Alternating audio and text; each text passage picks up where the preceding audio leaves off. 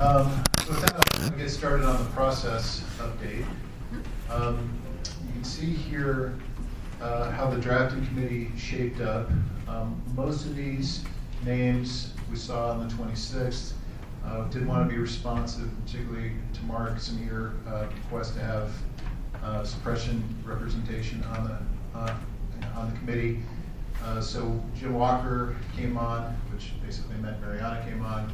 Mariana was on the suppression committee, and so that gave us good connectivity there.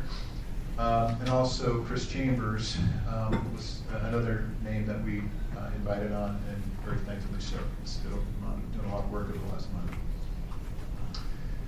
This is just the start of a very long list of folks that were kind of really involved here over the last month or so.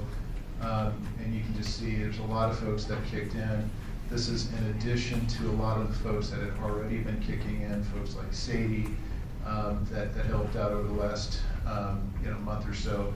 But it's just been a tremendous amount of folks doing a lot of work. And so between the drafting committee members and the support, there's just been a tremendous amount of work that's been underway here over the last month or so. And in terms of how we went about things, the first part of this is really trying to establish, a vision. What's the North Star? And for that, we drew very heavily on the National Cohesive Strategy. We've talked about that several times now along the way. I would say we did a much deeper dive into the cohesive strategy than earlier. That's very evident in the materials that were sent out. So that was, we really tried to ground ourselves in best practices, and this was a multi-year effort that was led by the federal government, and ODF was heavily involved. So I think this was very, very helpful. The prioritization, this is ultimately what we're trying to do, right? It's not just simply give a wish list of 40 requests, but actually to kind of set some priorities and say, okay, this is really where the heavy hitting should be. We talked about this before, and ultimately what we try to do is we try to get this vision and the strategy, and then align it with the individual recommendations. And on these individual recommendations, we try to use something that we've been calling mission return on investment. We wanted to kind of see how that worked. Are we really talking about numerical ratings and so forth that worked? But the basic elements of the mission ROI are, I think, very helpful. So all the recommendations, we looked at what's a business as usual scenario, and if we don't do anything, where are things going? Okay, if we do this policy intervention, what's the anticipated uplift? What's the anticipated costs and direct costs? What's the timeline for getting some benefit? What's the level of risk and certainty? And what's overall magnitude of the benefit? So ultimately what we're trying to do, as we talked about, is favor recommendations where the business as usual might be pretty terrible. I would say, for instance, fuel treatments, which is under development, the business as usual scenario there is pretty bad, right? We've already got, as we've heard from Paul Hesper, we've got ecosystems that are very heavily out of whack with kind of historic conditions. And so, if this continues over the next 20 years unabated, I think the business as usual scenario, as an example, is going to be pretty bad. So even though it's costly, and even though it's complex, and it's going to incur a lot of brain damage, it's something that you just can't keep kicking down the road, as an example. So this was, I think, speak for the drafting committee members, but it was a tough process because a lot of data just wasn't there. And you're trying to say, okay, what's business as usual? I have no idea about defensible space. I don't even know what the current defensible space problems are. How can I project what they're going to be in the future? But this kind of forced us to make this kind of an assessment. And I think it actually proved, very helpful. And so it borrows a lot from kind of the concepts of conservation finance, again, trying to think about additionality and so forth. So you'll see a tremendous amount of paperwork in the email that walks you through kind of the logic here. Data sources, many. I would say first and foremost, we drew extensively on the committee and subcommittee reports. That was the purpose of the committee and subcommittee reports. We also looked at individual reports, as you recall, during the last meeting. We We heard from electrical utilities, we heard public engagement, we also heard property insurance, so we drew on that, those reports, and then just a tremendous amount of research. You'll see Headwaters Economics is a group that's done a lot of groundbreaking work on this. We drew pretty heavily on that. We also drew on, Minneapolis Federal Reserve did their own assessment, EPA, you can just see all the list there, and this is just kind of a sampling. It was just a tremendous amount of work that's out there in Wildfire. You'll see that kind of referenced pretty extensively in the materials. And then, finally, just a lot of outreach and just conversation and, folks trying to get more of a sense of what's realistic here in Oregon. And then at the end of the day, even though there's a lot of data gathering, I think we just have to acknowledge there are some very, very significant data gaps. And so we are trying to make bold recommendations to help Oregonians. Well, while in many ways we have highly, highly imperfect information. I would say, as an example, defensible space. How do you prioritize investments in defensible space when you don't really know what the biggest defensible space problems are? I would say the same thing goes with building codes. We know this is an issue. We know there's a lot of homes that were built some time ago that before we had fire resilient materials. Locating those, pinpointing, and kind of figure out what's the right policy for that. We don't have a lot of great data. So that unto itself, I think, was very vital. This is kind of identifying some of the data gaps that we have. In terms of workflow, again, today and the 8th are the two main work sessions. The real driver here is legislative days, and we're trying to get a report out by November the 11th. So again, very ambitious timetable. It's been that way since the very beginning. But I think with a lot of work here over the last month, that's hopefully achievable. So I'm going to kind of sit down now and start really getting into the work session, and start, talking about some of the recommendations and so forth. I just want to hit pause there. Invite any of the other drafting committee members to chime in or ask any questions around just the process, methodology, where are things going from here.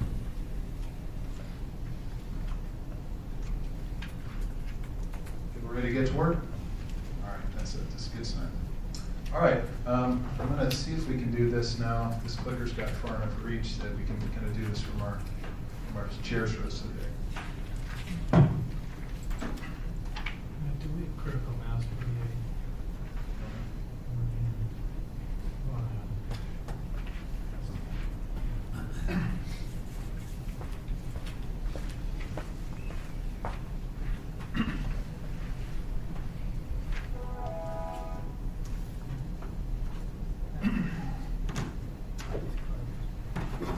All right, is this on? No. Hello? Not really? Any better? That's much better.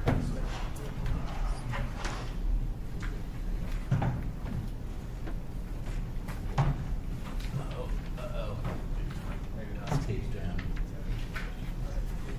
I'll speak up. I just want to say, a whole lot of materials went out yesterday. Not a lot of time to review. Recognize that that was not by design. I think that's just purely a magnitude of how much work we have to do in a short amount of time to do it. And so, having said that, today won't be the last bite of the apple. We'll do our best to kind of walk through the materials. And as council members have an opportunity to kind of review this in the days ahead, feel free to email questions, comments, because again, there's a lot of material. So I'll start with the summary of recommendations, and I'm right now in the packet around morning session 1, and if everybody kind of turns to page 2. And over the course of the day, it's not going to be a good use of time to wordsmith, obviously, but so we're just mostly looking for kind of strategic input. Hopefully, folks have had the opportunity. If you only read one page and all the reports, you know, this would be it. And this is really starting to set, you know, what the ultimate recommendations are. We're using this cohesive strategy, but I don't expect the legislature to really think about the world in terms of the cohesive strategy. I think they're going to want to know, what are we maintaining? What are the, you know, moderate course adjustments, and then what are the big course adjustments? That's what I would want to know. So we're trying to boil this down, and you can kind of see, and again, hopefully everybody has the materials here. You can see actually there's a lot that's actually working fairly well, and what we want to do is make sure that, you know, we don't lose something that's working well. And so that would be this list of 5. Most of these hopefully are very familiar to folks, because they've been presented and presented and presented. This kind of middle ground of moderate course correction, you know, this is, you know, kind of think about things that maybe these were developed in another era with lower wildfire activity, and so they need to kind of get readjusted.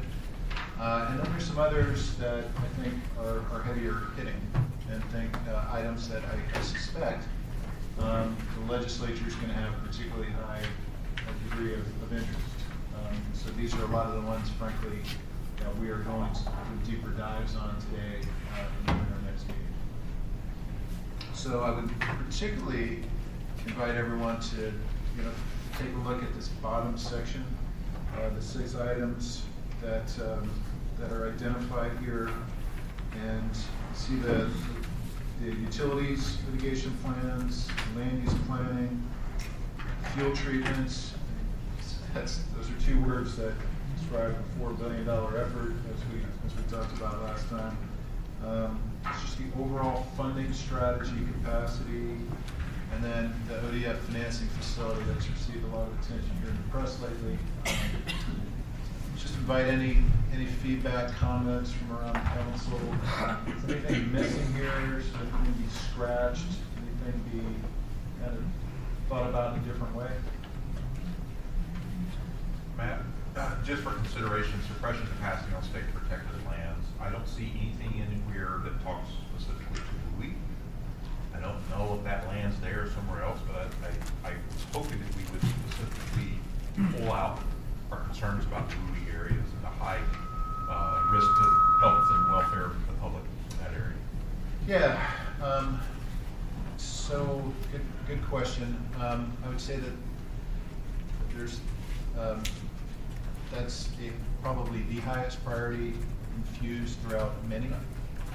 So you'll see that in health, you'll see that in disaster recovery, you'll see that in the fuel treatments, trying to figure out where do we get our highest bang for the buck in fuel treatments. You're going to see that on defensible space, you'll see that in zoning, and you will see that in building codes. So, you know, it's a good point because it's not immediately obvious, but I would say that is kind of the high priority that permeates all. So maybe that's a point that we can kind of punctuate. Any other kind of feedback as you look at these? And if you were a legislator, like, if you were a legislator, that'd be very good. No, I just wouldn't just talk about the fact that I think number 6 is actually, that's one of the basic issues within the number 6 recommendation. Yep. That we're dealing with that interface and how we then connect it with some sort of financing. Yeah, I think that's very, you know, I think it's a very delicate issue, obviously, you know, but it's one that we can't kind of overestimate, and that is so many of these recommendations are agency specific around ODF, and when you've got these cash management issues at ODF that are kind of, the timing isn't great. So I think for us to be making significant requests that really are only tangentially, you know, connected to this issue, it's just the timing isn't great. Yeah. You say, hey, we got a big budget request for an agency that right now is experiencing cash management issues. It's getting a lot of press. And so, so this is something that we are addressing head on. There is, I think there's a good process. We'll find out. But you know, we've launched a good process on this. We'll find. I'm on this, task force, and so there will be kind of that automatic connectivity between the council's work. We'll talk about that a little bit more. But this is one that's emerged as a very significant issue, and I think, frankly, we'd be foolhardy to just kind of, hope for the best and just keep plowing ahead. This is something that we have to be a lot more mindful of. May I continue to agree? I think it's good that we're not sticking our head in the sand, because this will be very impactful. And the timing couldn't be more upfront. This will be a big deal. I have a unfortunate request to make of you all. You can hear one another, but we're trying to record this, so I need you to eat the mics.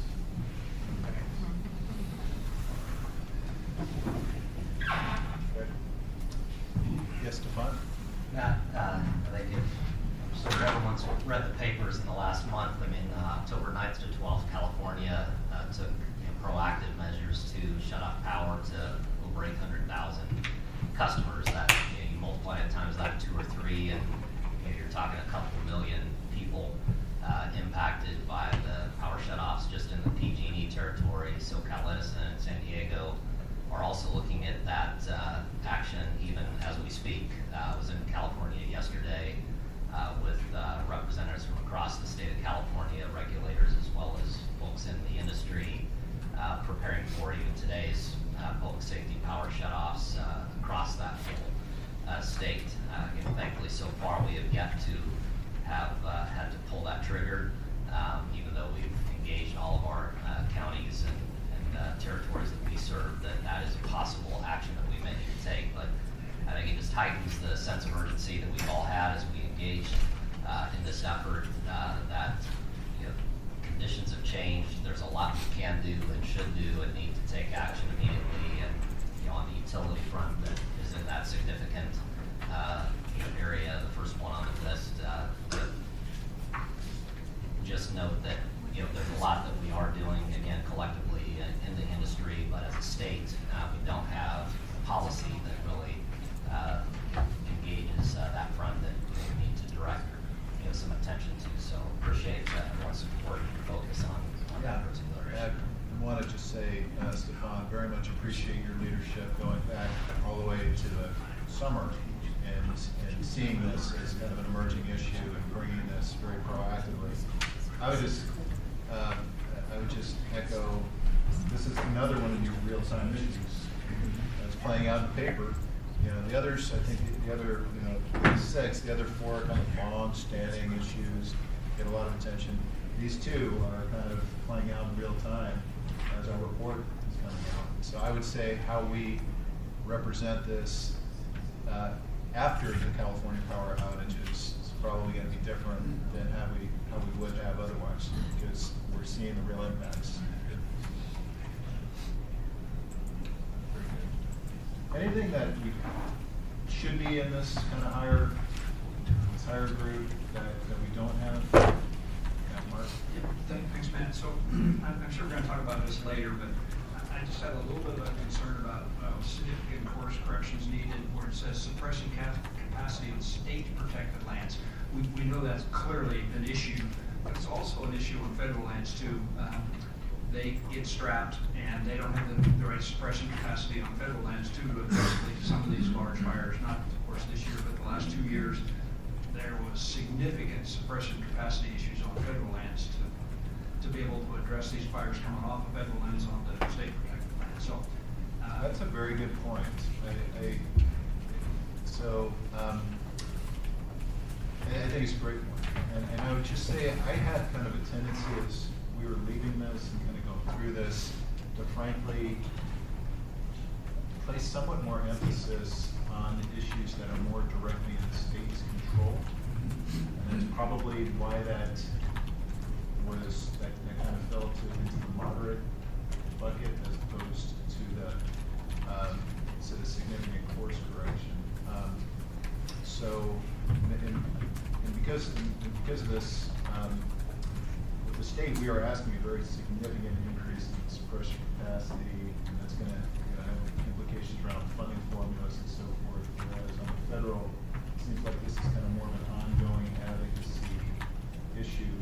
I don't know that there's any specific changes to our advocacy on federal that we would be considering. It's an issue. It's just in terms of like urgency for state action, I guess, is really the question. Can I speak to that a little bit? Yep. Because this is, I have been involved in the drafting work to a large extent. And I think the way I look at it, Mark, is this, is we created these 3 buckets. One was something that really needed like a 90 to 180.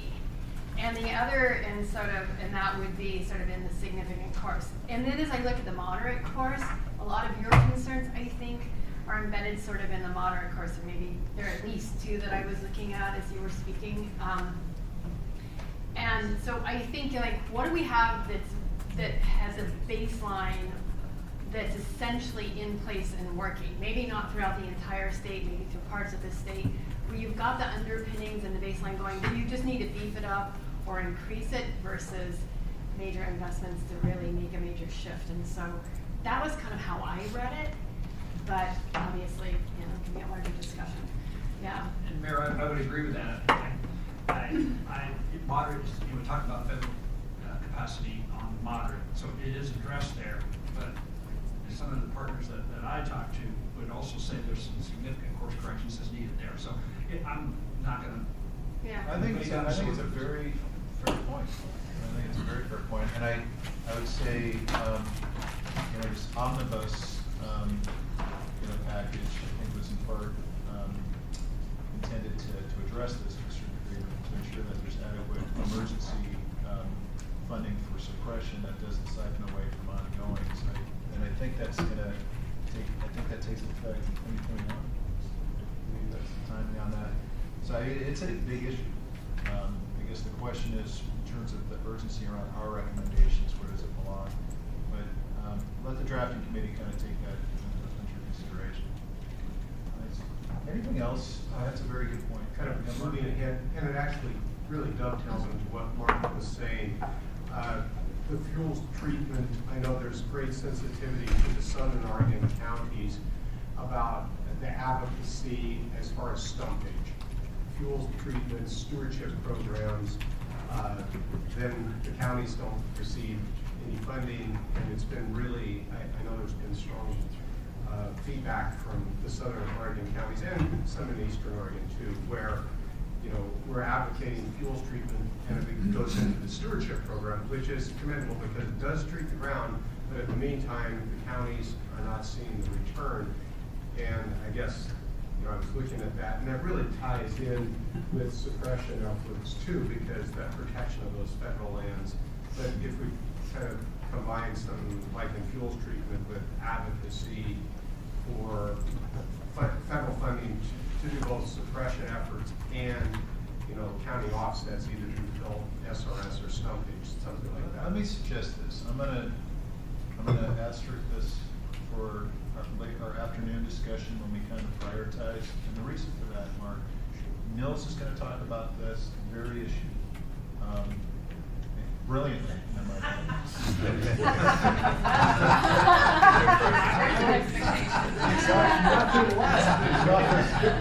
He's got this solved.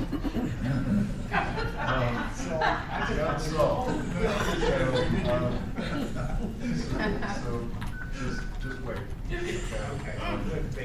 So we're going to talk about that, and we're going to talk about the federal suppression question both today. And so there might be a way that we can synthesize this. It might be something like fuels treatment in federal policy or something like that. We might consider. And I think it needs to be done sensitively to, not that it's a criticism, but that without adequate resources, it just can't get done. And that's, I think that's more warranted than it not being done. It's very good. We've got 20 minutes before I turn things over to Mark, so I want to make sure we kind of get through this. I would again say, a lot got sent out yesterday. Did you absorb this? Talk to your peers, you know, send in input and feedback.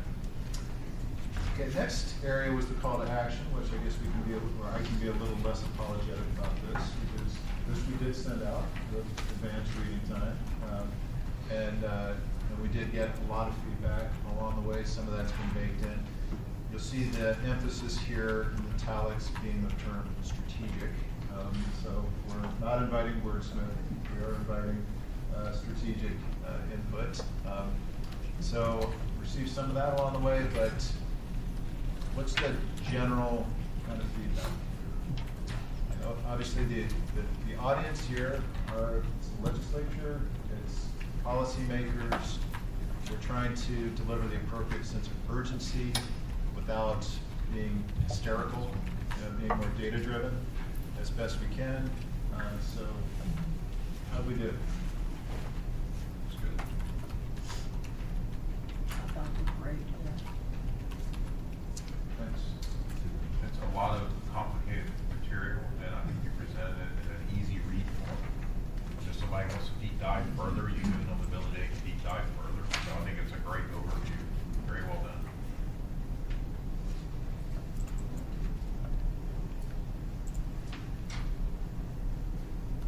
Anything that was missing? I will say, I mean, just to build on Mark and Mark over there, I would say that we're trying to be kind of intellectually honest about federal issues because of the size of the federal ownership here and so forth. It's a big issue, and so we don't want the readers to feel like we ignored that. We want to feel like we gave it appropriate attention, but then again, more of kind of a measured way. So, any feedback on that specifically, Linda? You felt like we? No, I felt, you know, I came in this morning and a couple, Mark and I don't know who else, a couple of guys mentioned that they said, oh, we saw your email or your comments. And I said, what are you talking about? And I said, did I reply all or something? And but yeah, I felt much better about the presentation and the organization, and I think it's much better, and we're really moving forward. So I hope you don't mind it forwarded. The subject line is wow. No, I think a lot of people worked on this, and I wanted to share the positive feedback. So I appreciate your feedback very much. Yeah. Alan? Well, I fully come from you know, I think the one thing we are missing, I'm representing, let's say, the forest landowner. Can you move, can you speak a little better? Yeah, thank you. I represent the forest landowner, local landowner, the relationship with the various government agencies in dealing with fire.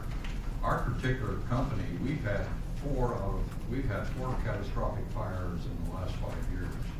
So I come here, I would say, pretty experienced, and not for a good reason. I hope we don't have very many more of them.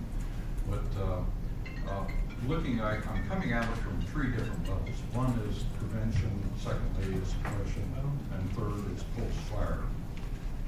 I think we've made a lot of progress in the last 4 to 5 years, both as a recognition of, and I'm saying both at the state and federal level.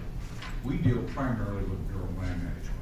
And you look at the map in Western Oregon, and from an overall management standpoint, it is a mess. I don't want Linda thinks about it, but it drives us both as crazy. But on the prevention side is roads, is access. And in these lands, here's a mile of BLM land, here's a mile of company lands. Our objectives are different. Our management techniques are different. But I think there's been a melding of considerations to try to work with each other that wasn't there, I would say, 5, 10 years ago. So anything, the plea I have is the idea that there's cooperation and coordination in trying to accommodate each other's objectives. Again, on the prevention side, certainly removal of biomass, but their access is a critical issue.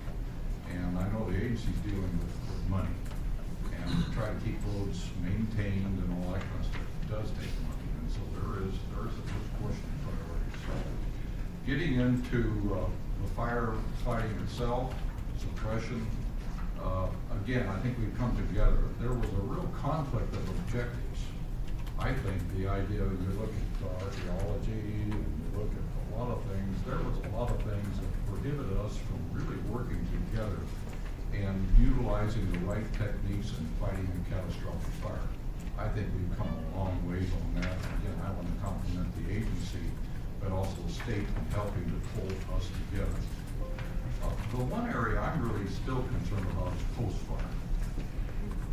You look at an industrial landowner, we are really concerned about salvage, both in terms of economic value, but to get that forest back into production.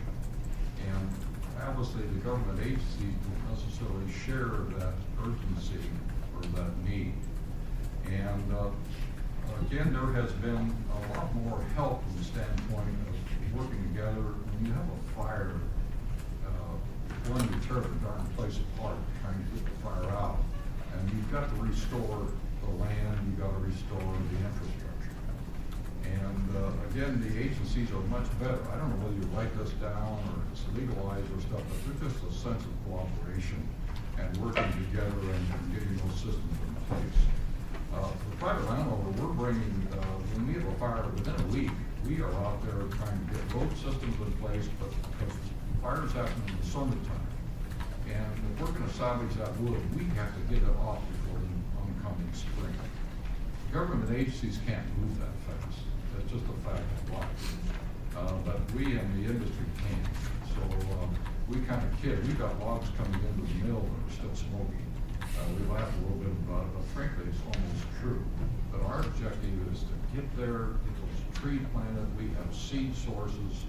We are planning for that fire event when it does take place. Is that conflicting with the government agency? To some degree, yes, but again, we are coordinating a lot more. I do feel that there are some areas that I haven't suggested put in the report because it hasn't been a reality, is the fact that when you have a fire, we really have destruction. And you have management objectives, you have lake successional reserves, you have all the different classifications that came out of the Northwest Forest Plan. And what a wonderful time to trade and block lands together and put them together so we can manage better and do that. But from a practical standpoint, the laws in place today, that's just not a reality. Trading lands has just never been something that we've been able to do in Western Oregon. The question really comes to why not? Because we do have these different objectives. The other thing is trying to get rid of hazard trees. Again, that's a financial issue. And secondly is developing what I would call utilizing our road system for fire breaks. And again, I think there's discussion on that today. So again, as an industrial landowner, the idea is cooperation. And again, I think we've come a long way. I would say, you look at on the west side, prescribed fire is not a very good tool for us. We've got, here we are with you've got 640 acres, there's another patch down the road, there's steep land, and it's just difficult. We've got heavy fuels, it's difficult to use. Our experience, frankly, is working with the Forest Service, which we do have some contact, is a tolerance for fire. The Forest Service is much more tolerant of fire than I would say we on the west side of industrial lands. And again, working with the agency, the Bureau of Land Management. I think we've seen a change in that over recent years, but I think that comes with the discussion we're having here today. It's just a realization that fire is a real issue today, and that's becoming much higher in the priorities. So again, I think, Matt, I'm talking about nuances, trends, but all I can say is the ability to get together and coordinate objectives and policies to the best that we can do.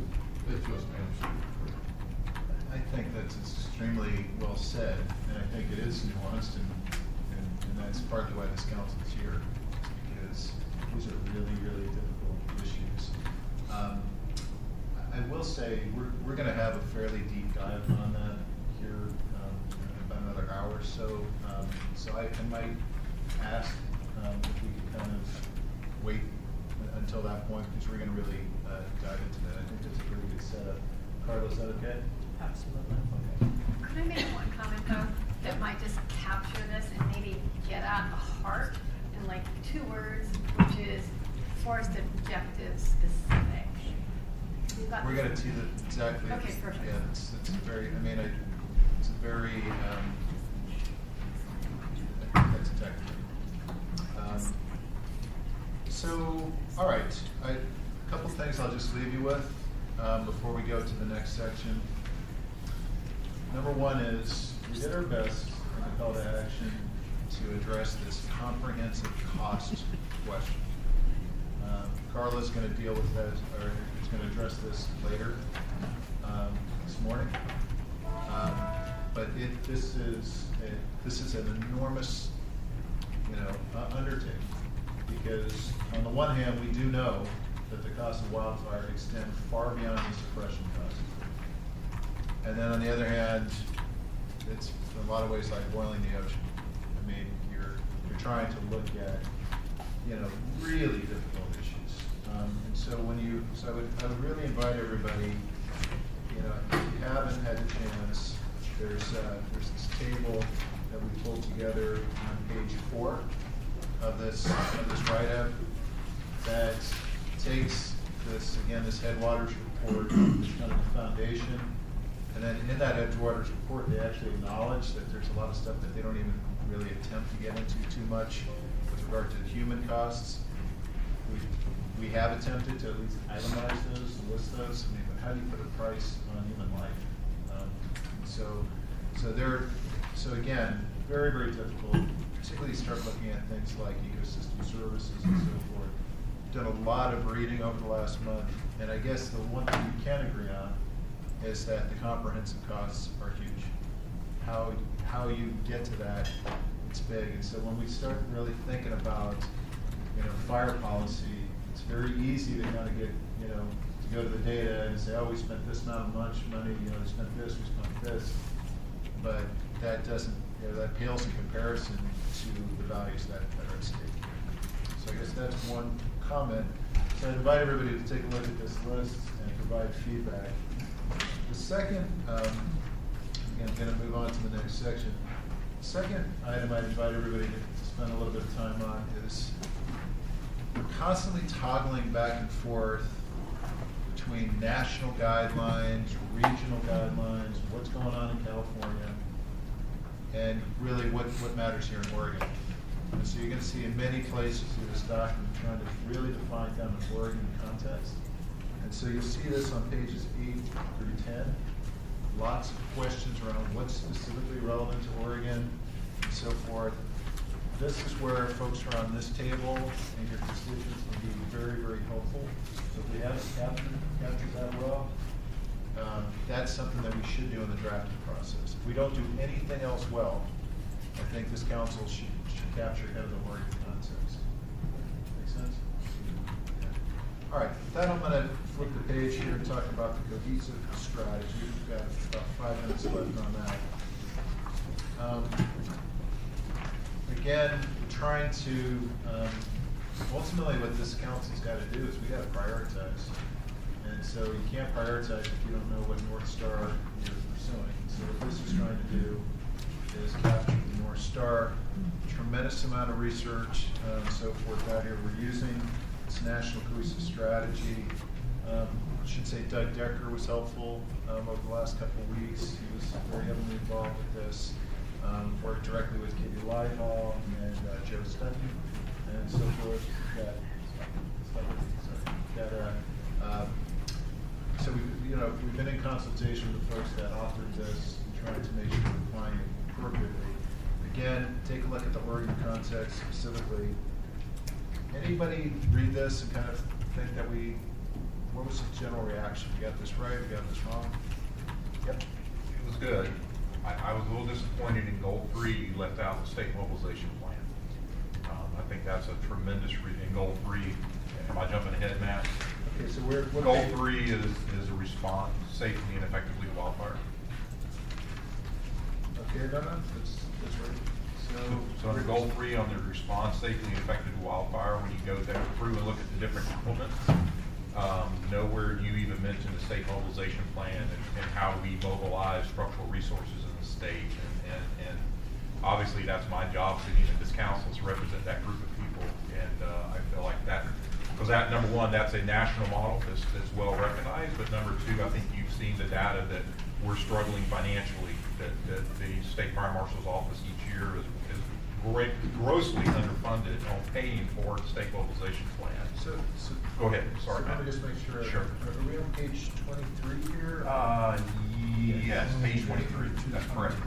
And my point is, you talk about, everything you mentioned in here is strictly wildland firefighting. Okay. And I just feel like you missed it. I think we should call out the state mobilization plan and the structural resources.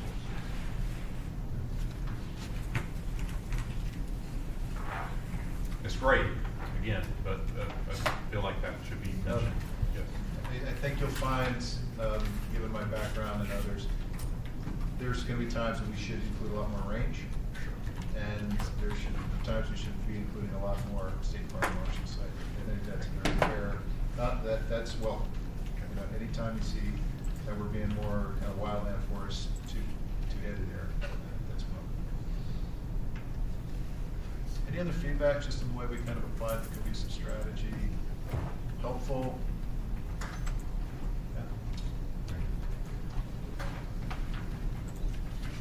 Not helpful? Good reading? Okay, again, so it's a lot to go through.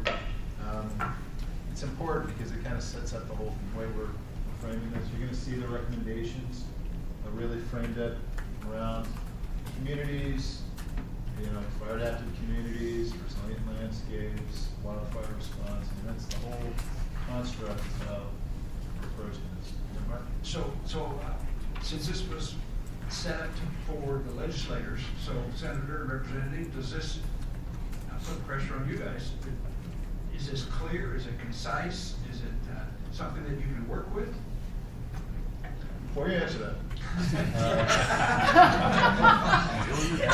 as I said at the outset,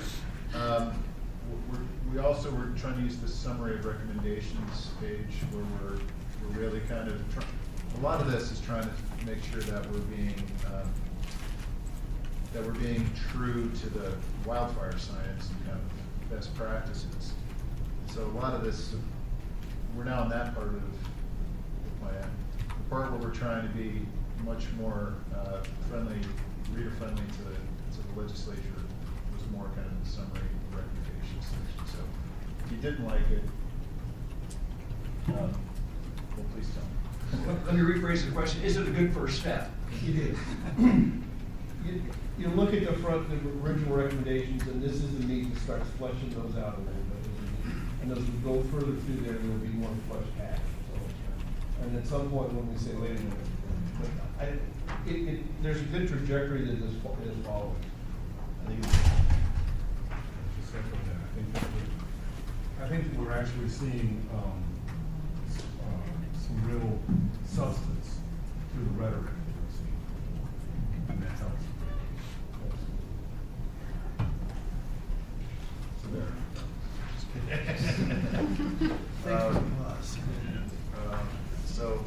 Great. Well, again, just like with everything else, it's a lot to go through. As you and yours go through it, you know, please send comments along. With that, we are basically on time to transition over to Mark. So, Mark, we do have PowerPoints? Possibly. Okay. Our task force leader yesterday calls me and goes, "Have you seen the documents?" And I said, "Matt, I jumped off my horse, ran in, took a shower, jumped in the car, and am now going up to, in the cut between Dayville and Fossil, John Day Monument. And I didn't even know I could get cell service, and here there's Matt calling me, going, "Have I read it?" I go, I'm lucky if I'll even make it to Salem. And anyway. So I was grocery shopping while we were having that conversation. We're both multitasking here. It's just been yes. like. how So the I last pulled month has over on been. this curve, and I'm hoping nobody's gonna come around the corner really fast, so I could talk to him really quickly. And our colleague Holly agreed to quickly put together so I could have a PowerPoint and be effective. So up there, our group was tasked with defensible space, building codes, land use systems, and property insurance incentives.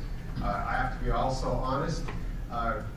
I thought that I was going to be like editing documents other people had created, and so was shocked and amazed. And actually, in all honesty, called up Matt and goes, "I think you got the wrong guy for this." And then I talked to Chris and Holly, and they go, "We think we got the whole wrong crew." And anyway, thanks to Holly, who I believe on the phone, and Chris, they did the yeoman share. So I'd like to say a quick thank you to Sadie at DCLD, pitching in there, Mark Long with building codes,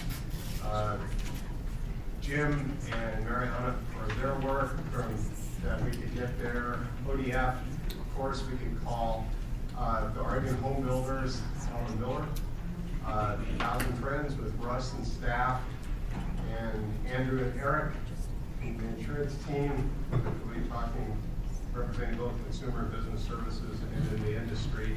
Also, my fellow commissioners at the Oregon Association of Oregon Counties who reviewed it and gave me plenty of input, but mainly Holly and Chris, who not only had their normal day-to-day jobs, but worked on this on weekends and at night to get this product out, and so a big lift to all of those. Our goal really, when we sat down and quit scratching our head, was to balance the diverse groups and concerns, and with kind of ensuring that we weren't sacrificing lives, property, natural resources, and the economy of the state. And having, I guess, the piece that I would pick up, and also the senator and the representative, is that having a politically acceptable proposal. Because at the end of the day, we could have something, but if I can't sell it to the commissioners and you gentlemen can't carry it forward, then it's just an academic exercise. And we have that sensitivity there to try and balance this thing. And ultimately, really the most important is buy-in by the homeowners. Because if we put this all together and the homeowners say, hey, we're not doing it, they'll yell to me first, then they'll yell to these gentlemen. And this isn't any different than any of the other groups, actually. I mean, it's just a different focus at different times. All the while, we use the roadmap of the cohesive wildfire strategy to keep it there. Because Trish, we heard you loud and clear, and some of us, as I just choked with nails, went back and read it after a lot of years to make sure we were on target. And so we used that as a benchmark there as we were going. As Matt said, we discovered significant data needs, but that's looking towards the future. We built it on what we had. Some places will be weaknesses, and we honestly try to be extremely transparent about that, and would hope that you would point out those areas so that we can move forward onto it.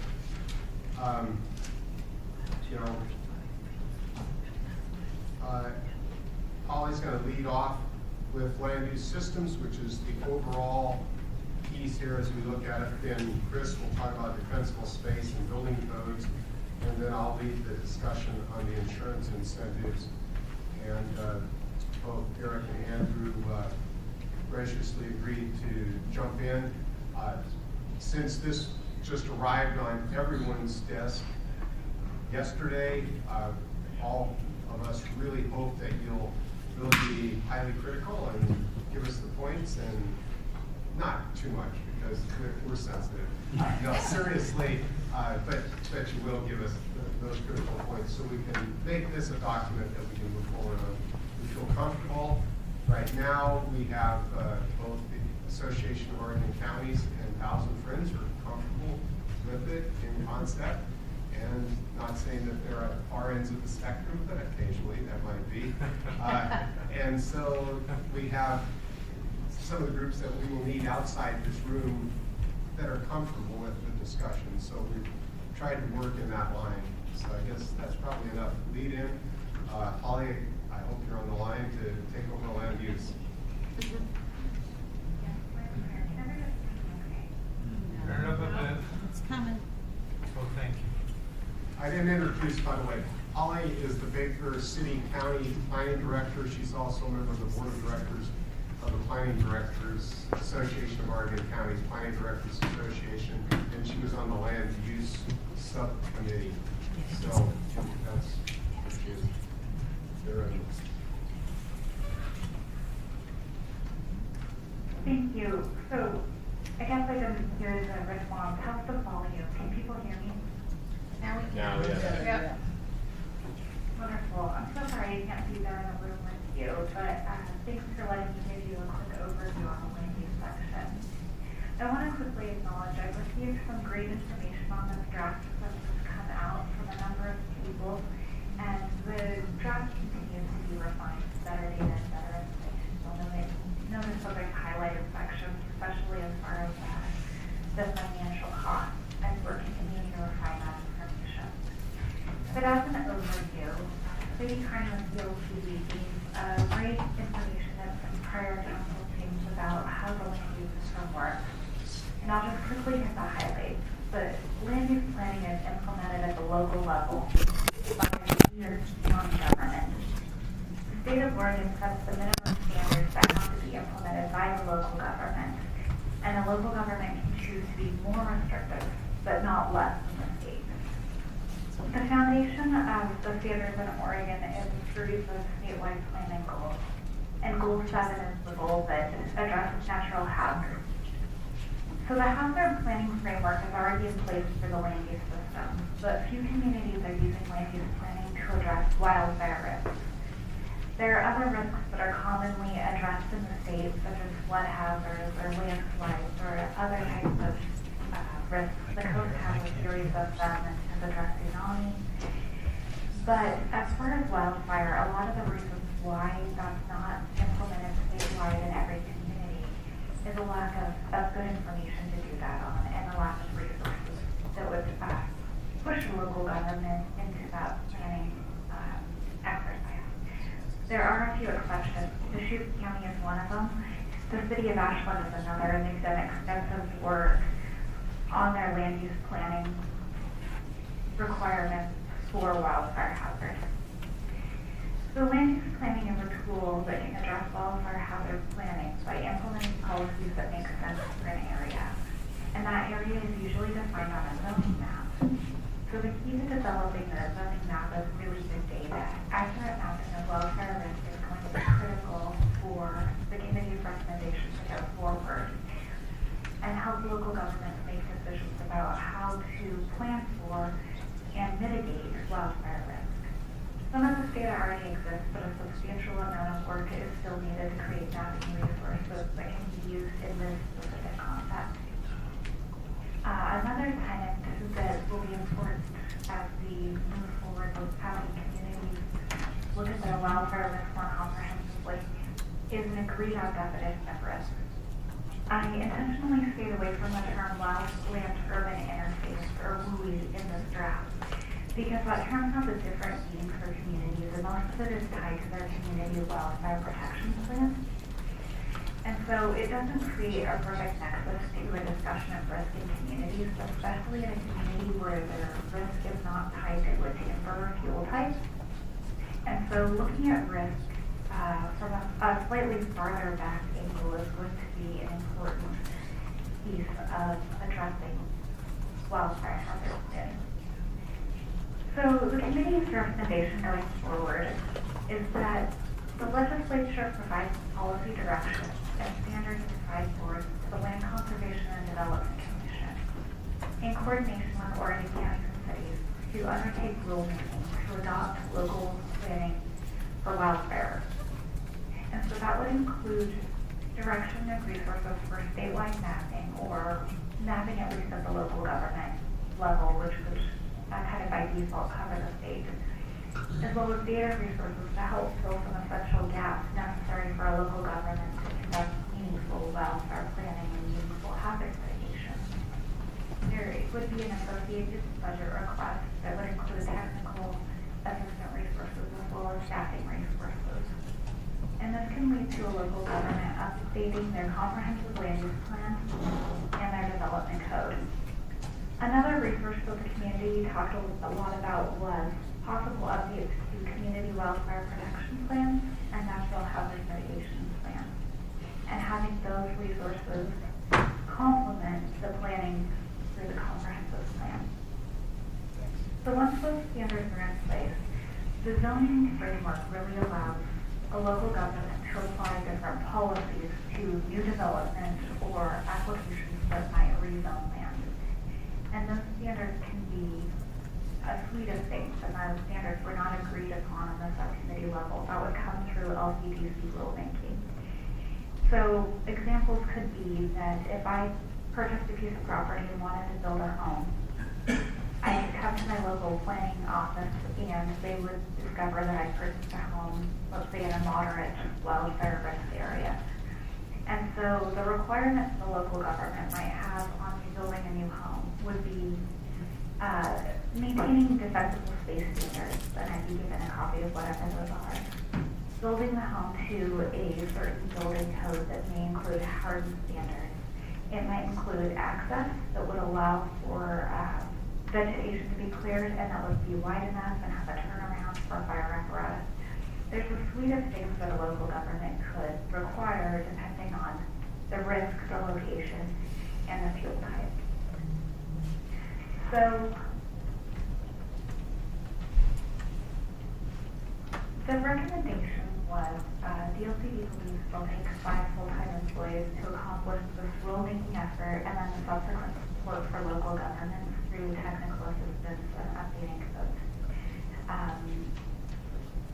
There isn't a great estimate right now on what kind of technical support resources might be available.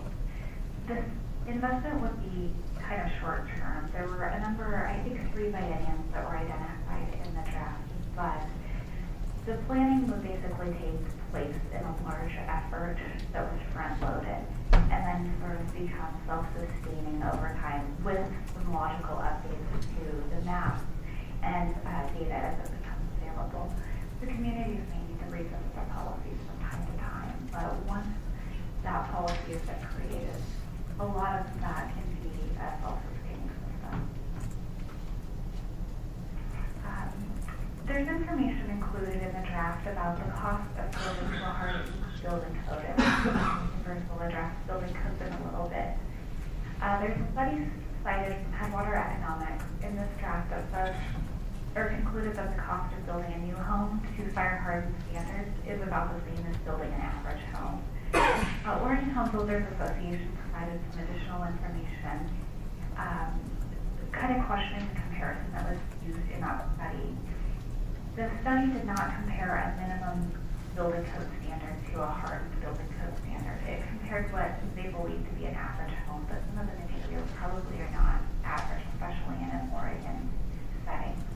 And so more information is needed to try to understand exactly how that cost would be affected. But one of the things that was really clear as we went through this draft is that using zoning as a tool can create a real uplift in both rezoning and new development discussions. But it's not the only tool. Land use planning is sort of the umbrella. It can't, in and of itself, it doesn't create maintenance of standards like defensible space. It doesn't require anybody to retroactively address any development that's already there. And that balance between private property rights and the local government and the state will be really critical as we understand the costs that it would take to implement this uplift. But with the land use planning system, one of the ways that it works best is in conjunction with other policies, and I think Chris is going to talk about a number of those here in a moment. Do you have any questions for me before we move on? This is Mark Lampard. I just have a clarification question.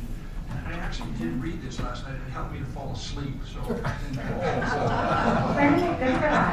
I'm just teasing. So on page 5, the land use subcommittee's most active policy recommendation, preferred option, and then the second bullet down is the less active policy recommendation, non-preferred option. So is the funding anticipated costs on page 7, we're talking about the amount of FTEs for OEF and state fire marshals, does that relate to the preferred option or the non-preferred option, or how does that fit? That relates to the preferred option, which is the more active option. Great, thank you.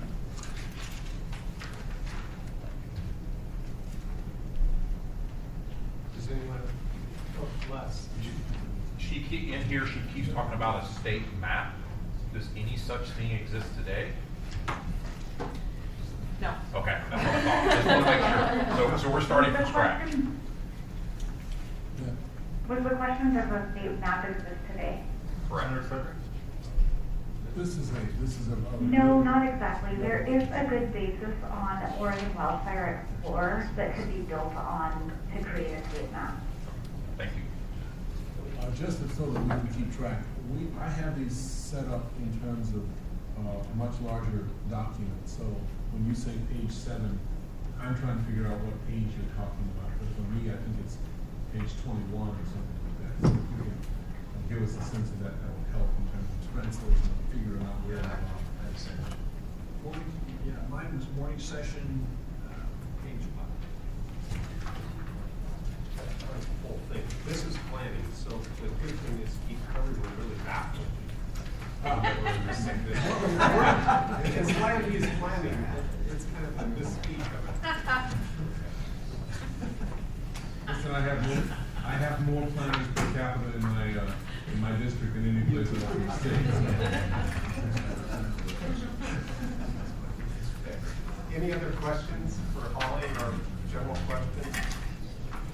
So just the synopsis is that we're basically recommending rulemaking. And so rather than this council trying to prescribe what the rules should be, we're endorsing a process.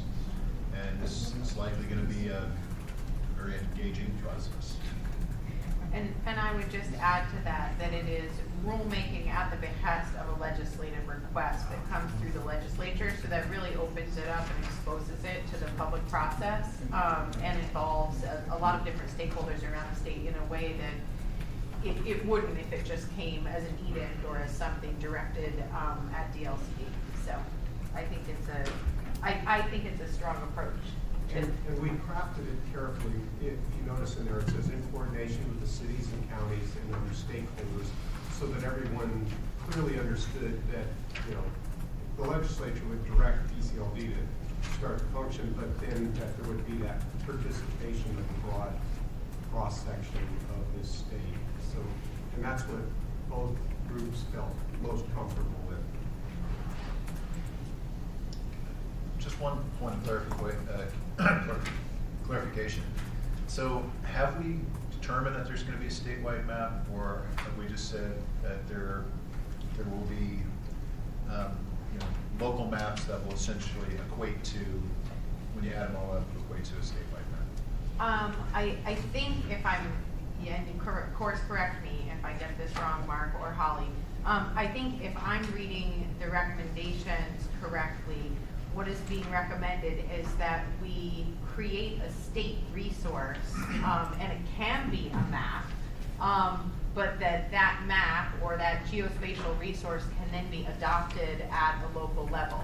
We also would have the option through legislation or legislative direction to adopt a statewide map that made a consistent standard throughout the state, but that's kind of a to be determined. At this point, we know there is need for access to this information and there's need for this resource. How exactly it is implemented on the ground kind of remains to be seen. I would suggest, just because of the nature of the legislature, that you do the math and don't ask us to try to put something together or suggest it. Oh, I won't suggest you do. All right.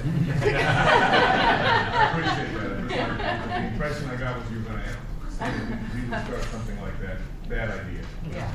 No, I think getting the direction from the legislature on whether or not we want a single statewide map, or we want a map that can be used as a local resource to adopt a localized map, that would be the difference that we would ask you to sort of evaluate. My guess, my inclination would be the local maps rather than a statewide situation. We can always put the local ones together into a statewide, but the most effective thing for local jurisdictions is a local map, not something that's a statewide situation. And that was, the general agreement, because also things change on the landscape, and they're the closest there. So trying to update a state map, then you're relying on, it turns into the flood map issue, which runs on forever because it's, done at such a high level where if it's in Ashland and they have a build out, they can instantly put the build out on there, or, if there's a change or something. I just have to look at Chris.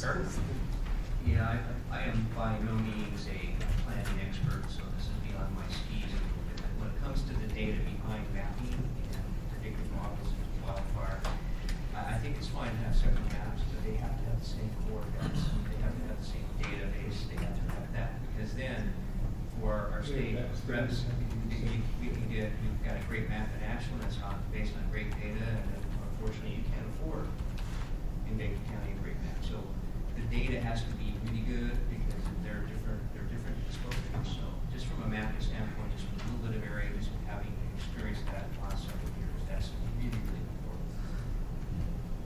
I believe that's how we reflected it, actually, was that, it's going to be under the direction of DCLD, legislature, DCLD, and then in cooperation and coordination with local jurisdictions, cities and counties. So we've got a lot more to get through on this section, so I want to move on pretty quickly here. But one question I've got, just in terms of timelines. So how long will the rulemaking take? And what session to session are we talking about here?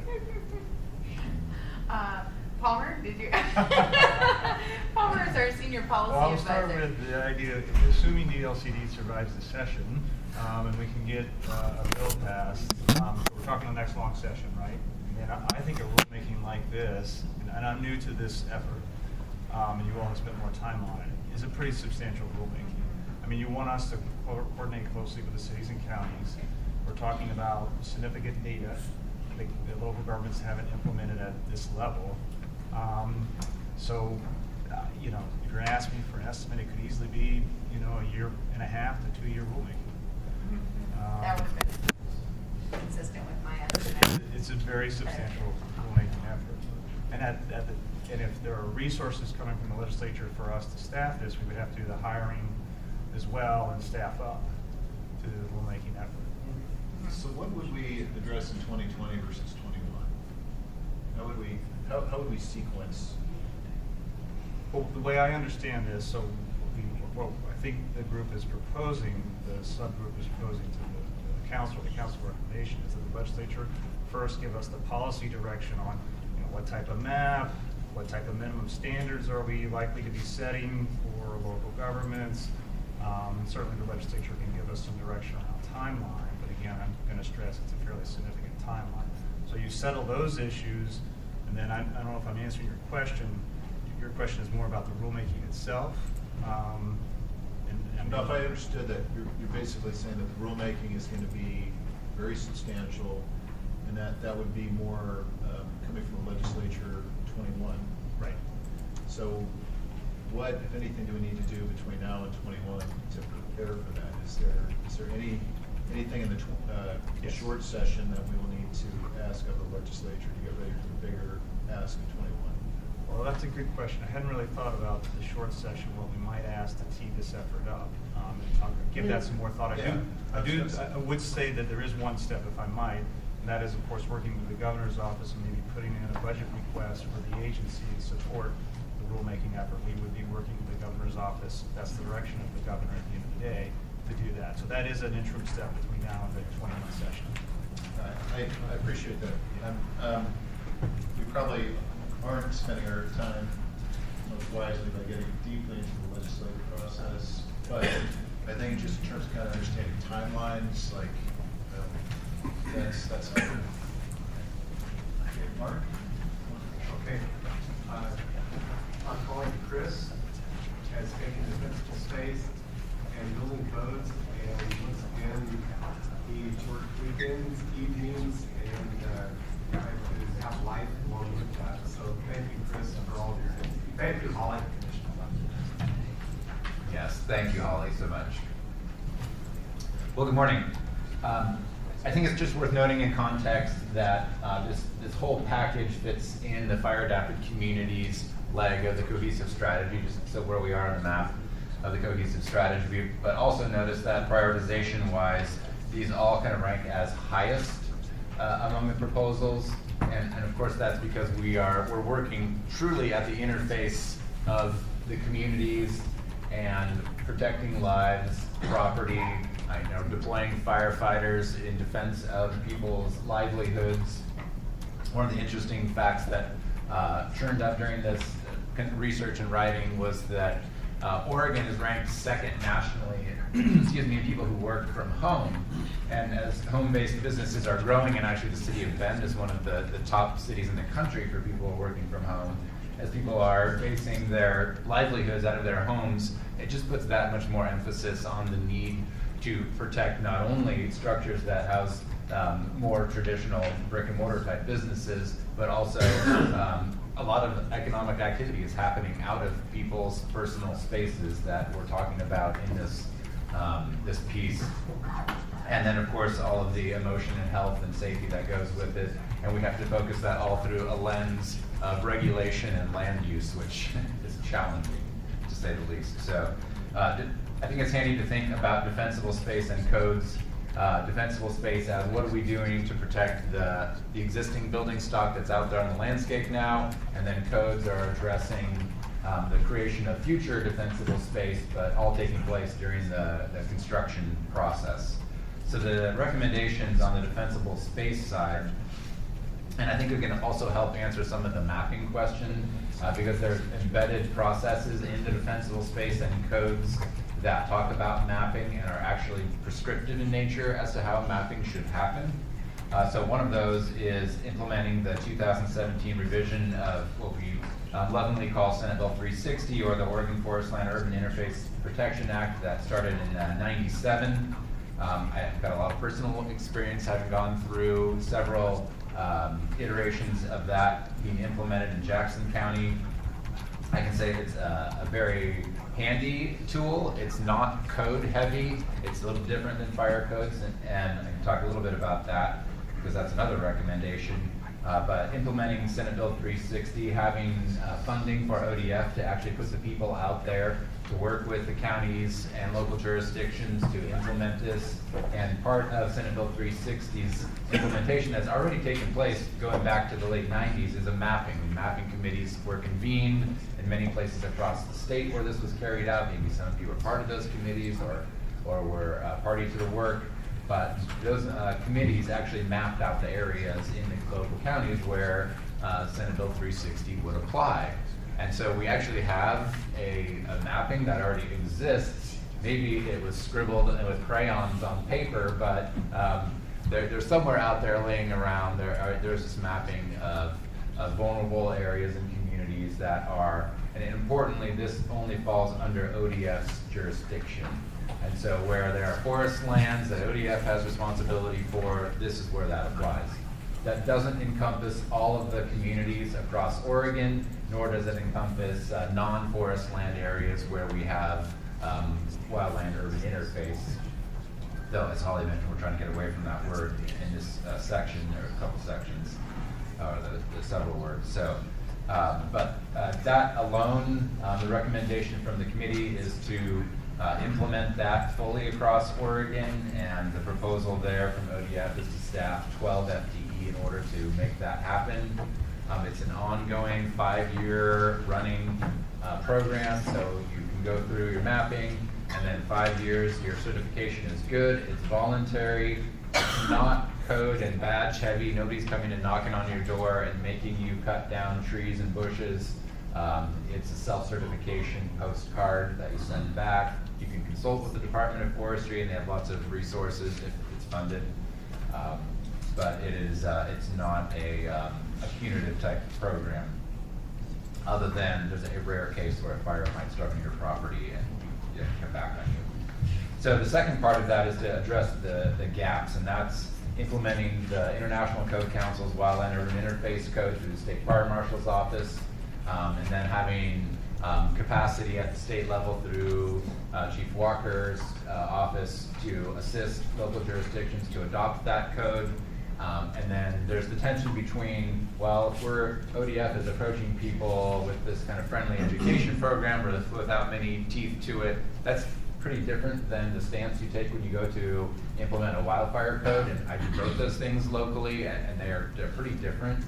So there's a challenge there in how would we implement this code at the local level in areas that are outside of the jurisdiction of ODF, but yet they are definitely wildfire hazard zones or WUIs. And how do we take that stance with using the code, but make it maybe a little softer and a little more education focused. But ultimately, like most codes, it has to have some kind of hammer at the end in order to get people to follow through. And so I don't envy Chief Walker's position in having to figure that part out, but there's some work to do there. An important element that was pointed out by the community is to create a fund to help underserved populations to accomplish defensible space.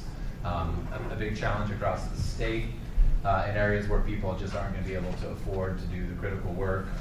The rental population in Oregon is significant. People who don't control the fate of their landscaping and the areas around their structures present significant challenges. And it would help that the state could have a pot of money that would help to address those situations.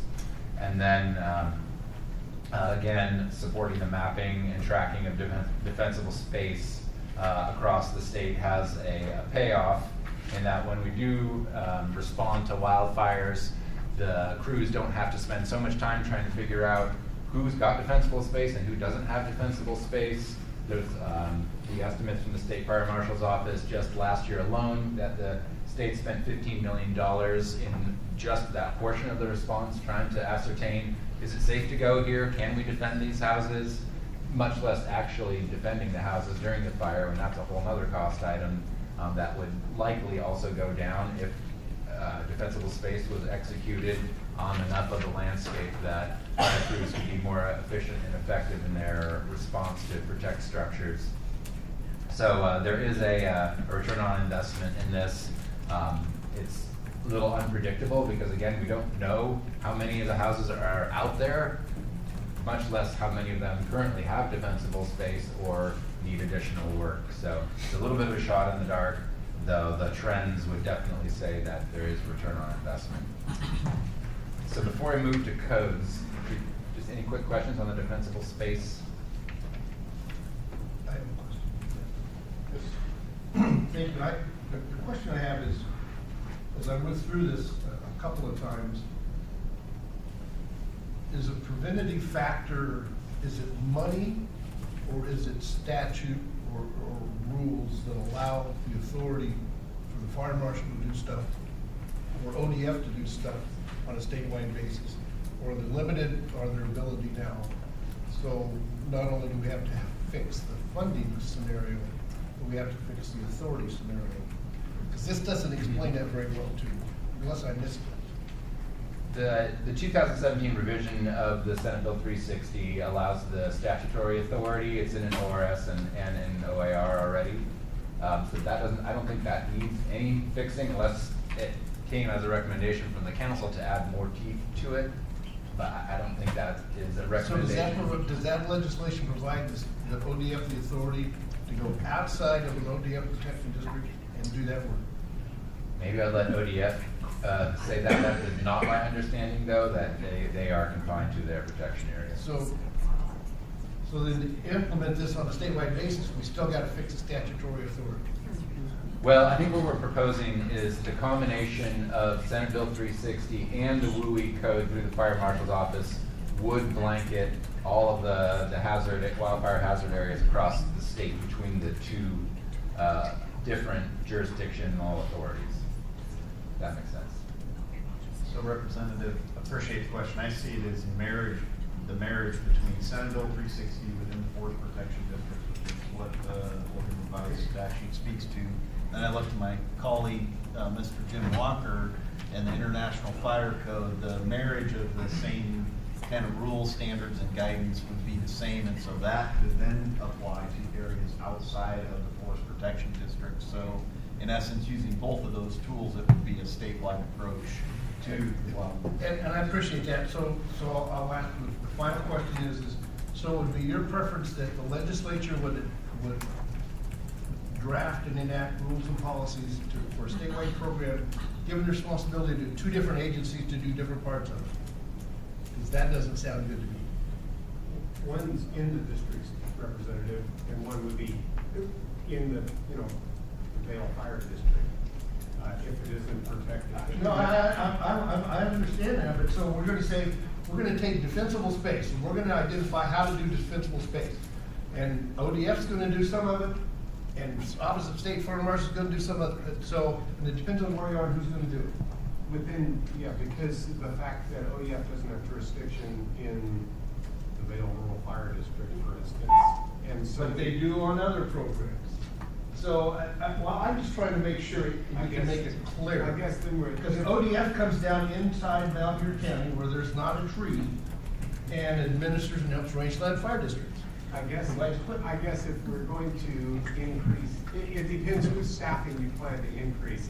It's either going to be the fire marshals or ODF. I would just like to make a blueprint that works, that's logical, makes sense, and we can't have somebody pointing fingers at somebody else when we're Historically, most of the structural fire districts coordinate and work through the fire marshal, and the wildland operations through ODF, and so that's why we landed it the way we did.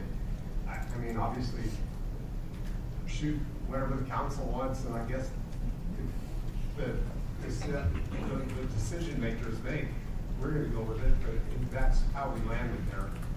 Yeah, and real quickly too, I mean, this is a really strong relationship, on how we do suppression in the first place. So we both have different suppression responsibilities, but we've come together to train together, to work together.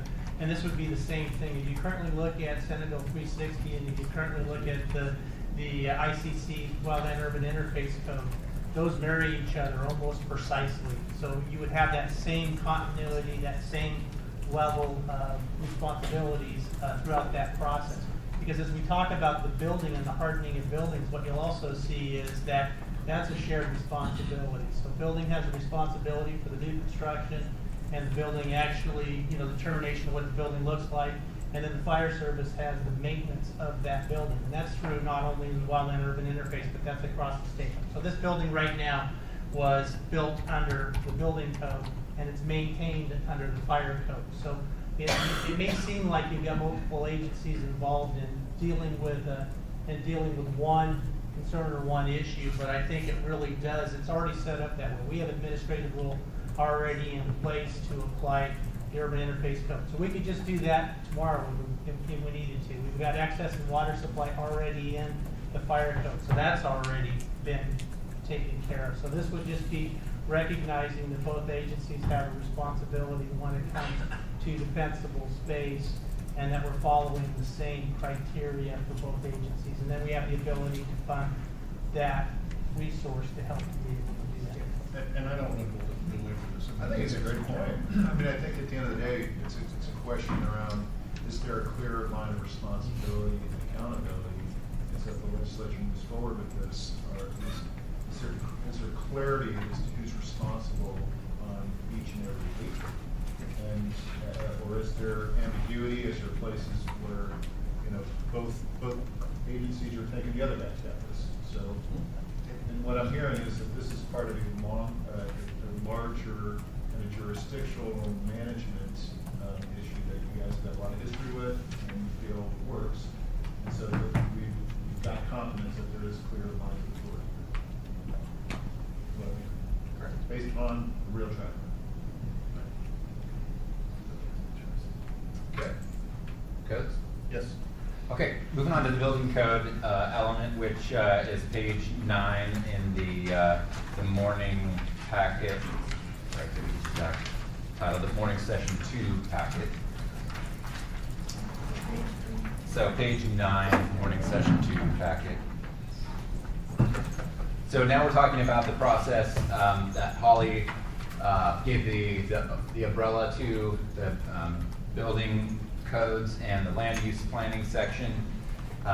So the recommendations there, Holly alluded to as well. On the DLCD side, working with cities and counties on rulemaking for land use planning related to reducing wildfire risk. She did a good job of explaining that. And then establishing this interagency working group and policy decision-making committee to identify code gaps and needed updates and assist local jurisdictions to implement those updates.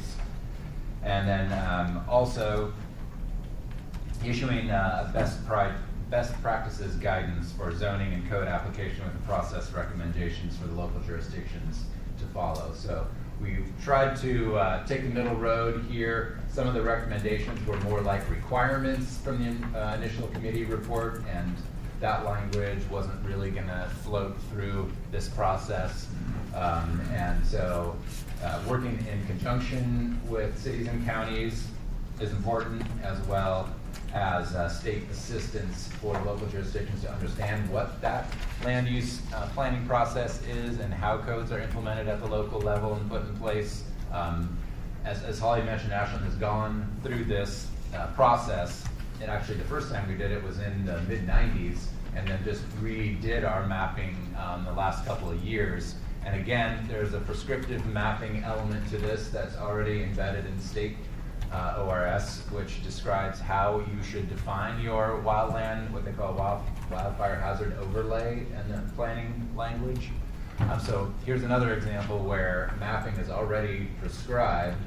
Very few local jurisdictions in the state have gone through it, and I'm starting to get some calls and questions about, well, hey, how did Ashland do this mapping? And there is some interpretation to it, I will say that, but what we ended up doing was including the whole city as a wildfire hazard overlay. And so now we're applying our local building and land use code to that entire area. Each local jurisdiction, whether it's on a county basis or a city basis, can do their own mapping through this. So I think there's also some inherent tension between, well, how do the Senate Bill 360 mapping committees see the mapping of forest land urban interface areas, and how do cities and counties see their wildfire hazard overlays from a planning perspective?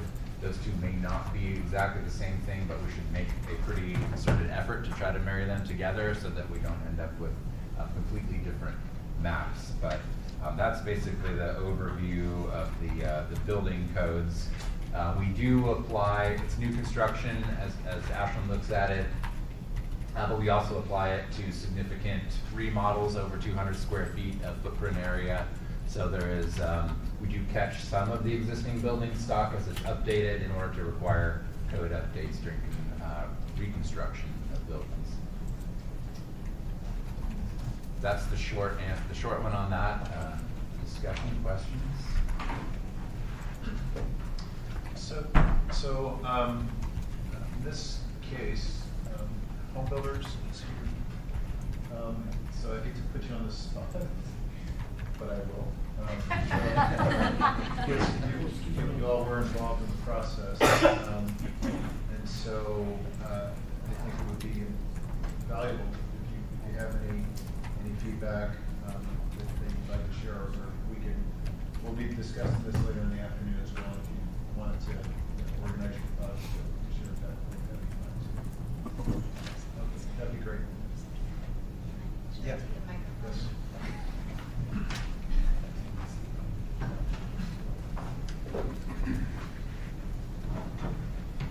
Hi, I'm Ellen Miller from the Oregon Home Builders Association. Thank you, Chair Donegan, for letting me make some comments right now. I also wanted to thank Holly for reaching out and making sure that we have a balanced approach and feedback regarding building codes and the potential costs for hardening. So I really appreciate that, and I think we're gonna have some ongoing conversations about what the actual costs are. I have not had the opportunity to review the recommendations, so what Mr. Chambers presented was the first I had heard about what the actual recommendations are. I would say at first blush or at first hearing it, I think it is a good middle approach, and I think that through all the work that was done in 2018 on the R327, I believe is the hardening building code, I think that we can take from that work and build on that and continue to kind of work with locals, watching what the city of Ashland has done and what others are interested in doing. And I do think that we can get to a place where we are supportive of this approach. Any questions for me? Thank you. So I guess I've got just one question, and I think this is kind of overarching, and I invite you or any of the folks that worked on this. There is this tension, with affordability, and so we don't. And this is one of our objectives of this whole council is social justice and fairness to low-income populations and dealing with the housing, shortages here in Oregon. So how should the council be thinking about balancing these objectives? We want fire safety, and at the same time, we're not looking to price people out of homeownership. So how should we be thinking about this specific recommendation or anything, more generally? Well, I think in the previous, thank you for that question, in previous meetings that I have attended, it has been mentioned that you are focused on maybe what the best return on investment. You are making sure that that is part of the evaluation of all of your recommendations. So I believe that building codes and hardening structures, that is a very concrete kind of cost you can look at, and it's something we can all conceptualize, but it's not clear that that is really going to give you the best return on investment of protecting lives. And so making sure that you continue to look through that metric of return on investment.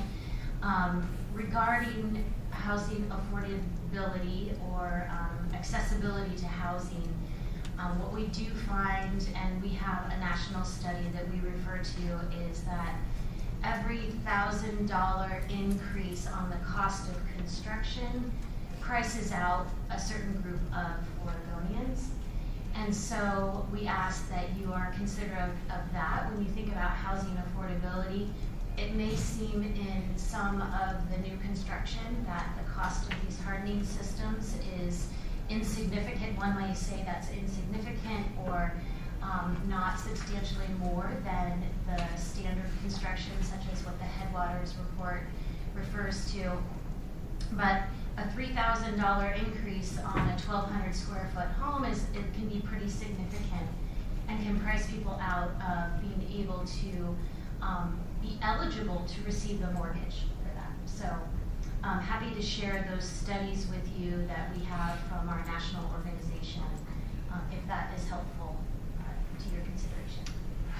I would, anything on this? So, I'm not in the building industry, but we're in the replacement, we replace structures after a wildfire or any kind of fire. We're finding that using some of the materials that are readily available, like hardy plank and screening off eaves, just simple things, are actually less expensive than possibly just sure. They had like cedar siding, they had tongue roof this, and we replaced some stuff that on the exterior that actually is less expensive and very hardened system. So I think there is an element there. I mean, the studies show that, but where we see it on the replacement cost of buildings, we use some of that material that's already in the marketplace. A lot of it's there. I mean, it's on my observation, but that's what we're seeing it on any insurance issues. Thank you for your comment, Mr. it to the types of materials, and I am not a material expert on what is appropriate. I'm sorry, I didn't want No, to. that's fine. Comparing it to those materials though, those are already some of the higher cost materials that are being used, so we are comparing it to the, just the standard building codes type of materials. So yes, there are more affordable materials out there, but one of our concerns about the Headwaters study is that they are looking at materials that are a little bit more costly than just the standard building code. Mayor Russell? I listen to this conversation a lot in my community, and it's truly a balancing act. And I guess that the question that I sort of have for everybody at this table is, are we looking at this particular issue through the lens of yesterday? Because the role of our Wildfire Council is to look at it through the lens of today and tomorrow. And so for me, the balancing piece that we need to keep bringing back in front of us is sort of what Eric just brought to us, which is if you build a less expensive house, but if you don't put in the hardening factors, then you've lost your house. And then you just increase the risk of losing your house completely, right? And so part of it is sort of, what insurance will do to basically allow it to be less expensive to live in this house. And it's got to be, we've got to keep thinking out of the box. So, and I have county commissioners that are talking to me and saying, affordability and fire defensibility, where's the middle ground and how do we look at this differently? So philosophically, I'm just sort of bringing this sort of back up to the top, sort of in a different type of context, because we've got to have every single partner who's at this table here today in all our different roles. We're thinking about tomorrow and how do we bring the people that we're working with or that we're representing into today and tomorrow, because that's why we're here and that's our role. So I encourage you, and I'm just singling you out because you're sitting here and because I'm in these conversations on a daily basis in my community. So I want to just sort of bring that forward here. How do we do this, right? Yeah. Thank you, Mayor Russell, for those comments. I agree that we do need to be looking forward. We just hope that there's the understanding that it is all of these efforts together and not just hardening the structure that is going to save lives or create the survivability of the structure. So it is all of the land use planning, the defense of the space, and the hardening of structures, that it's all combined. And that's what we see in the studies that we refer to. It's a combination. And that was the focus of our group, and also adding in access to water supply.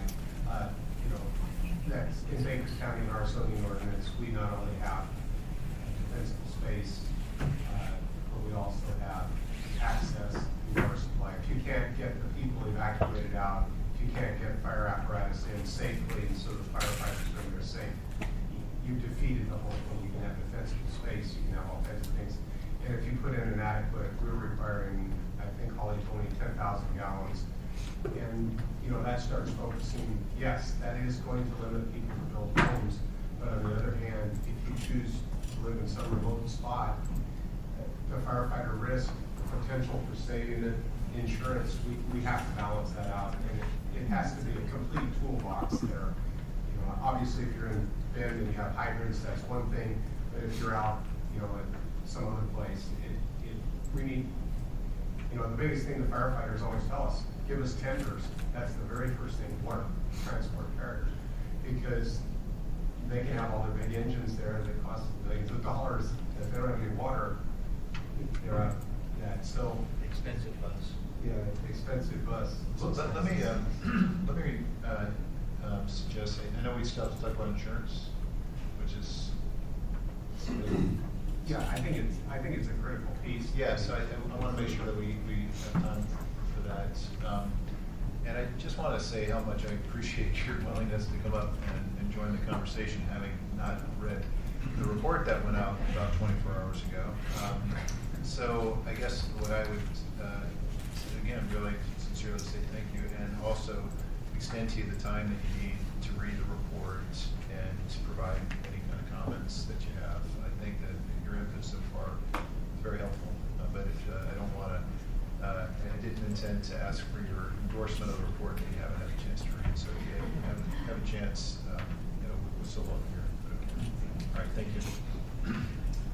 one last item. And actually, that includes all of our sections. You know, if you have comments on you and anyone else, our goal is to try and get it as close to the target as possible. And we had a really tight timeline. I guess really in recommendation 4 is encouraging the industry, the insurance industry, to implement, what was the word that you felt would be more appropriate? Innovate underwriting standards and policy changes that would motivate policyholders to meet Oregon's obesity wildfire strategies.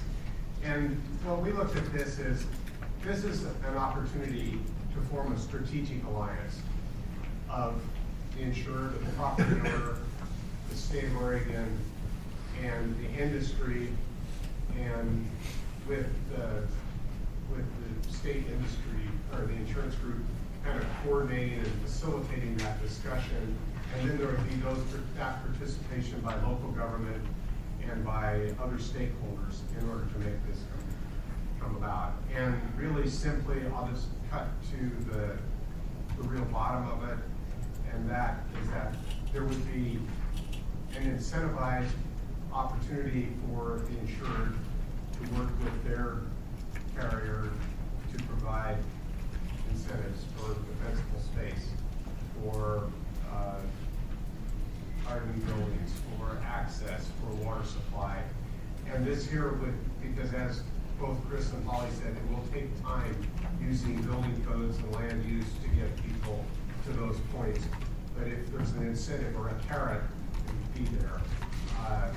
And this is kind of really going outside the council because we're actually asking industry, just much the same as we ask and are working with utility industries to do this. But this here provides that partnership that's really beyond, and Andrew gave me some good news. Andrew, I'll let you share that because we put in here a cost potentially. And he said, share the good news. Yeah, no cost for this, and there's a data collection recommendation. So that's kind of a real quick. And I told him immediately the other agencies would grab that and ask for that money for them. But I mean, and I see smiles. But anyway, that is really quickly because I know we're trying to stay on target here. But please ask any questions. I really appreciate Andrew and Eric and their staffs just really helping us, working on this. And the big load will be on them selling to the industry. There's 149 insurers in the state of Oregon, so coordinating that and putting this all together is it would be a big lift. It's something that could be fairly rapidly. We wouldn't have to worry about the 20 biennium or down the road, and the legislature really wouldn't be actively. They could pass a resolution on the industry. They appreciate it, but I presume that would be non-controversial. I'm not going to say that. Anyway, seriously. No, I just want to echo a few things that Mark brought up. So parking homes, defensible space, all the things we want to do are in the best interest of all of those 149. If you think about it, you're improving the risk. It's a highly competitive market, so you make the risk better. They're going to figure out a way to meet some of his mission, which is affordability and availability. So it's one of the rare opportunities to do that. DFR is purpose-built for that kind of purpose. So we're used to working with Andrew and his team. All of us are. I was the worm in the woodpile about uniform, and it's just words matter in insurance contracts. My colleagues read uniform, they think limitation, they think of you're not allowing us to innovate. Innovate's the key thing because carriers are starting to use artificial intelligence, data learning to try to do things better, not necessarily make them worse. And you make the risk better, I can guarantee that they're gonna start helping enforce those rules. So the thinking on this is relook at this based on the comments, and then if there's anything that in general that you want to comment on, get that to you so that I'm going to read. That's the idea. Obviously, you're going to get conflicting input, so the drafting committee will do its best to present a strong proposal or proposals with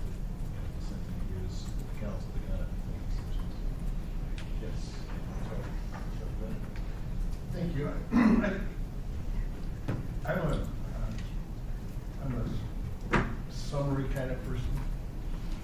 And you have to go to page 7, 12, 20, and 26 to figure out what the recommendations are and financial impacts.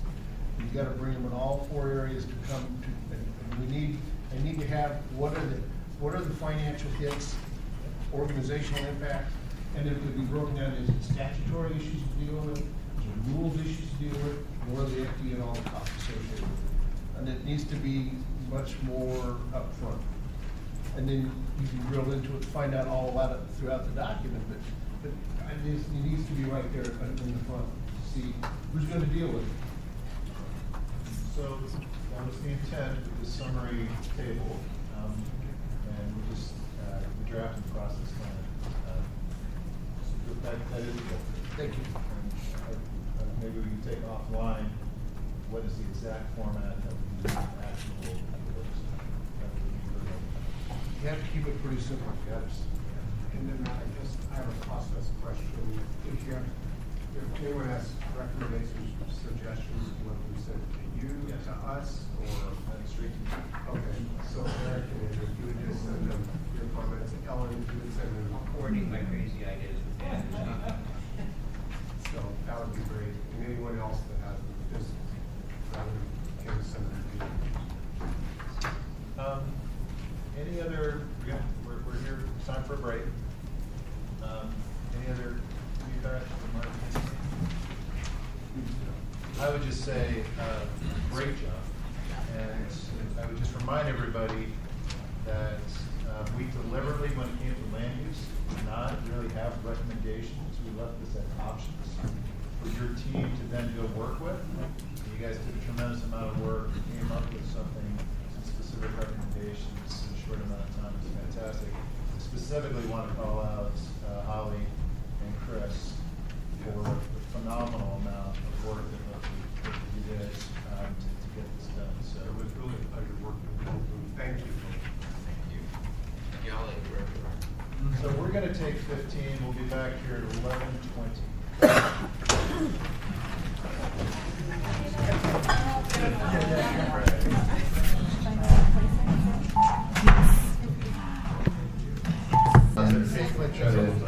Back out of here.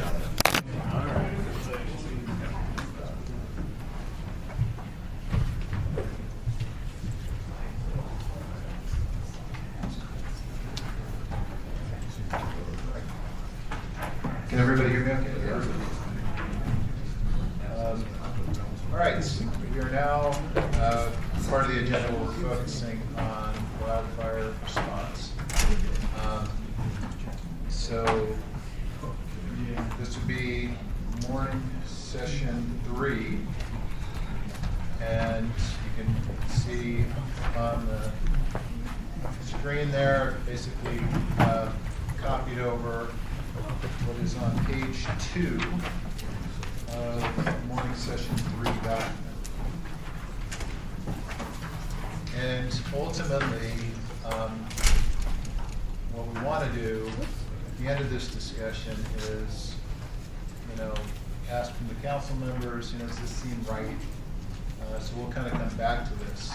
You'll see that I've got highlighted the first element from page 2, and that is the ODF financing facility. So we already talked about this a little bit. I don't think we need to belabor it, but at the same time, we can't ignore it. So we just want to, so everybody knows where this stands. There is this formation of the Forestry Financial Oversight Team that's just been announced. And so this is basically designed to address the cash management issues. So not that this is a council issue, but just so everybody's conversant on this, to the extent you're asked, 2 main elements. One is looking at the organization, looking at ODF, looking at systems, structure, and so forth. And so there's going to be a third-party consultant that is retained to oversee this process. And the main issues are going to be systems, capacity, staffing, but also one issue specifically is, should you be more centralized or decentralized? These are classic cash management issues that, as certainly followed me everywhere I've gone in my career. Second one is then the financing facility, which, the question is, in an era of increased wildfire volume, there's a lot more receivables, and so do we have the right borrowing line in place, extended from the treasurers, collateralized through the legislature, and so what we've heard back from LFO is start with the organizational issues to make sure that we're efficiently managing our cash, and then we can talk about what's the right financing facility.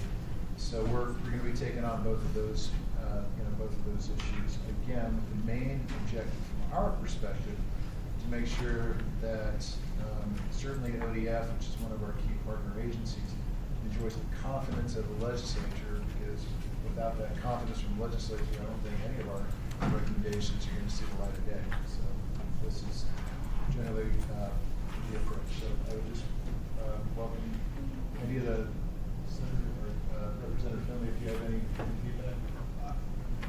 Thank you, Matt. You're exactly right. The confidence of the legislature is key. I mean, there were several efforts throughout this long session, if I recall, my mind is a little fuzzy over, about ODF and funding and strategies and rules and the conversation on, well, we'll see how the Wildfire Council does on this effort. So, but I think, this is not a helpful effort. I mean, the position we're in is not helpful in the long-term effort to turning things and providing more support. Yeah. So it'll be interesting. So confidence is key. Yeah, well, I appreciate that, because I have also heard, several times that the council will be taking this on, and we certainly could have done that. We could have formed there's a lot of folks with these types of experiences. I think actually this approach is frankly, better. I think it's got the right people on the team, the right expertise, the focus, leadership comes straight from the chief of staff and governor's office. I actually think this is, it's a very good process. Jason, is there anything you want to add? So, didn't want to spend too much time on that. Yeah, this is really tough. I should have chosen a better way to highlight. What I'm trying to do here is, if you go back to page 2, maybe a better way to do this is, I'll just tell everybody, what we're looking for is, just look at the second row, which is expansion of protected areas, the third row, which is the militia system, the fourth row, which is the state, federal, interagency. The next one, Bureau of Suppression Insurance, which is the Lloyd's contract, and you got BLM. And then you jump down to federal capacity and RFPA capacity. Those are actually highlighted in red. What I'm trying to do here is say, we've talked about these several times. They're in the recommendations from the Suppression Committee report. The Suppression Committee, I think, presented here more than anyone else because they get started. And so what I'm asking for, this is all included in the write-up. There's not that much new information. What I'm looking for is, is the council just generally in agreement that we should move forward with these? We're going to take a deeper, we already took a little bit of, we already talked about the top one, the ODF financing facility. We're going to take a deeper dive on the risk management in a moment. We're going to take a deeper dive on the state suppression capacity in a moment. But I'm wondering, we need to take deeper dives on any of these others because we've heard about them so many times. Or those, yes, go ahead. So, just a clarification question, so it's probably for Travis, but we talk about the BLM land management contract. If I was the BLM, I'd say, this isn't a land management contract. This is a wildfire, protection and suppression services contract. Suppression. Yeah, so I would highly recommend that we change the word in there because we're not managing BLM lands here. It's a fire suppression contract. So what page are you on? I'm sorry, Mark. Well, page 2. Page 2. 2, where it says BLM land management contract, just change the wording on that to the wording that you use on page 11, which is, go ahead, help me with the wording there, Travis. It is a BLM land management continuous agreement with ODF for fire protection and suppression services. Yeah, no, that's a very good catch, Mike. That's good. Okay. Also, just would like to spend a moment just going down kind of how these have been characterized. So if you start again on back at page 2, and you look at the expansion of the protected areas, characterize this as a moderate correction and the prioritization very high. It's moderate correction, it's not that much. I mean, this one's arguably more significant, but basically it comes down to BLM currently, ODF currently protects 16 million acres. We're adding another 1 million acres onto that, and then beefing up the 100 protected areas into a better baseline. There's a rationale here for why we do that. Prioritization very high. Are folks comfortable with that? Okay. Look at the militia system. Question is, do you maintain this? Do you change it? The key issue here is that during fire season, everybody's on call, which can mean that if year after year after year, you just keep getting stretched too far, then the other work doesn't get done. So that would say stop that, compartmentalize, have dedicated teams doing only suppression, dedicated teams doing only other stuff. This approach accounts for the significant. If you look at the amount of wildfire activity year to year, it fluctuates greatly. So in any given year, yes, the other work's not going to get done as much, but the next year, like this year, you didn't have that kind of overstretch. So this is basically an organizational model that allows for flex. And I think there's been very strong support from the suppression committee. Is that generally accepted terminology, militia? Well, this is one where I actually did. Gave me a reaction. Yeah, I did too. I want to wordsmith. All right, well, maybe we'll work on that. Immediate response. Yeah, if you look at the actual, if you look at deeper in the report, I use a little bit more wonky business speak about flex organization. I put it here because this is one where I know legislators, when they talk to me, they always ask, about the militia systems. This is one where I just wanted them to see it. So, I don't want to bog us down, but great point, Phil. We'll come up with some new language. Yeah. All right. My question is reading the newspaper articles, whether or not there's a way of looking at this, because it seems to me that militia system, the way it's set up today, actually costs our taxpayers, right? And it's actually cost the organization. So my question, and I don't know the background behind this definition and the operation, so I'm speaking from a very high conceptual level, just to be clear, with no knowledge.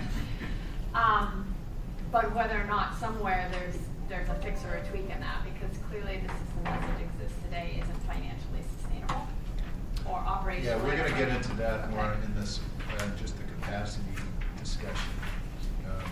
It's less about the militia system. This question is more around, do you have 100% dedicated staff that just completely compartmentalized, siloed, or do you have this more kind of cross-training approach where you can borrow from other units when you need? The suppression capacity, I think, is a little bit more what you're talking about, which is do we have, is it too expensive? Is it not expensive enough? We're going to get into that here in just a second. Maybe just a little bit, Mayor Russell, it's a great question. When I think of the rapid response system, Charles, I'm going to start using that now, so I appreciate that. I think of our 3 incident management teams. So we have 3 Type 1 incident management teams that respond to wildfires across the state. The makeup of those incident management teams are about a third from all of our operating divisions. So from our private forest division, our state forest division, and fire. And so when they go out the door, those people working on other business lines, they go to respond to that fire. That's a 2-week commitment. They then go back to their regular jobs once that fire is over. If we had to staff those 3 incident management teams with just people in the protection system, it would be a significant enhancement addition to just the fire people to respond to a large wildfire. So it's a flexible model that allows us to bring in capacity across the agency to respond to immediate need and not fund them out of just fire the entire year. And so it creates some savings and creates a flexible model. That said, the trade-off then is when I go ask to have, 30 people from our state forest division working on timber sales to go put out a fire for 2 weeks, that work in state forest isn't getting done, or the work in private forest isn't getting done, and that's the trade-off and the balance. So, again, a lot of it just comes down to how do you build a factory when widgets, come up, jump up and down so much. And so if it was a very steady fire volume, then we would just have 100% dedicated staff because it fluctuates from year to year so much. This is the approach because it does save a lot of money. But what you have to monitor is, and this is addressed in the suppression, in the budget ask. If the other work is not getting done adequately, then you need to provide additional resources, which is asked. I'm going to move on to state, federal, interagency performance. Frankly, this is fairly operational. It's one of the recommendations that describes that unified command. We got folks who are kind of coming in to help out in March in significant fire events, and they need to very rapidly come up to speed with how things are done in Oregon. And so the recommendation is basically that State Fire Marshal and ODF develop some expectations documents that will then guide folks that are coming in and participating in unified commands. So again, fairly operational. This one seems to me like the experts are asking for it. I don't know why the council feel like we know more than the experts. So. And Matt, just real briefly, from our standpoint, structural standpoint, just like ODF, we have 3 incident management teams as well that go in and oversee the structural resources. And what happens is when we have a busy season, we work hand in hand with the state teams. But if they're tied up, we'll get a federal team in. And quite frankly, a lot of these federal teams come in, they're not used to working in the WUI. And they don't know how to, they come in, it's a strange situation for them. They're not sure how to work with us in unified command. So what we're wanting to do is better prepare federal teams before they get here to understand how we're going to operate. So that's kind of what this will accomplish. So the priority here was high. I characterize it as a moderate correction.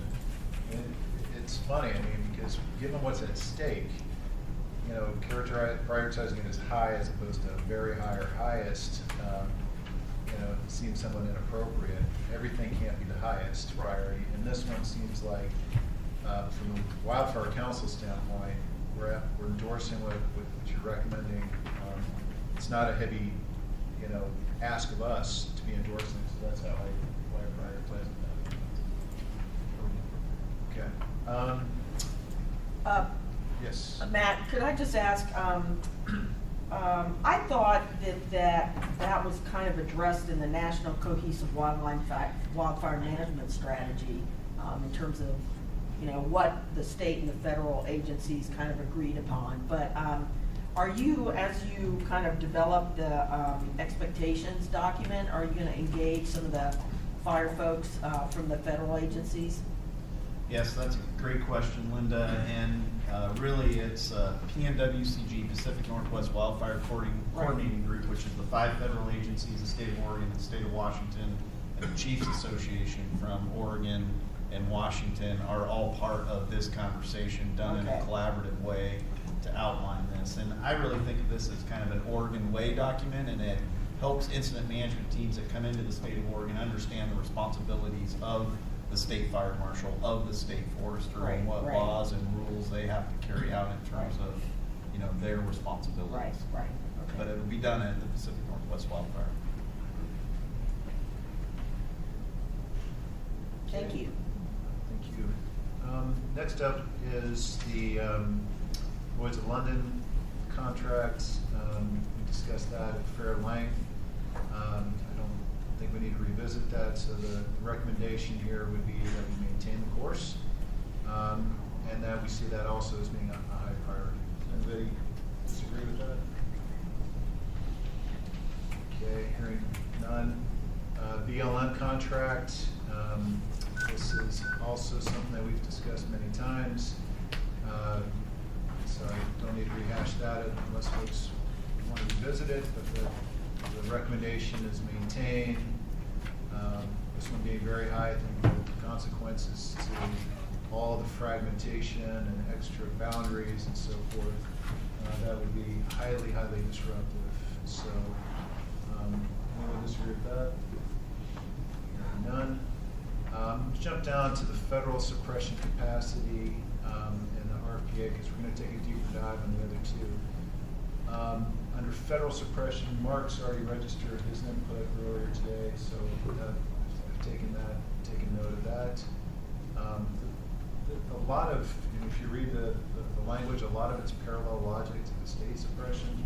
And the state has this quote-unquote severity budget, which is more kind of reserve that can operate across the state. Similarly, the feds have regional, multi-state severity capacity, and the same way that with increased fire incidents at the state level, you need additional severity resources at the state level. Likewise, federal, same issue. So you just need to have more capacity. And there's a request to have those additional aircraft devoted here to Oregon.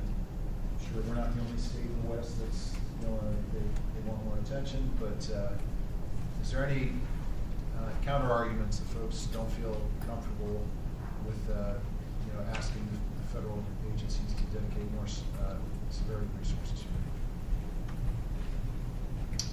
Can I maybe add one just piece to that? I think, Mark, I really appreciated the comment that you made. And when I thought about this, and I think as the suppression committee thought about this, it was really leveraging those two.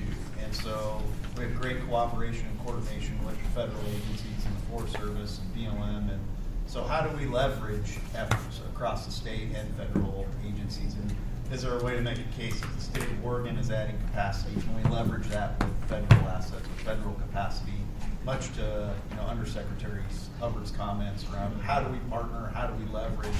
I think characterizing it like that is kind of what the suppression group talked about and made a lot of sense. Where we're all in this together, and if we can leverage $1 from the state, we can leverage a federal dollar, and that's in the best interest of all Oregonians and taxpayers. I think there's a kind of an intellectual honesty question here that I want to be sure we're addressing. Because at the end of the day, we're asking Oregonians, or we will be asking Oregonians to come up with $4 billion for this work. And just a reminder, we're 64% publicly owned, federally owned in this state, and 92% of our fires are starting on public lands. While I completely agree with your comments, I also think this does need some deeper dive on the federal government's contribution to what we're doing here. I understand the policy, I understand the current policy, but I feel like there's more responsibility that needs to come from the federal government in terms of helping us address the magnitude of this problem to these western states. So as we inherit more lands, and as our problem gets worse, it was their scientists, it was U.S. Forest Service scientists that said this is going to get 3 to 4 times bigger. In meeting 1, he made that statement. So if we continue sitting where we're at today, we're in trouble, big trouble. And I guess I just feel my gut needs a little deeper dive on I get our contribution, I wanna be sure I understand the federal government's contribution in really helping us in this arena. So, I think those points are well taken. There's three main places that we're, interagency that this collaboration we just talked about is kind of one. But in terms of specifically, Carla, the dedication of resources, this part of federal suppression, we're basically asking the federal government to increase their investments in suppression capacity here. Second place we're going to talk about is next, which is how do we manage neighbor issues, joining land issues. And then the third one is going to be the fuel treatments. So the fuel treatments, so we're going to get to the second one right now, next. And then the third one, the fuel treatments, we're going to discuss in November. So I just want to be convinced it's proportional. I got it. Yeah. RFPA, this one seems like, truly a no-brainer. It's been a success story. These are the groups that are independent landowner associations. They provide suppression themselves with assistance from the state, and so as the suppression report outlines, it's been a big success story. It's something we actually want to replicate further on the unprotected lands.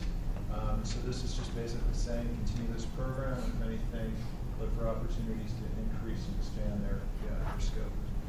Matt, on that, I'm looking through in the summary, and it doesn't really recommend expansion like in Sherman County and some of those counties that are unprotected, where Gillum, and I was at a casual meeting with commissioners the other day, and they go, so are you guys doing anything?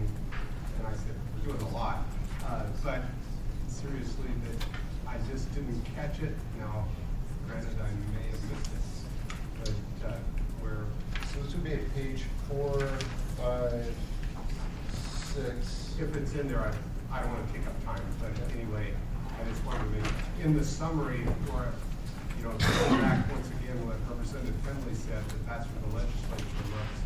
I was thinking that bullet in there stating that the council, if the council concurs, recommends the expansion or enhancement of the program to provide the opportunity for those, the unprotected lands. So Mark, I think we've got a little bit of work to do, which is, I think you're right, because basically what we do is we explain all this in the second item, the expansion of protected areas, and then we don't really kind of draw that linkage to that last item, which is the RFPA request. So I think I actually noticed the same. Okay, that's something we can do more explicitly.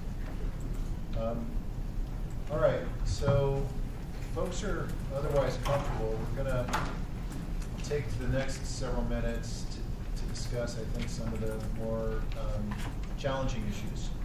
And just tee this up, that I think in a large part, the goal of this council, and certainly the goal of the drafting committee, is to kind of distill the debate to a place where reasonable people can disagree. To really present facts and structure this so that reasonable people can disagree. And I think that's a big part of what we're going to try to achieve here.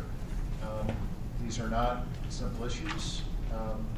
And so we'll, do our best to kind of, understand the nuance to these next couple of issues.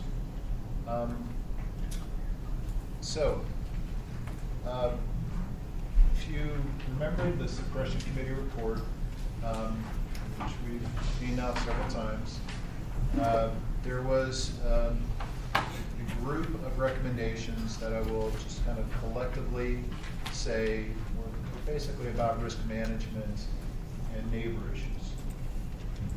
And I'll group these together. We had recommendations around fuels management. You had recommendations around access control points, which Alan referenced earlier. You had recommendations around fuel breaks, removing snags, post-suppression rehabilitation. You had recommendations around restricting managed wildfire to low-risk conditions, and then just kind of a general principle around limiting transfer risk. Does all this sound familiar? Could we, one of the things that I've gotten from the BLM counties is we talk about U.S. Forest Service and there's kind of like no comma there with BLM. Yeah, it should have been federal. Or federal, Yeah. because that immediately, when my colleagues see that, they go, why aren't you talking about what the BLM is doing? Yeah, that's. Where is that, Mark?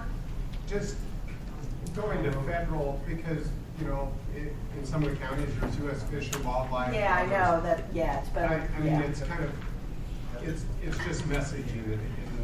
It was inadvertent.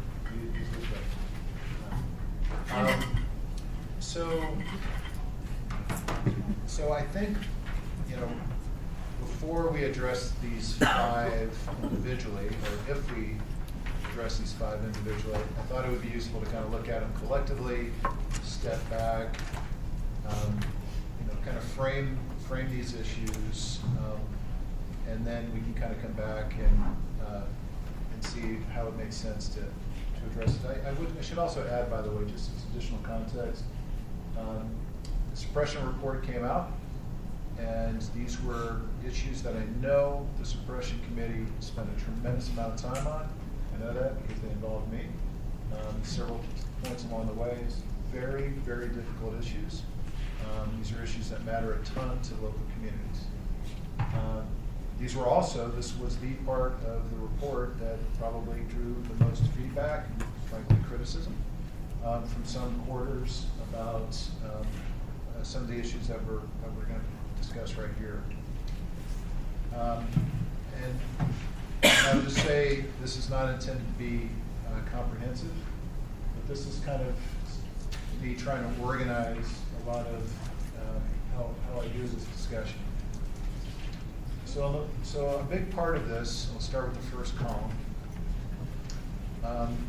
just comes down to neighbor risk issues that are frankly very familiar, like neighborhoods, like, you know, comes down to what one person does in the neighborhood or in the community affects everybody. And then on the other hand, you got private, you know, you got individual ownership rights. Like, hey, you know, I want to, you know, have an old school bus in my front yard. That's my prerogative. You know, it's my ownership. And you know, my neighbors might disagree. So.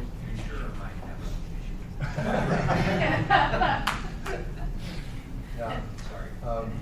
So you've got this issue around kind of, and you hear this a lot in the WUI, right? Because everybody in the neighborhood can be mentioned and managing defensible space and whatnot.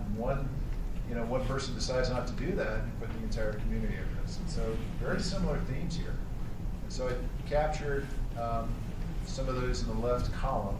You know, issues around wanting your neighbor, in this case federal agencies, to manage fuel loads before the fire. You know, wanting to be applying best suppression techniques after the fire, wanting, you know, to manage fuel loads, you know, afterwards, for instance, snags and so forth. You heard this from Alan earlier today. Issues around access, making sure that neighbors are, you know, providing access so that their properties can get protected. And then there's this legal issue where you've got, you know, it's just this imbalance. So fires that start on private ground and extend onto federal ground, you know, private landowners liable for that, three times stumpage. Whereas a fire that starts on federal ground and hits the other direction, the landowner winds up bearing those costs. So these are kind of, common complaints or concerns, and they're, I would say, common. They're very, very important. And then as you move over to the right, the community impacts, it extends beyond just simply the neighbors. So these issues aren't just, you know, strongly felt by neighbors, but by the entire community, because, you know, there's concerns around smoke, because fires grow bigger and bigger if you're not, you know, dealing with all the stuff in the left column. And then you could be managing these resources and providing timber jobs and county revenues and the like. And so you kind of put those two columns together, and I would, it's been my observation, there's a lot of frustration. And so this all kind of speaks to the point of view that we should be managing these resources much more actively. And then you kind of go to the right here and you get to this kind of counter argument around, well, we have separate missions and we have separate management objectives. I think this management objectives term that Mayor Russell used this morning, you have to respect the fact that we don't have the same management objectives. And I would say that this issue has only kind of grown over time, because back in, say, the 60s, 70s, 80s, when perhaps the lands were managed in a more kind of consistent manner, timber primacy and so forth. But over time, those missions have departed, and you see much more on the federal grounds mandates towards ecological restoration and even a return of fire to the ecosystem. And then you go further to the right, just kind of some of the real pragmatic issues around finances, which is that the federal agencies' budgets continue to come down, overall budgets, and then their suppression budgets continue to rise, and that's basically squeezing out all the other programs. And what do you do about that to save money? You use managed wildfire. Instead of spending all this money fighting these fires, let the fires burn. And that way we can take those monies and apply them to fuel treatment and other programs. And so, again, this is just someone who's fairly new to this debate, kind of playing back what I hear folks say frequently. So I don't mean for this to be an expert view or comprehensive. It's just what I hear, some of the kind of more consistent themes. And so, on the left side of that chart, it's basically kind of arguments towards active management on federal grounds, and on the right side of the chart are arguments that are more towards managed wildfire. And so this creates, I would say, pretty significant tension on these rural communities. And you've actually seen that right here in this group from time to time.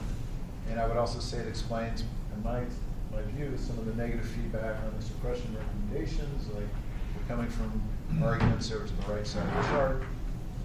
And so I think that this is, you tee this up because we're being asked to endorse or at least consider committee recommendations that are perhaps more on the left side of the chart, while we're hearing arguments on the right side of the chart. So I want to make sure that our council has adequate time to kind of really think about this, because we're not a bunch of experts on these issues.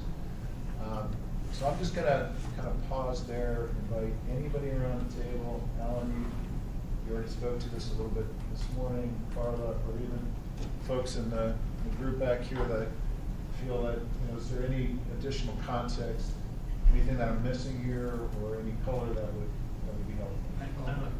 It's a touchy area, obviously, and I think the first thing we can do is start being confrontational in the area that we can exact some change.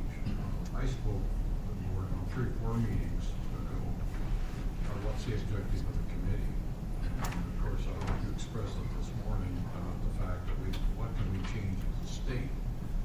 But given that, the federal agencies have a very critical role in terms of forest land and forest protection in our state and the whole West. And I guess the question I have, and this gets into politics, is whether or not we may have some very general recommendations.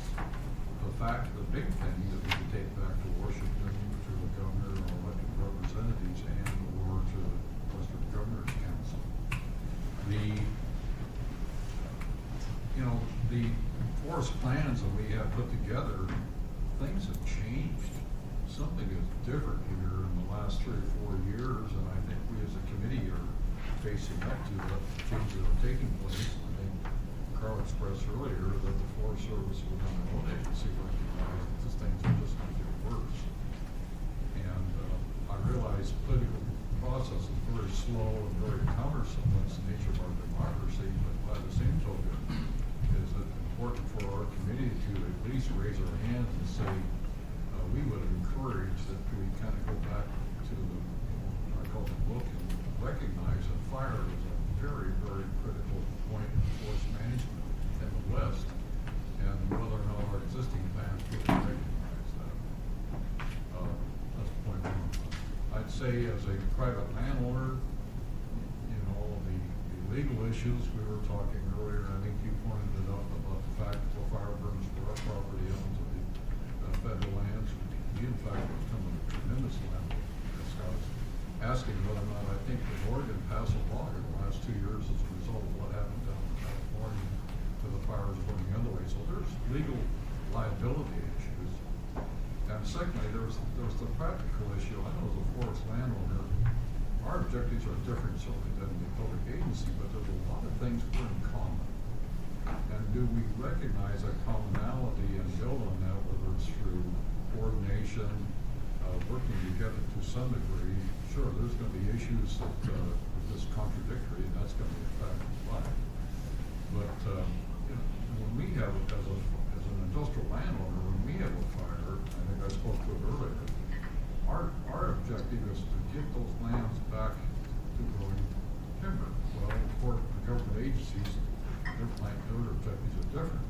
But there's a lot of things that are comparable to wildlife, fishery, water, etc., that are common that I don't think we sit down at the table and talk very much about between the government and our state. Historically, our state has been a leader back in Washington, D.C. And I think the question, does Oregon want us to reassume that role or not? It's a touchy area. But again, I think when you talk about fire and you talk about, you know, when you have forest fires go through and burn once and then they come back again and they just fry the soil, I mean, you can't grow anything on it. You've got a brush field for 300 years. And as both the federal level and at the private level and the state level, is that what we really want? So I guess I was just encouraging that reasonableness and common people can sit down in the room and talk to each other and try to, I would use the expressions, the elephants are in the room. And the question, how do we try to get a form or some process where, even at the state level, that we can give these agencies support. I can't blame the agencies. They're under terrific pressure from funding and political process and legal issues. And I think it's our responsibility to try to help work through that conundrum. Also, as a forest landowner and a rangeland landowner, the fires go through and the Forest Service has to, because they have the funds, have the corner on the market for reforestation. And by the time I work with my local district forester, you know, the season has passed or we come up with it or NRCS comes up. And I noticed, or not noticed, but when the big BLM fires, they actually bought out all this native grass seed. And so the local people who wanted to replant, there was no seed available and they just used whatever. And I think that there could be coordination by the state. Now that's a tasking, I'm not trying to say who, but I know that, you know, we've got 1,200 acres of burned of forest ground and we couldn't get any trees. We just could not get any trees where there, because the Forest Service had all of them that would, you know, and they were using them. I'm not saying you weren't using them. We have a hard time getting enough trees. But the point is that there wasn't anything, and we, by the time NRCS came through with our funding, it was, you know, then the whole season went by, and then we have a giant wheat patch, as Alan said. So now we're up there at 7,000 feet treating weeds, and so there's an additional cost to the private landowners, where if there was coordination and, you know, and advocacy, I guess, really, so that it isn't all of us, you know, the only thing that kind of is in our favor. And I went out and encouraged after the one fire that all the people immediately get your logging going, because there's not enough loggers and the mills don't want your material. And if the Forest Service cuts loose with a whole bunch of stuff, you're at a little disadvantage. And And so it seems to me that there should be some mechanism that there is some advocacy for the private land, industrial land, and other rangeland folks. And I don't think that's a big, I don't think it's gonna be some giant lift. You know, maybe it's within ODF's private forestry and, I don't know, rangeland, I don't know who would do that, but maybe Department of Agriculture steps up on the rangeland. And those aren't big things, but they're a big thing to our constituents. You know, it's not gonna be a big thing that the legislature's gonna have to appropriate a lot of money, but if just someone says, wait a minute, we're gonna help immediately go alongside, deal on what your need, Forest Service what your need, but private landowners, because we recognize that. And so the voice is equal at the discussion. You know, Mark, I wanted to make a comment about that because when I was in Utah, you know, I snagged NRCS funding and BIA funding with Forest Service Bear Team funding, because we have the teams go out and look at what needs to be done. And we had, everybody got cost savings by buying the seed together and the air time to just, you know, to seed. So it's a cost efficiency too to coordinate. It's, you know, it's a, but timing is tricky. But you're right. You need that advocate that knows those connections to make that coordination happen. Because, you know, the fire started on the Forest Service and burned on our private ground. My wife and I just paid the bill $30,000 for fences. One of ours paid on fire. You know, and that is right out of our checkbook. I mean, it's not, oh, good, well, no. So it is a two-way street. If we start a fire and it burns on the forest, I'm going to be paying for stumpage and maybe giving them the ranch. But so there needs to be equity is all I'm asking. Not, you know, I mean, you look, if we do it, we'll call our insurance. But the point is that it isn't a balance, and so it causes a lot of conflict that really is unnecessary if each of us are good neighbors. You know, if ODF doing that, and those are the kind of things that are low-hanging fruit, doesn't need the legislature. It just needs us as to say, wait, we want equity. We're not asking for. I mean, obviously, Jessica's boss may have to do some legislative lift on some of it, but not going to put the senator on the spot. But the point is that those are the kind of things that when you put it in the package, it doesn't cost.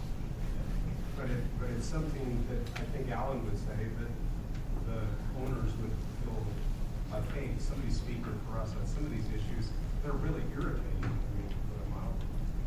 Charles, you had it. Sure, and a lot of it has been touched on, but from my perspective, I came to this group happily because I get to wear a lot of hats in Oregon, and I'll share this with you just so you have some perspective regarding where I'm coming from. This whole discussion, from my perspective, is about balanced prioritization, and it requires collaboration. Alan's point and the points that Carla's making and what you're saying, Mark. I currently serve as the board chair of the Nature Conservancy of Oregon. But I'm a financial advisor, and I've been a financial advisor with the same firm for 30 years. And over that 30-year period, I've had a number of clients, and I have a number of continuing clients in the forest products industry. I'm also the immediate past chair of Meyer Memorial Trust, which exists solely for the purpose of investing and making Oregon a better place for everyone. We want to create a flourishing and an equitable Oregon. Now, sitting as the chair of Legacy Health and all the health issues related to fire and smoke and things of that nature. So I came to this group with the hope of contributing perspective regarding how we look at all of the impact areas. It's not just about private, it's not just about social, it's about everything. But from my perspective, it starts with people, and it goes to property, and it extends to economics, and that covers the whole gamut. And my challenge here is when we put out a report, what are we emphasizing, what are we prioritizing so that it gets the response that we need so that all of these areas are funded in a way that touch on all parties in the right way. And as I read through the materials and I read through our key mission or critical statement right now, I keep coming back to that. And I don't know the answer, but I do know that this issue affects so many different areas that we can't ignore any area, and we can't say one is more important than the other unless it is about people. And I keep coming back to that. I keep coming back to my Meyer Memorial hat. We want to make Oregon better for everyone, but that means we have to focus on people and not ignore private property owners and not ignore just property in general and the beauty of Oregon. I mean, when it comes down to it, we're trying to preserve the beauty of Oregon while taking care of people and taking care of health and respecting private property owners and their ability to make a living. So the focus and the emphasis for me is how do we connect all of those dots? And I keep coming back to hearing statements about private landowners can suffer in both directions. And I don't understand that. I'll just say it flat out. If I'm a private landowner and I take care of my property and it doesn't spill over to federal or state property, that's my responsibility. But if it goes the other direction, I still have the responsibility and I carry the financial burden. I don't understand that, and I don't know it. So don't you know. I'm speaking out because I'm trying to figure out how we answer a lot of very difficult questions, and it keeps unfortunately coming back to finances. Everything comes back to finances at the end of the day. How do we invest enough to protect everyone? And I don't know the answer to that. So I'm listening and I'm hoping I hear more, but when I hear something that affects some of my clients and I know it affects all of the people, I'm trying to figure out the answer. And I hope we can get to a point where there's enough emphasis on what all we're trying to protect, that this $4 billion number I keep hearing about is something that people don't look at and say, well, it's not really urgent. It doesn't happen every day. It doesn't happen all the time. The fact that the potential exists and we need to protect against that occurrence, that's enough motivation to really push. And I hope the report really emphasizes that. We're trying to answer a lot of questions that touch a lot of people. And the financial side of it can't be ignored. That's what it boils down to at the end of the day. That's great. Charles, thanks so much for those comments. I think it's very comprehensive and recognizes the comprehensiveness of this work. I guess my own frame, and my own frame from the governor's office, and then thinking about how I square some of those same numbers from the place that I approach it from, or that I come from, and looking at this work is, we have heard the $4 billion number come out in a variety of forums. That is a huge number. As sort of Carla raised the point, why does the state make an investment against that number? I hear, what I see is numbers in a highly significant range. They're not $4 billion, but there are some portion. There are some initial investment that is highly significant, a couple $100 million, that the state might make to try and reignite and redefine its partnership. In some ways, its commitment to managing these lands with the federal government, in the hopes that the federal government, and it's more than hope, we've heard from the federal government and are working with the congressional delegation, that money will leverage further increased federal investment in Oregon, and that too might help redefine the relationship with private landowners, that leads to a bunch of co-benefits for lack of a better term, jobs and investment in rural Oregon and rural communities. And that kickstarts a process by which we, over a 10 or 20-year time frame, are reducing two things. And I guess in all transparency, I hear one of those two things talked about a little bit less in this room recently, or as we're getting down to actual words: fire and smoke. And smoke to me is the thing that in hearing your comments, when I think about why I am investing so much time and why the governor is investing so much time in this, it is because smoke is that sort of uniform health impactor that is highly disruptive of Oregon communities across the board, and in particular impacts low-income communities who are unable to shelter from that, or unable to find shelter from that. And that this investment is trying to reduce first smoke, then fire, but the two are obviously unrelated, to benefit all Oregon communities. and redefine our relationships in a positive way. They're already positive relationships, but to help reignite and redefine a way that we're working with feds and with private landowners so that we re-normalize and return the social license to have wildfire on the landscape 10, 20 years from now. Because I think the real, and Alan referenced things have changed. One of the things that's changed is we've lost the social acceptance of a natural part of the ecosystem, wildfire in forests. We've just lost that social acceptance in the last 6 years. And we need to invest to get that social acceptance back. And there are many things that happen along the way that are tied to people and health primarily. That's how I see it. So, as I look at our 18.9 million acres in Oregon that are publicly owned, I believe there's value to those acres. And over the next 30 and 40 and 50 years, are we really, are we going to be good stewards and really add to that value? Or are we just going to add cost to the public good here? I think if you're in California today, they're having a very different conversation that is much more immediate than what we're having today. And my sense is if we put ourselves in their shoes, and we might find ourselves there if our federal forester is right, the real question is how do we regain better management practices to move ourselves to a position where we have more sustainable outcomes over the next 30, 40, and 50 years. So our farming operation was the first in the nation to be certified as sustainable to third-party standards. We can't burn as part of that certification. I believe that the forest practices does need to have the ability to burn and control burn, but we lost that social license in agriculture a long time ago. It went out with grass seed. Now part of our standard to be a certified sustainable entity is no burning.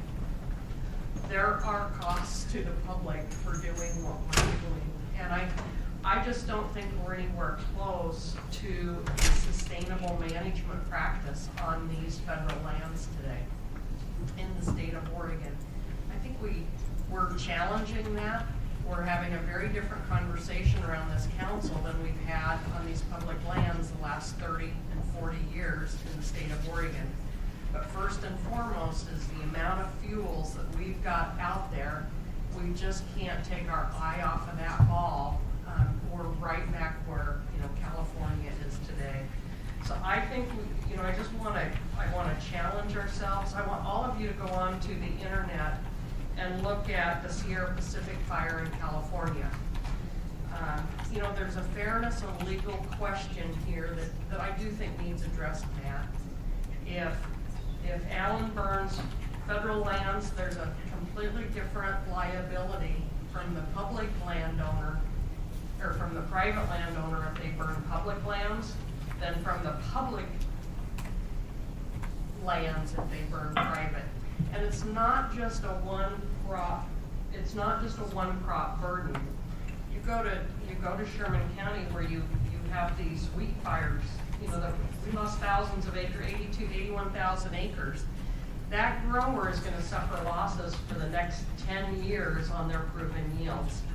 And it's like the fences coming down. That comes out of those checkbooks. And I just want to be sure that we're challenging ourselves hard enough over the next 30, 40, and 50 years. Are we moving toward more sustainable practices on these public lands that's really benefiting the greater good, from wildlife to water to human health?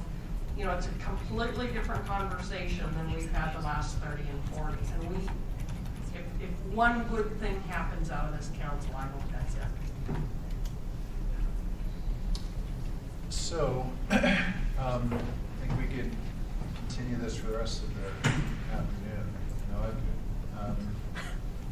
I'm going to ask that, I understand lunch is outside. Yep, outside the store, just to the left. So, I'm understanding it's the kind of lunch that could get cold. Yeah. So we're gonna go ahead and take a break. We talked, drafting committee talked about this, agenda and recognized we might need to have a bit of a working lunch.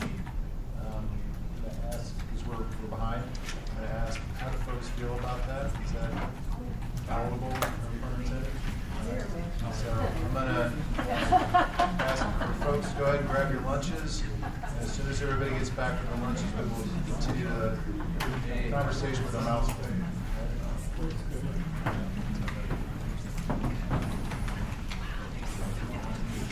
Oh.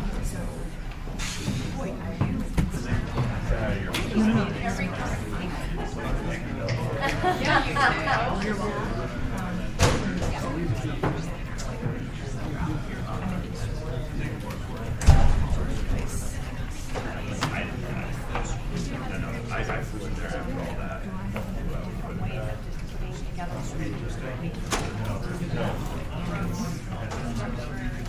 And integrated finance information sort of link to the purpose and turn on, fire on everybody's fire and so we we're the event is moving from green screen. We couldn't get updates anymore. Green screen technology. No, I'm sorry. I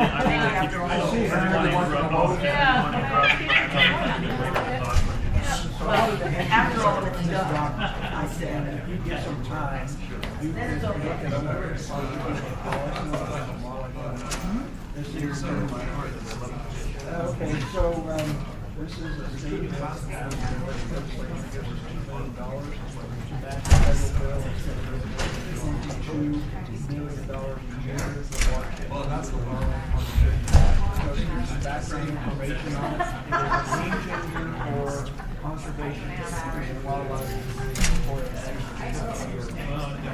it gives us federal bill passes, which has 142 code blocks right now. It gives us about $30 million a year to implement wildlife conservation. ODF and WE. Two bills, one is a state bill and one is a federal bill. So my house.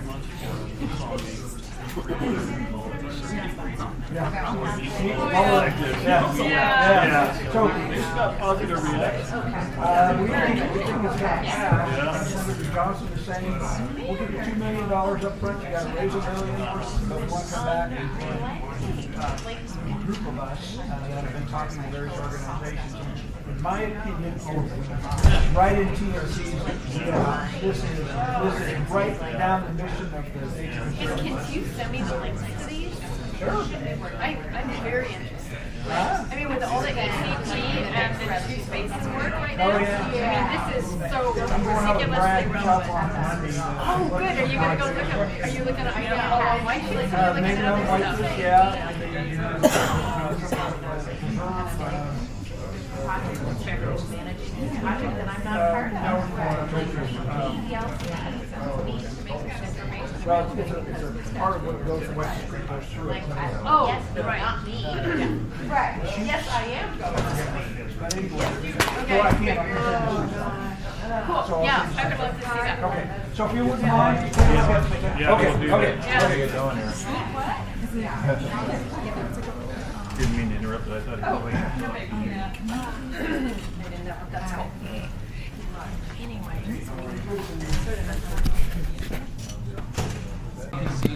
All right. It's good lasagna, actually. excellent. Anybody try the vegetarian? Yeah.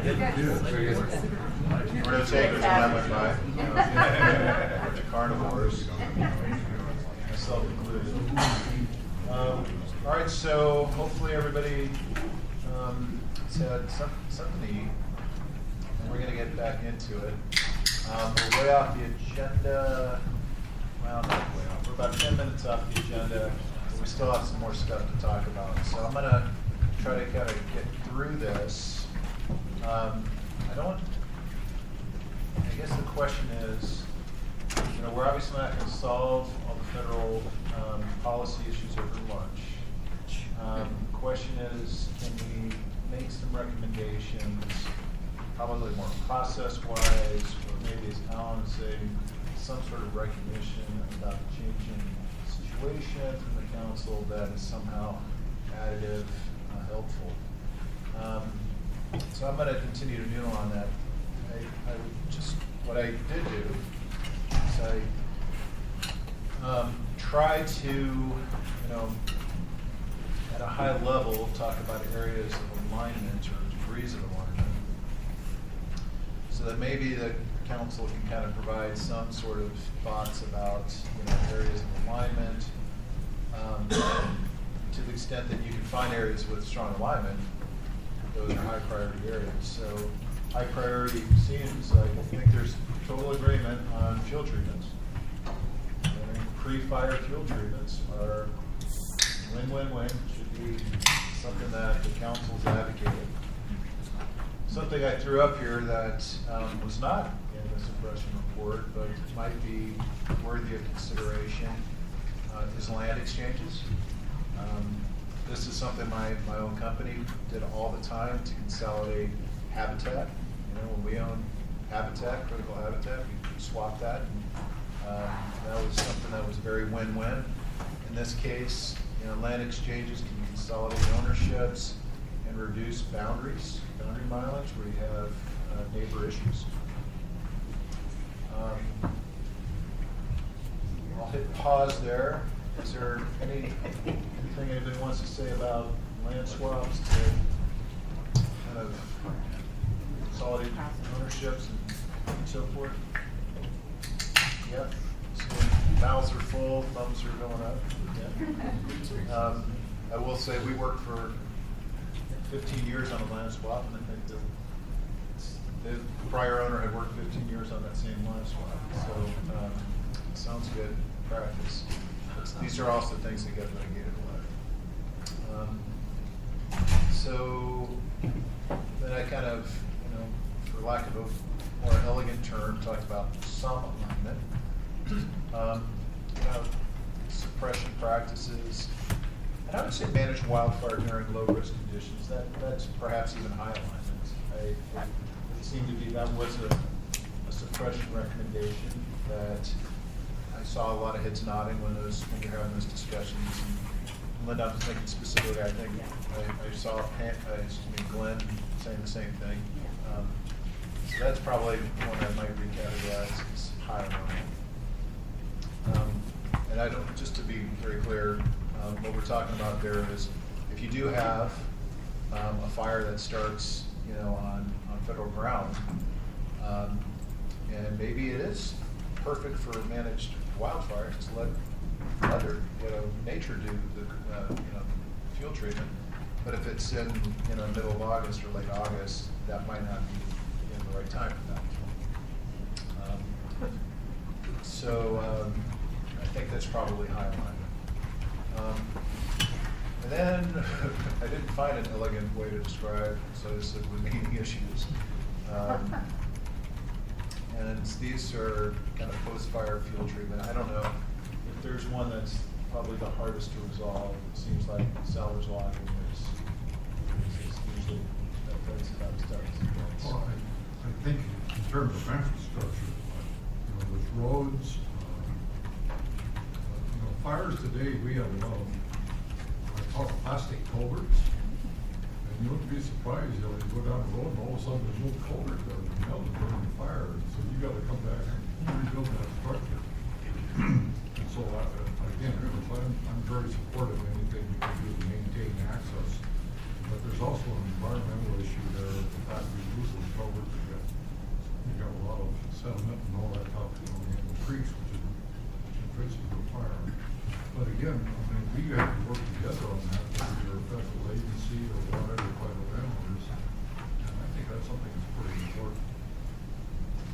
Part of it is the fact, of course, as a private owner, we want to get in there quickly. Government agency, I can't speak for you, you know, there's some need for that stuff, but, you know, the whole process for the agency takes time. We don't want to deal with that. even if it becomes really complex, because it could be that plastic culvert to be replaced. I mean, if there's endangered teeny species, it has to be, a lot of work done. It just becomes, they can't really even replace it. Yeah, of course, that gets into Lima Street General Road. Some of the lighting here, we were working on this back, we called it the Burgess Complex Fire, which was 4 or 5 years ago. And there was a lot of willing landowners willing to sit down with the agency to get to it, but it just, the politics and structure of the sites that it just didn't go in. Yeah, it takes a long time, and the Forest Service, again, over 50% of our budget for the last decade, a couple of decades, has gone to fire. So, the other resource areas suffer, and, having the, limited capacity, land exchanges, and the legal bureaucracy that goes with that, so. I'm gonna, this has all been very helpful, and maybe I'll suggest that we kind of, drafting committee will do on this. I think this is a tough assignment. Just to get us through the agenda,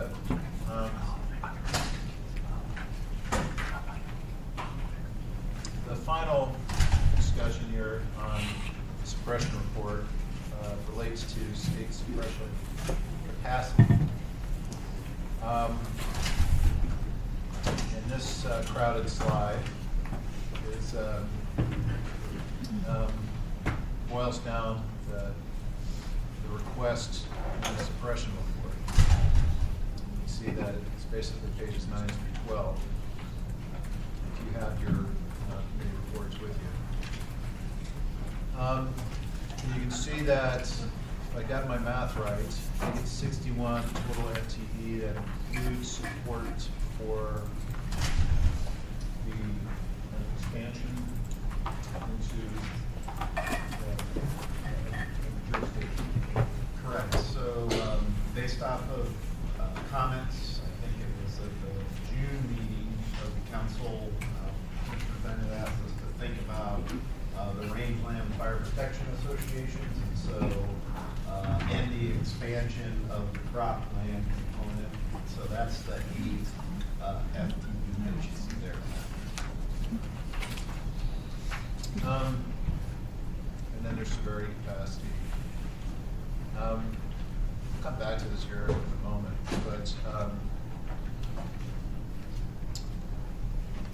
the rationale, and Travis, please chime in, but I think the rationale is one of modernization. Technology has advanced tremendously, and I got to see that in a couple of tours that Travis took me around on.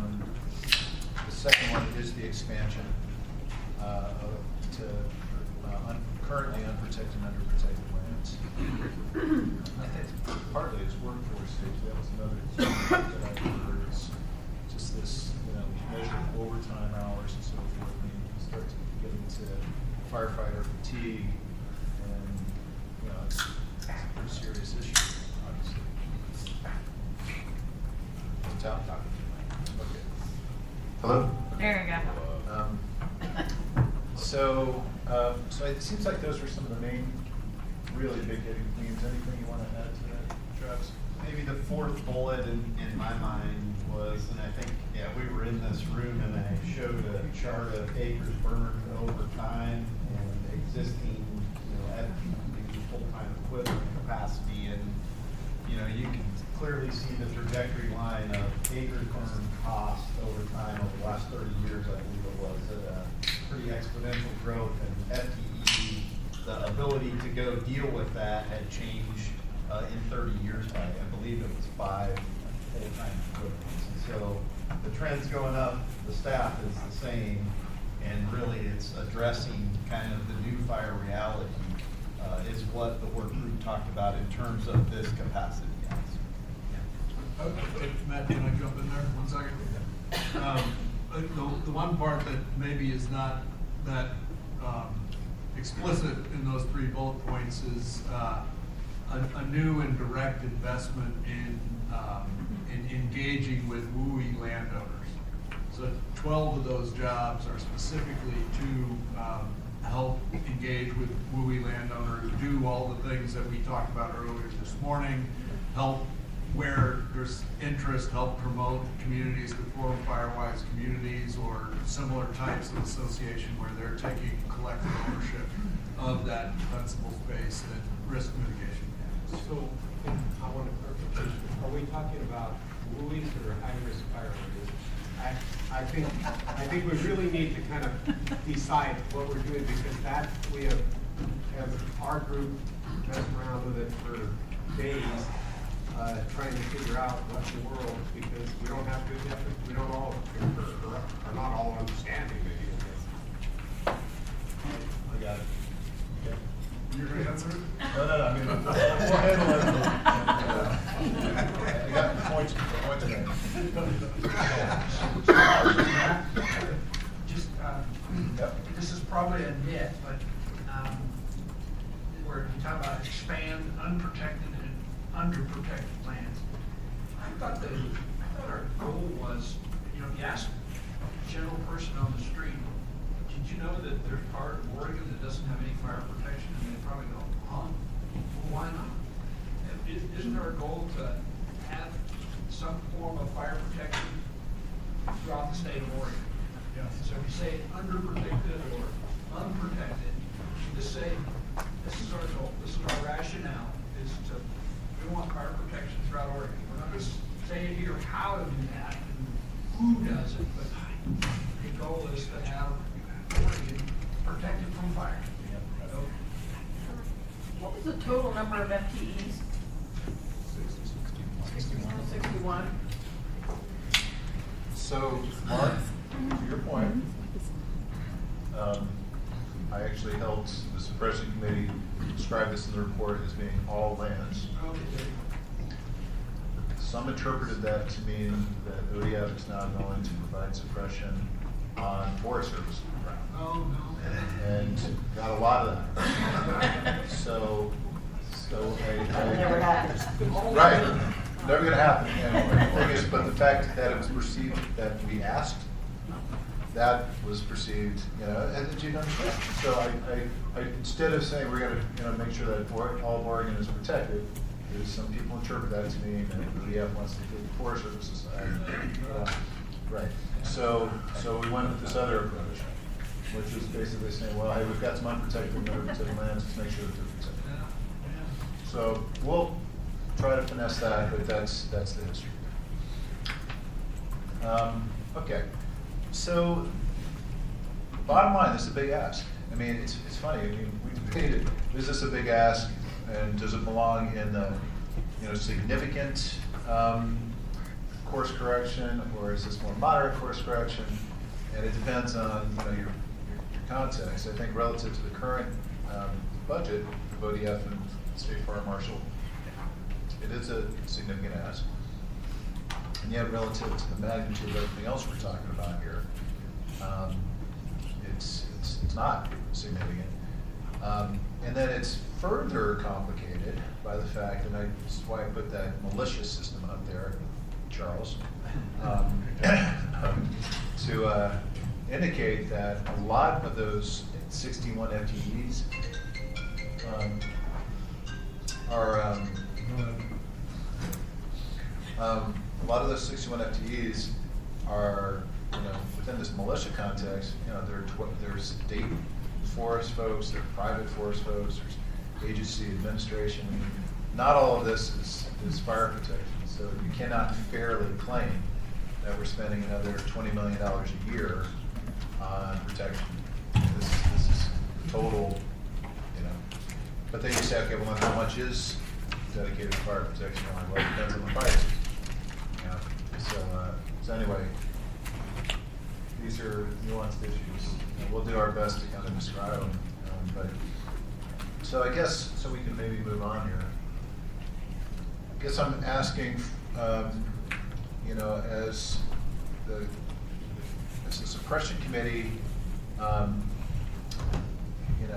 as the drafting committee kind of goes into the next phase, is there anybody that's, should we note objections to this suppression committee request? And again, it's modernization. I actually, it's this point that Travis made. We've had a big increase in wildfire, no increase in staff. It's counterintuitive that you got all this extra, all this increase in wildfire, and you don't get an increase in capacity. So, and then with modernization, these seems like highly defensible arguments. So, I guess as a practical matter, flipping back to the previous slide, as I said, the positions, and I know this kind of always gets into some discussions, but do they get a fire differential only when there's a fire, or are they paid because fire certified, even if I'm the front office staff? And so how does that work out? I mean, because that becomes an important point if they're certified and you have to pay them more because someday it might be. So the simple answer is no. State employees do not get hazard pay like federal employees or other compensation pieces. They're paid their hourly wage or their salary wage based off of what position they're in. At some point, if they work, depending on union contracts, if they exceed a certain amount of hours, 40, then they would be eligible for overtime. But there's no differentials. And I say simply, I mean, they're minor ones, like if you're in an aircraft, you get 20% somehow. But in terms of what we know in the federal system, like hazard pay and those other pieces, the answer is no. Okay, I'm gonna suggest that we I didn't hear any Gerald. Just make sure we underscore what Nils brought up, that this also addresses the WUI protection staffing issue, which I think that lends a little extra credo to asking for a big chunk of change. Yep. Okay. I did have one agenda item left. I don't think we need to take the time here. And this is under it's the funding formula. Who pays for this? How much to the state versus the landowners? There's ongoing discussions with legislators that actually I think will over the next week or so that'll inform which way we go. Just everybody knows the suppression committee recommended that you develop kind of a third party to kind of shape this up. That's the recommendation that's on the table. And as I said, there's ongoing discussions right now with LFO, and that will inform whether or not we need to make a recommendation on this. So that, and we're going to wind down suppression and turn it over to Carla. So we are now, I think, at 12:30 in the agenda. Okay, thank you. So for the next hour, Matt, is that right? We are going to focus on funding, strategy, and financial management. There's 4 of us that are going to tackle this. I'm going to start by talking about the comprehensive cost of wildfire, and then Curtis will move to you on funding uses and sources.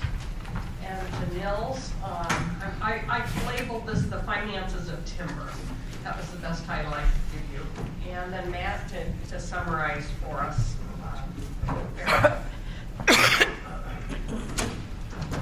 So I think as I've shared with this group, I spent 20 years with the Federal Reserve, 2 terms on the Portland office, 2 terms on the San Francisco head office, and I've spent a lot of time listening to economists in that 20-year period. I will tell you, this is really a developing area of economics, this whole area of wildfire and costs. And so I reached out to some of the Fed economists, and they are really paying attention to this area, really starting to pay attention in a big way to this area in California. And I think we're going to see much better data coming out shortly, certainly over the next 10 to 12 months. I will tell you there aren't too many studies to reference right now. Today I'm going to reference 4 of them quickly. California is advancing our knowledge by the hour on what the costs are. And as people are losing power, as the number of acres burned, just the intensity of these fires, this knowledge on the total cost is something that is developing at a rapid pace. One of the best numbers, and I'm just going to give you the summary highlights from these 4 studies. Phil Davies, who's with the Federal Reserve in Minneapolis, he is an economist. He said the total cost of large wildfire to landowners, investors, and taxpayers ranges from 10 to 50 times the cost of suppression. And as we, track the list of costs, I think we can certainly agree to that range. The he references the Ham Lake fire in Minnesota in 2007. It cost $11 million to suppress that fire. He said conservatively that suppression expense amounted to roughly 10% of the total cost. The full cost of that blaze, just one of thousands that burned in the district that year, will likely exceed $100 million in total cost over time. So I think he's a name that we should watch. That is Phil Davies, Dr. Phil Davies, and he's with the Minneapolis Federal Reserve, and we will continue to track his work. We've talked a lot about the Headwaters report. This is a study that came out in May of 2018, titled "The Full Community Cost of Wildfire." And the National Institute of Standards and Technology analyzed the financial impact that wildfires impose on the U.S. economy. The report estimated an economic burden between $71.1 billion and $348 billion per year on the U.S. economy, and annual losses ranging from 63 to 285 billion. I will tell you, California will be more than 400 billion this year. And so I'm going to come back to that number in a minute. So this was published before anything we've seen in California in 2019. This study really looked at 5 case studies. They looked at 5 fires, really addressing the expenses and damages of those 5 fires, and really who pays for those damages. Where's the biggest burden of cost? Where does that cost lay? And in their conclusion, they said almost half of all wildfire costs are paid for at the local level.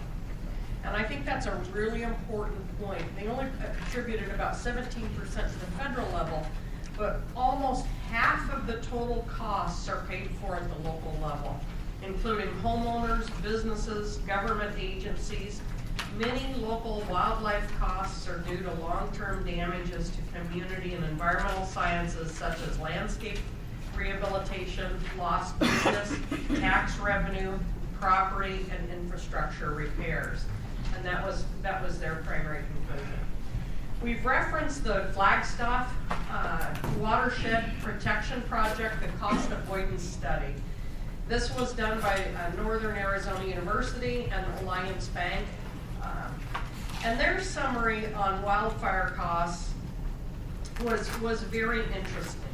They said, while total costs identified in this document range from $573 million to $1.2 billion, many costs have not been accounted for in this study. And if you read this, they laid out a whole number of costs that they didn't include.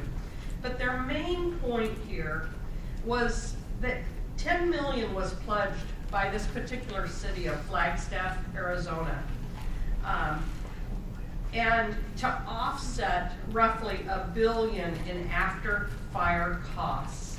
And they came back and really recognized that as a very good investment for essentially $10 million pledged by the city. They believe offset $1 billion in after-fire costs. And so I'd really encourage you to take a look at this study. The founder of AccuWeather, his name is Dr. Joel Meyer, and this is another person that I'll continue to follow. This was in 18 on California fires. He predicted that California, it'll be a $400 billion cost as a result of the 18 fires in California, making it the most expensive natural disaster in the history of the United States. This is 0.4 trillion, or equivalent to 2% of the nation's GDP. So if you look at the US GDP, we're roughly a $20 trillion economy, and that was the 18 cost of California fires. Nobody knows what that number looks like for 19, but we look at 17, 18, and 19 in California. We look at 17 and 18 in Oregon. We look at the cost of these fires in the West, and this is having measurable impact on US GDP. These numbers are now of the size and scale that they will be on the Federal Reserve's radar. I think the major point I want to leave in this short presentation, California today is experiencing the maximum cost. I think it can be greater, but right now they're seeing just maximum effort costs.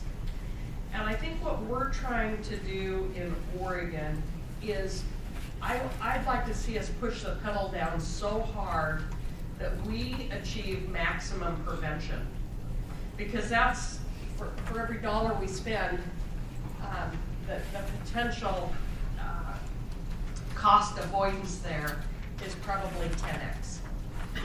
So Dr. Davies will continue to watch his work, the Minneapolis Fed, but he's saying 10 to 50 times that fire, whatever it costs to suppress that fire, 10 to 50 times will be the total cost of that fire. Headwaters, almost 50% of the total cost of these fires is going to be borne out at the local level. Flagstaff, 10 to 1, a $10 million prevention can offset up to $1 billion of damage. And I think it's, as I sit and I listen to plans and timing and bureaucracy and how long this takes, and the most important thing we can do, this is a farming season lost. We didn't do much mitigation work this season. Next farming season starts, early next spring. The seasonal reality of what we're doing is very real. We can be very collaborative, we can have wonderful plans, but in my world, you don't lose a farming season, ever.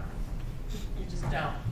And I think we need to be ready for next spring in a big, big way. If we maximize prevention, if we want the best benefit for every dollar invested here, we need to maximize that prevention dollar, and the sooner we get this work done, the better that investment is.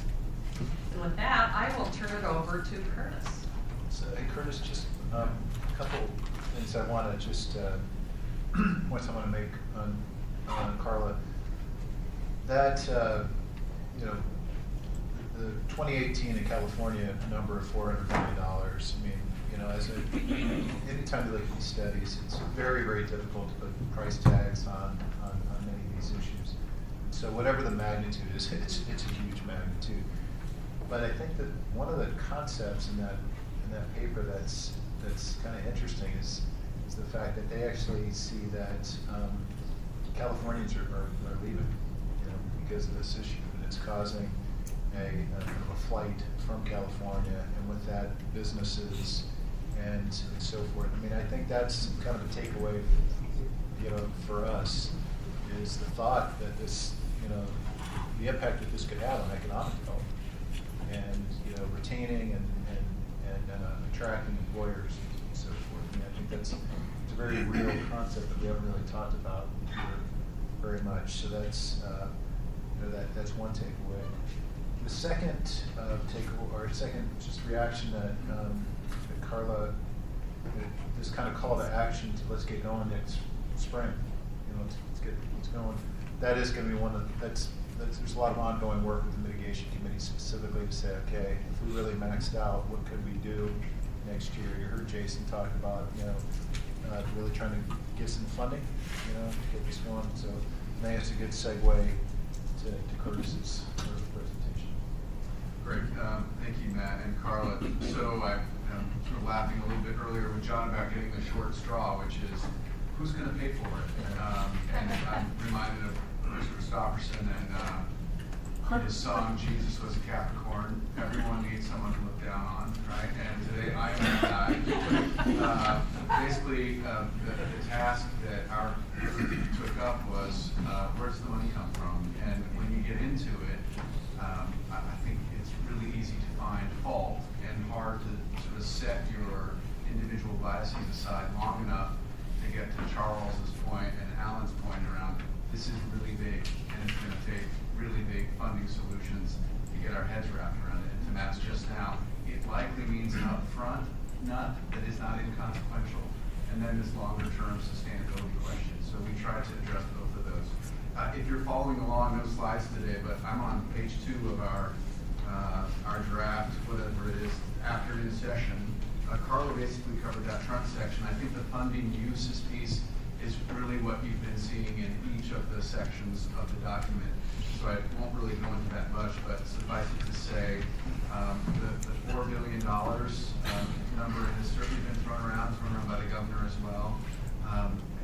When you add it up, I think the number's likely more than that. If you add suppression into that, you're into bigger numbers. The frame that I tried to put around it was $4 billion over 10 to 20 years. That gives you kind of the range of what we're talking about, which is probably between $200 and $400 million a year for Oregon.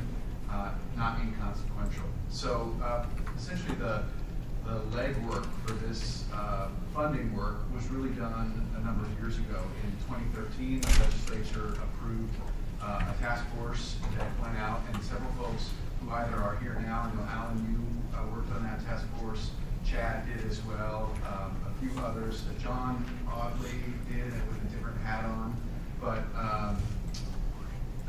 Senators Fairchiker and Roblin also led that effort. So a real substantive effort, and it occurred to me afterwards, Matt, when Andrew asked me if I had it with me, that I'll send that around. I think it's a useful document. Essentially, that work group, a pretty balanced group of people, tried to come up with funding sources. What would it look like to address forest health with a new set of sources? And you'll see the sort of the range of view that they took at the bottom of page 3 and into page 4.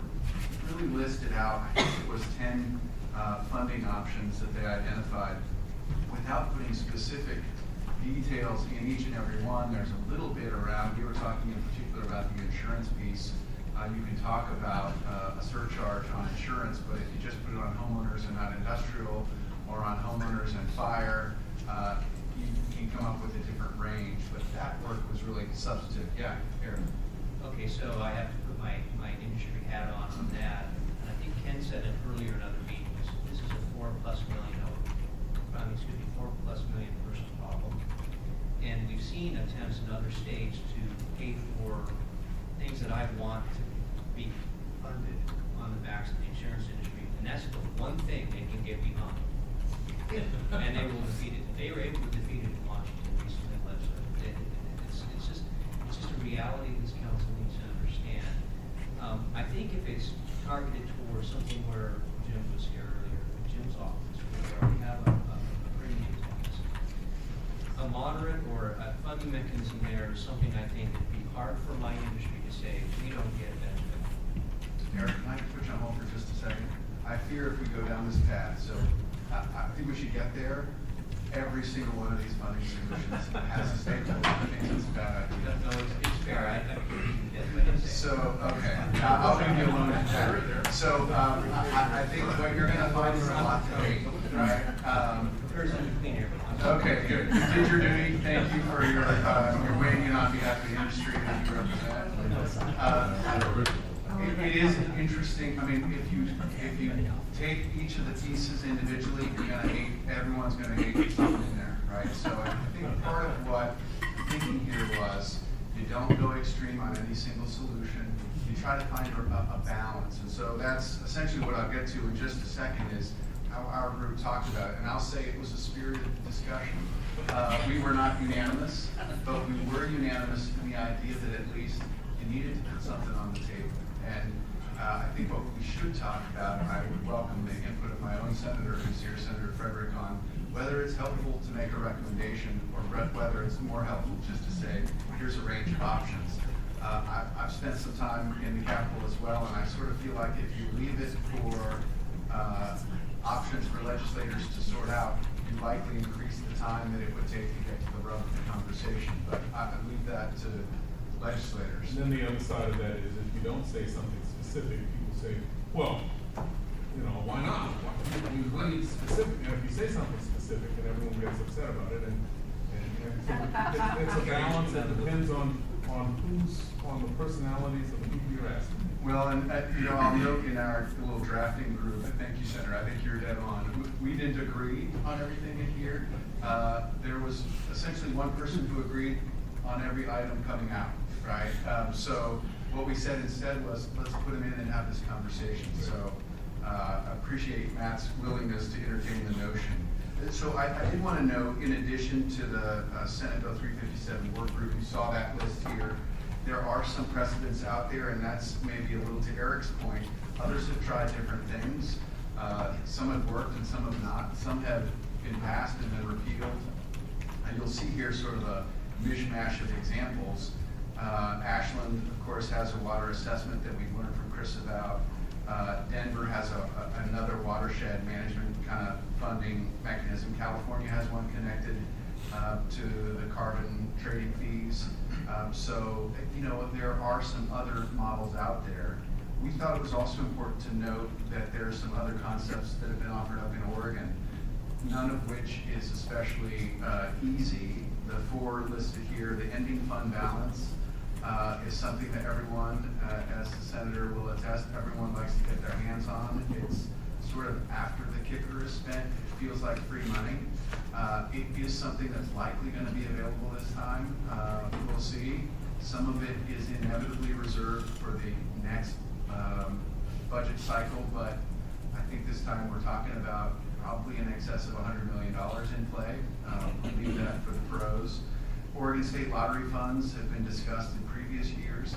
They are all committed, and so essentially what you get into is either adding new funds with, say, sports gambling and committing those alone to a new revenue source, but again, the source is already committed. Income tax kicker, which many of us in this room have sort of been up that hill before, it's extraordinarily unpopular to touch, and so the idea that you could take it would provide some initial funding, but again, politically very, very challenging. And then finally, a bill that is likely going to come up again in the short session, the House Bill 2020, which is the Cap and Invest bill. It has some existing structures in it. If it did pass, there's between $10 and $28 million that go to working lands. That number could be adjusted with an adjustment in the bill itself, so that number could go up. The level of the funds in that structure that go to working lands is something that's been discussed for the last two legislative sessions. Is sort of in play, and I'd say I know some people really don't like the bill, but if the funding source were available and it was committed to working lands, this seems like a pretty reasonable connection between purpose and source. So there you go. Finally, really important to note this federal partnership question, and I'm going to leave much of this to Nils, but we really wanted to address this shared burden that Carla talked to earlier, the percentage of our land that both is in federal ownership and where those fires tend to start in Oregon, an important issue. So when you bundle all that together, what do you get? Now I'm on 5 here, essentially. We were really looking at this question of how much is needed, what attributes would a funding package have, and that's one that I think is worth pulling out a little bit. We like the relationship to increased risk of forest fire connected to those who benefit from the mitigation. Also wanted some some connectivity to everyone's stake in this question.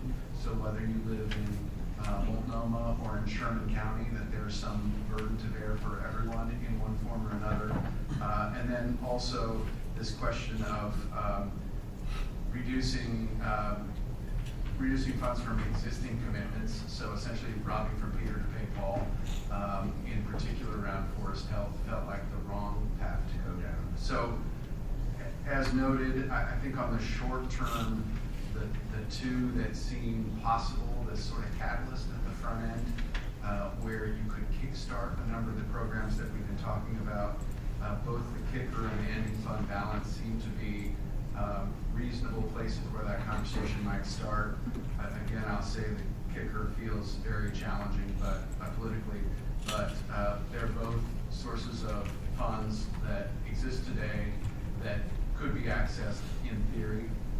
Again, challenging. And then finally, on the longer term play, what do you do around suppression and mitigation? Again, this is where we're into the, do you make a recommendation or do you list options? But this is, I'd say, roughly sketched a recommendation where you could connect suppression to some fire-related insurance assessment that, and my colleagues here to my right both have pointed out these numbers are sort of made up.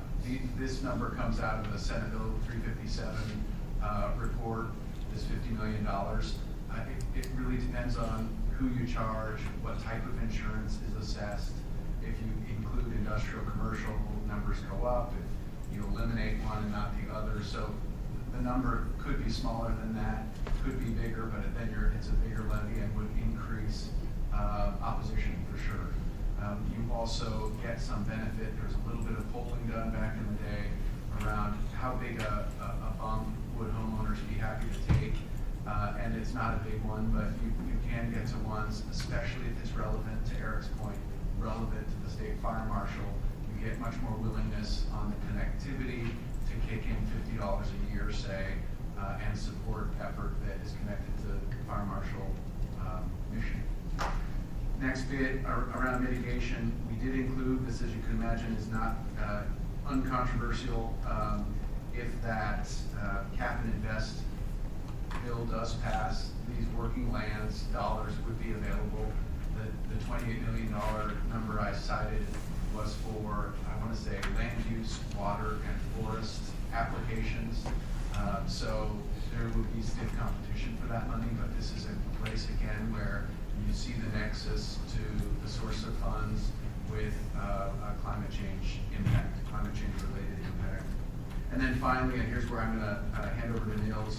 We talked both, I'll do the first one, Nils, and then leave the commercial piece to you.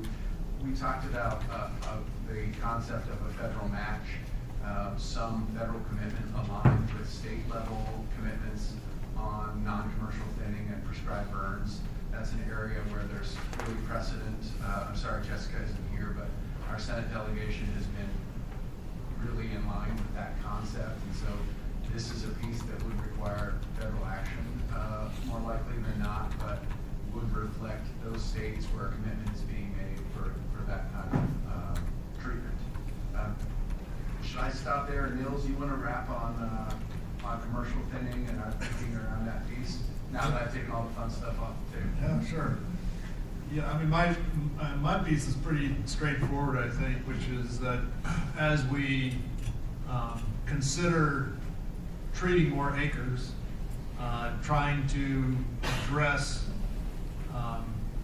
with much greater focus and collective effort the significant needs for treatment across the landscape. And when I say treatment, I mean all forms of treatment: mechanical, hand thinning, prescribed burning, managed wildfire. All of that helps address the fuel loads across the forest.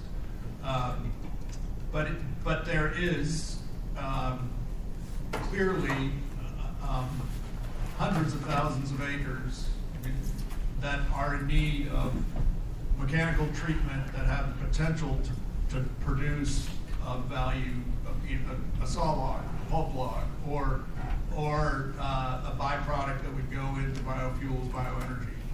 and we need to optimize that. And as we increase acres, there will be more volume of this, and we need to optimize the revenue that is generated by that. And we know within the QRA assessment, you know, we're looking at priorities, classifications 1 through 4. We've identified watersheds all across the state that fit into that category, and there's this general sense from the fire scientists, the fire ecologists, the forest managers, that we need to have an impact on at least 40% of the acres within each of those priority watersheds to truly reduce risk. And that's an average figure. In certain landscapes and certain vegetation types, it's going to take more than that. And in other places, it may take less. And it's also going to be impacted by the land constraints, how much wilderness, roadless areas, access issues, et cetera, that are there. But on average, you know, there's this sense that we need to be treating 40% of the landscape. That'll be a significant bump in the amount of restoration that has been occurring over the last, or not just restoration, forest management activity that has been occurring over the last 25 years across the state, but particularly on the federal land. That's going to create this opportunity to generate revenue that's going to reduce that gross cost figure that we've cast around as being $4 billion. And recognize that's a very rough estimate, but that estimate is a gross cost for which a concerted effort to optimize the revenue from these sales will reduce that gross cost to the state. And we need to take advantage of every opportunity we can to do that. And just for sort of, to make people understand sort of the potential there, and I am definitely not trying to advocate to a return to the past. I just want people to understand the values that the National Forest Service has generated in the past. In 1989, the forests of Washington and Oregon generated $4.8 billion back to the National Treasury in one single year in gross receipts from commercial activities off the national forests. Last year, I believe that number was about 400 million, so over a 90% decrease. And on the forests on the east side, in the Blue Mountains, that decrease is even greater. It's more about a 95% decrease in generation of commercial receipts back to the National Treasury. So much so that the national forests on the east side don't even cover their core budgets anymore, which they used to do. So there's a need to really, you know, Jason referenced the need to build social license for managed wildfire and even prescribed fire, which I agree with. But it's got to be a concerted effort to build social license to manage our forests and make best use of this renewable resource again, to help pay for the cost of that work and put people back to work in Oregon doing that. And there are significant opportunities in front of us.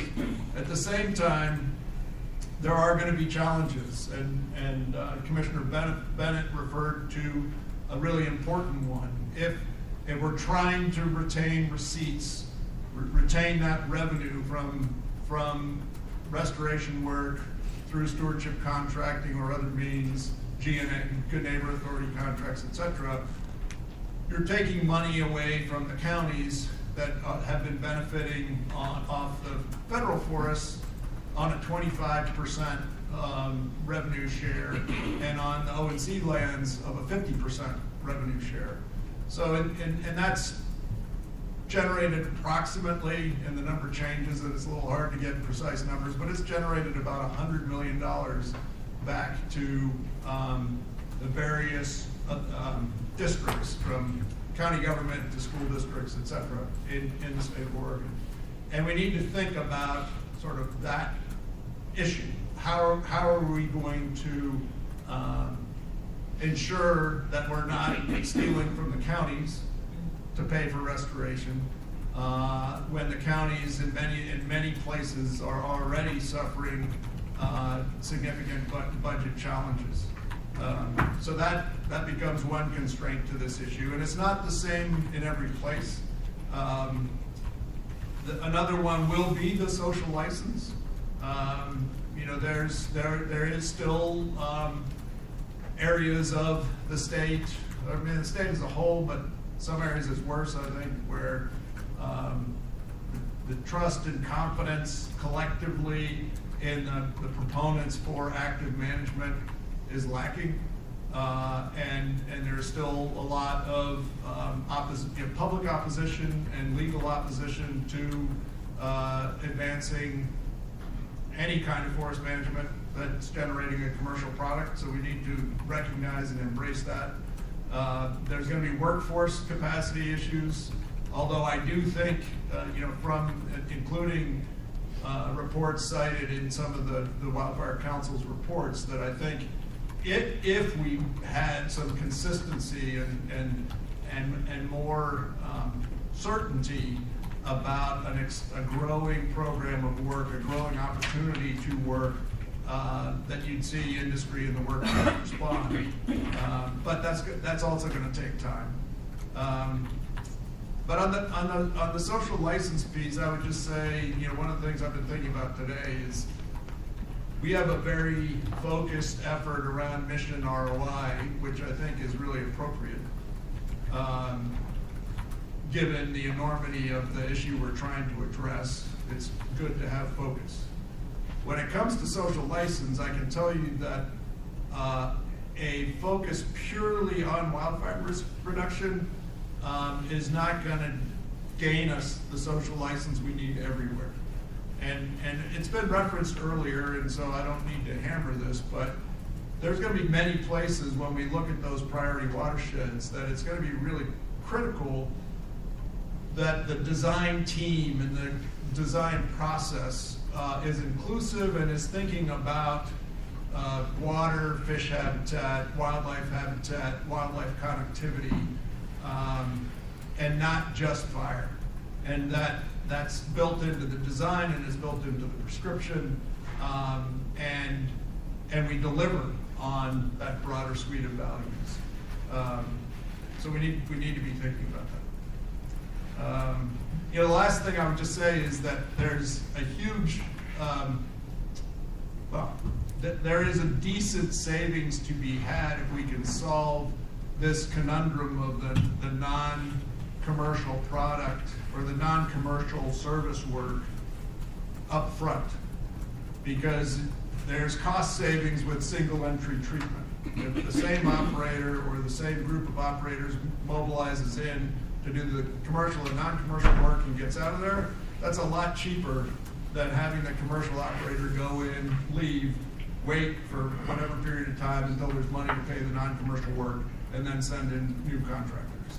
And I know that's not possible in every place, and not every contractor always wants to do the non-commercial work, but certainly on the Blue Mountains, we've seen significant cost savings through integrated resource stewardship contracts and integrated resource timber contracts with that single entry. So that's another piece of the project economics that I think are important.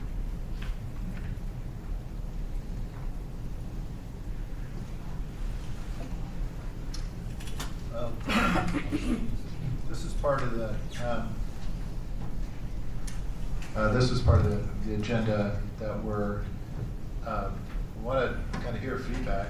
I think the logic of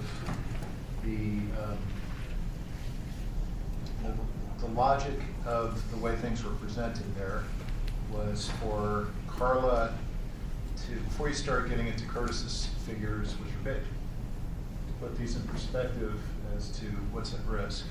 And so these are, you know, very consequential investment figures, but relative to what's at risk, you know, seemingly wise investments. And so Carla was trying to give some sort of that magnitude of what's at stake. Curtis then kind of bringing us back down to earth a little bit. And then Nils bringing us further still, which is, you know, one of the first ideas everybody gets is, I wonder why nobody's thought about cutting timber. And so the issue is, I mean, I think, you know, the takeaway from Mills's comments is that there actually is, you know, some middle ground here where there's significant revenue generation. You're talking about 90 to 95% reductions relative. I don't know if those, still don't know if those 1989 figures are $89 or 2019 dollars. I mean, they're listed by Headwaters Economics as inflation adjusted. Okay, so they are. Yeah. So, but anyway, look at it. Very, very substantial reductions. So there would seemingly be,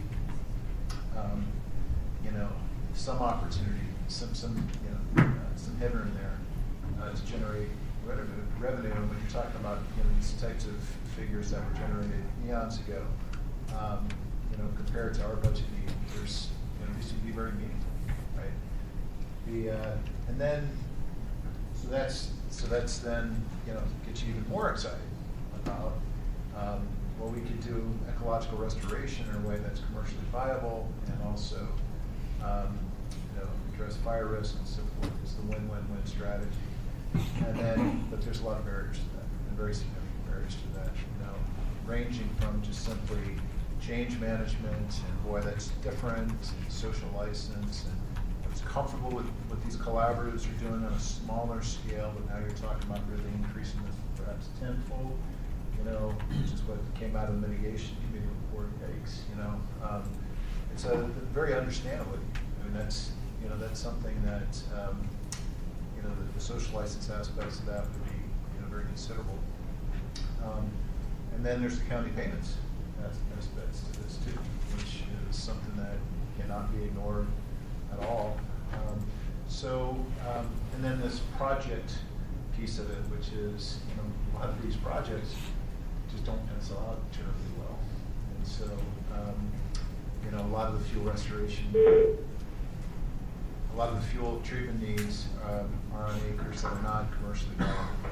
So, so you have to figure out a strategy to optimize the timber in a way that's ecologically sound, it garners social license, and also figure out where do you place your public funds versus using your timber generation funds. And I guess just in a macro sense, it seems like by the public funds where you don't have commercial viability. So on those acres that don't have commercial viability, that's where you would concentrate, which is frankly what you do in the private sector. So anyway, now we just kind of wanted to hear back. What are the general feedback? What sounds right? You know, what's you know, this is often portrayed as, well, you're not going to cut your way out of this, you're not going to harvest your way out of this, and on the other side, you're not going to tax your way out of this. It's kind of what's the general kind of reaction to what's been presented here? Got to start somewhere. Yeah. I think this conversation is right on. It feels like we're hitting a spot where it's a little uncomfortable from all sides, which in many circumstances in life, if nobody's happy, kind of everybody's happy. Yeah, I know, it kind of doesn't quite make sense. Just from speaking from personal experience in our Ashland watershed project, so we've been at it for 10 years. The numbers have penciled out in a way similar to how these discussions have gone. We've offset about 20% of our costs with timber revenue, 6 million out of about 30 million. There's a lot of non-commercial acres in there, but it's a really expensive landscape to work in, so I think the economics on this statewide are much more favorable than the Ashland example is. And we used a lot of helicopter logging, which you wouldn't use in a lot of landscapes. You can come close to breaking even doing what Mills described, a single entry commercial, non-commercial, combined treatment where you have that opportunity. We've shown that to be possible also. So I think you could inch that upwards to somewhere of offsetting maybe a third of the cost, treatment cost, where you have merchantable restoration byproducts, as we tend to call it. But also advisable in this scheme is not to shortchange the community engagement aspect. And in Ashland, we've invested heavily in that, and our project cost is about 10% community engagement and ecological monitoring, which is to say, tell everybody what we're gonna do, describe what they're gonna see, and then come back and get the data and say, yes, we did what we said we were gonna do, or we didn't, and here's how we adjusted. But that's always part of the project cost, and I think that's a very wise investment up front in order to get to the sensitive populations or sensitive landscapes that need work, and people need to understand why they need work. But it does play out, and I would fully consider Ashland one of those sensitive landscapes and a sensitive population. Really the ground zero of timber wars back in the 80s and 90s and environmental activism, and we've managed to somehow drive 1,500 log trucks through the middle of downtown. So it is possible, and I think there's a bright future for Oregon to do something similar. Yeah, I would also reflect that the county issue is a significant, sticky issue with stewardship. None of our dollars went to Jackson County, and they're not happy about that. But at the same time, counties can't want all these things that fire mitigation has to benefit them and all the complaints that come along with smoke and fire impacts, and then turn around and put their hands out and ask for anywhere from a quarter to a half of the cost of doing these treatments to put back into county coffers. So I know it's a difficult conversation, but I think there's a lot of potential in it. So I applaud your group for doing the good work and hard work on it. And although the numbers are kind of big and shocking, I think having lived through it at the local scale, it's not too much to get through. So, interested in hearing from everybody, but Chris, just given your specific experience, something I know Nels is working on too in the mitigation committee is, how do you, retain the public trust?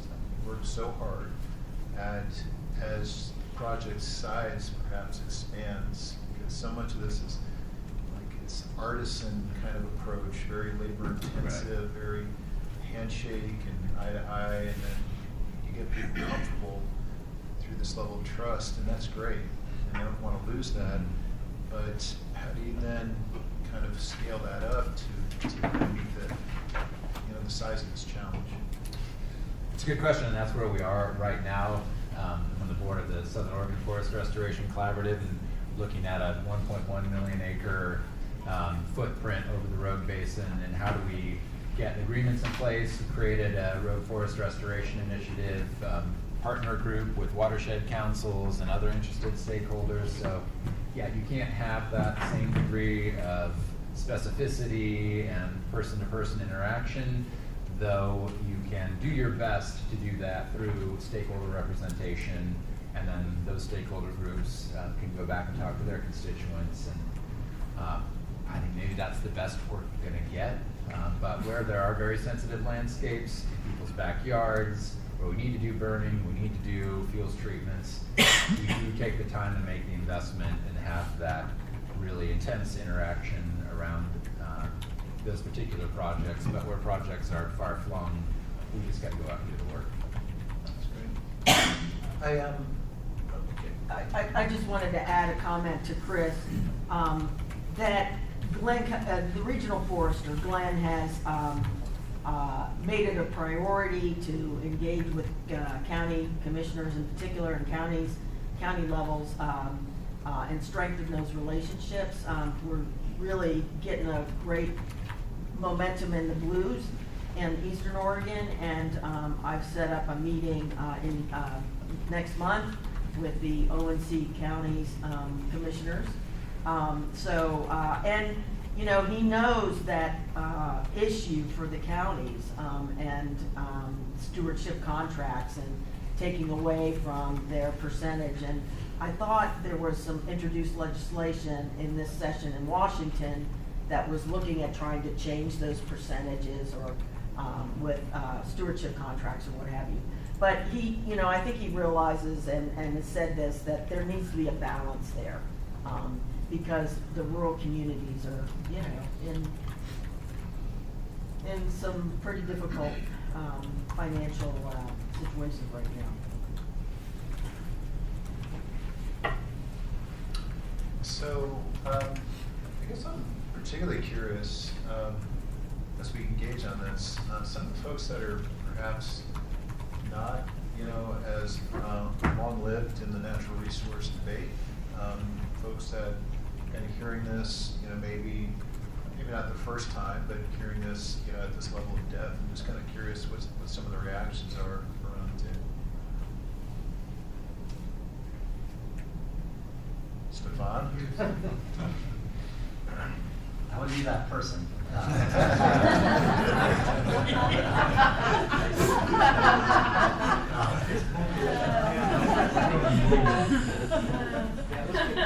I'm encouraged on the one hand by all the collaborative sentiments that I even heard in California from the Forest Service was there, and the Special Region Director, Region 5, spoke about the way they've changed, and it's supported by the Secretary at the top to extend that outside California. And so I do see progress in our industry that leads to master agreements that allow us to actually get in, remove hazard trees, address road access, and things that are helpful to the broader picture.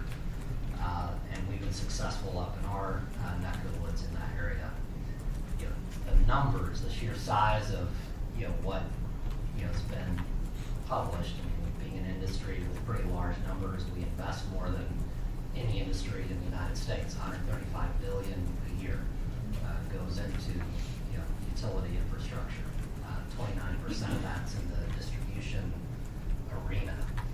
And as we talk about wildfire, they're not small dollars just to deal with the utility wildfire mitigation aspects of improved situation awareness, improved hardening, covered conductor in certain areas, and steel poles, and more monitoring and more vegetation management in particular. So the issue of timber and the exposure to trees falling on lines, that is the central issue in most cases for utility ignition. So anything we can do to partner with federal agencies or private landowners and deal with the timber problem,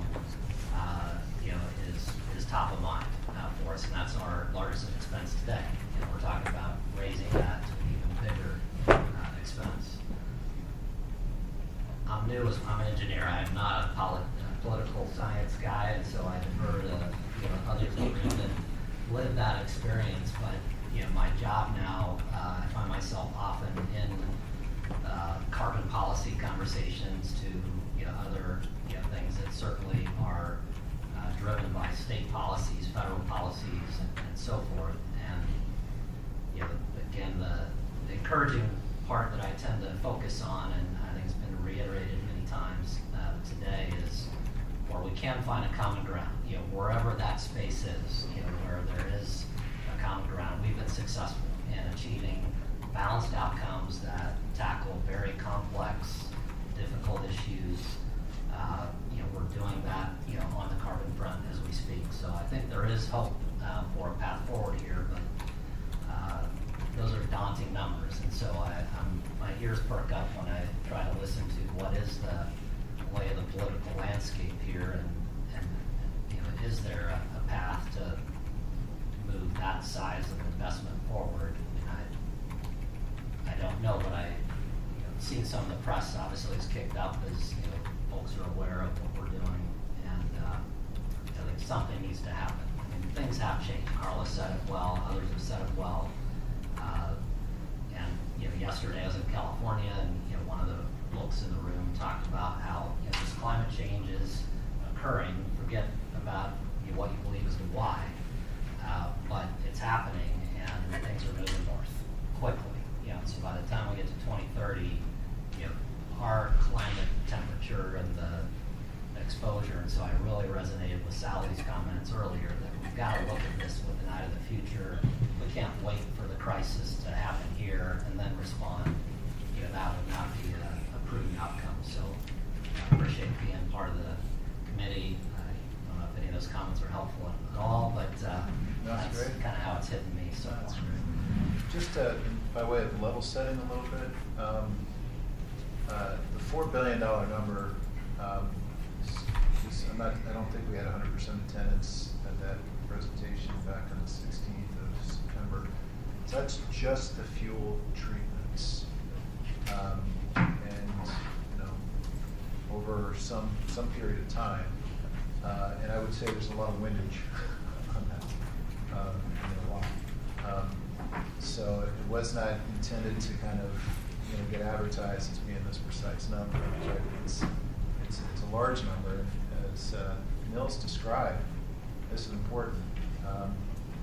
That's just 40% of the top 4 risk classes.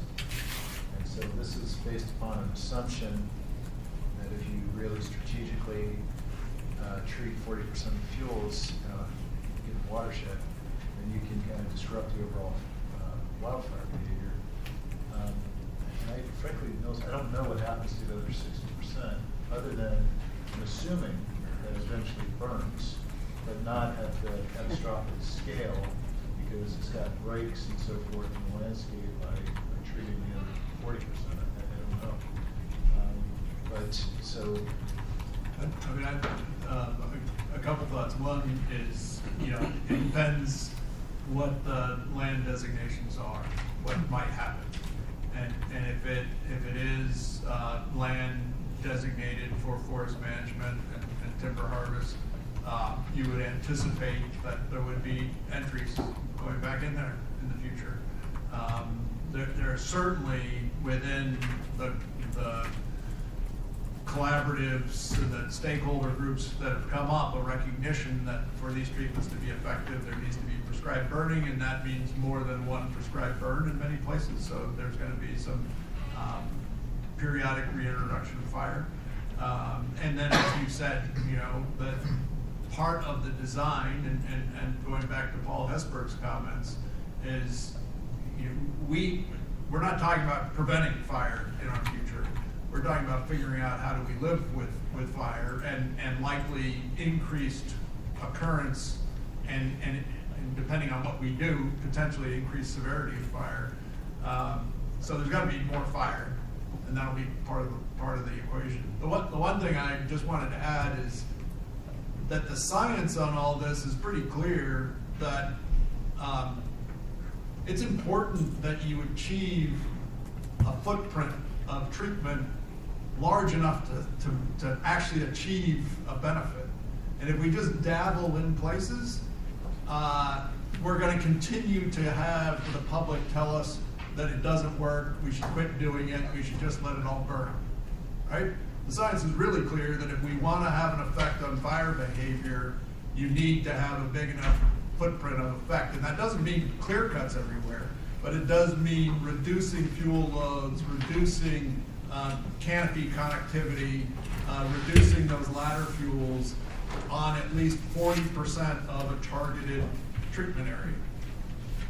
And doing it quickly, like, and not doing it in little pieces.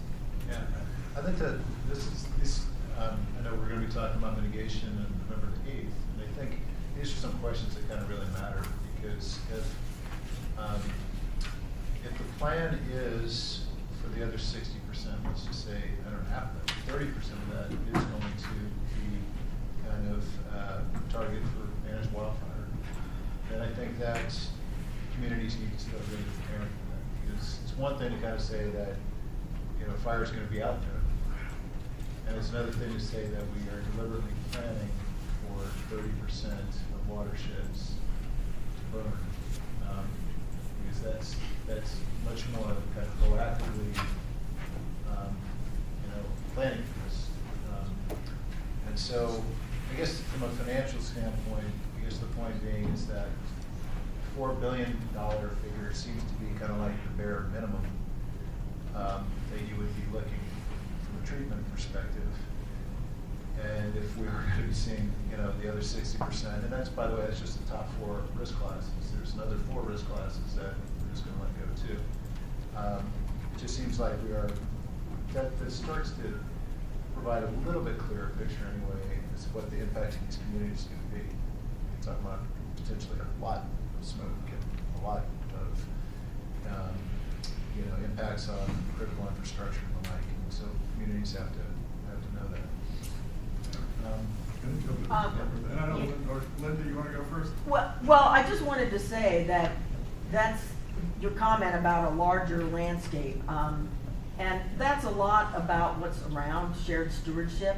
You know, what are the state and federal priorities, and identifying those areas. And then, you know, there's gonna be some jockeying, there's gonna be some winners and losers, but instead of all these little restoration projects all over the state and little, you know, look at taking resources and targeting them to hit those bigger landscapes, to have the impacts that we need to have. And the one thing I would say just about one of your last comments is, remember again that our lens has been purposely focused on wildfire risk assessment and risk mitigation. And that some of these other acres in category 5 through 10 are gonna have other forest restoration or economic reasons why they might be entered. And so I don't think it's fair to presume that we wouldn't do anything in any of the other areas. Right. That's fair. Go ahead. Could I add a more concrete suggestion? Spend a page in here and talk about the employment outputs of the investment, because we're going to invest all this money, tens of millions, maybe hundreds of millions of dollars. We're talking about the benefit of the fuels treatments and the avoided cost of wildfire, but that money also employs a lot of Oregonians. And you can talk about direct FTE results, but you can also talk about jobs that are created as a result of sending logs to the mill, induced labor. We've gone through all those calculations, and the numbers get big fast and they're impressive. And that money goes back into the Oregon economy. It doesn't just disappear into a black hole. And so spending a few minutes to talk about that in here is really worthwhile, I think, from a policymaker standpoint. And you probably know this, Matt, but at least there's a starting point for all that math in that background paper that supported the Federal Forest Restoration Program. So, so I think Nils and I are going to have a conversation right here before your very eyes. I would now I'll be kind of the bad cop here, but I guess the other thing I would point out is that QRA did not really look at climate change, right? That's just kind of current fuel loads based upon 10,000 fire season simulations. And as you look at the climate change forecast, what the impacts are going to be on droughts, insects, disease, and so forth, I think the footprint of the risk assessment is going to likely grow, and likely grow very significantly. And I think likely grow into areas that have got very, very high populations in Oregon. I did take note in the mitigation committee report that a lot of these high drought forecasted areas are bracketing up in the Willamette Valley. New York said, I can't remember who said it, that there's these feelings that things are moving north from California. You also hear fires moving west, as evidence with Eagle Creek. So the point being is that I think the $4 billion number, it's got a lot of windage.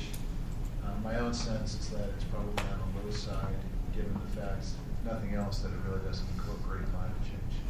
So I think that would be, so that's just fuels treatment.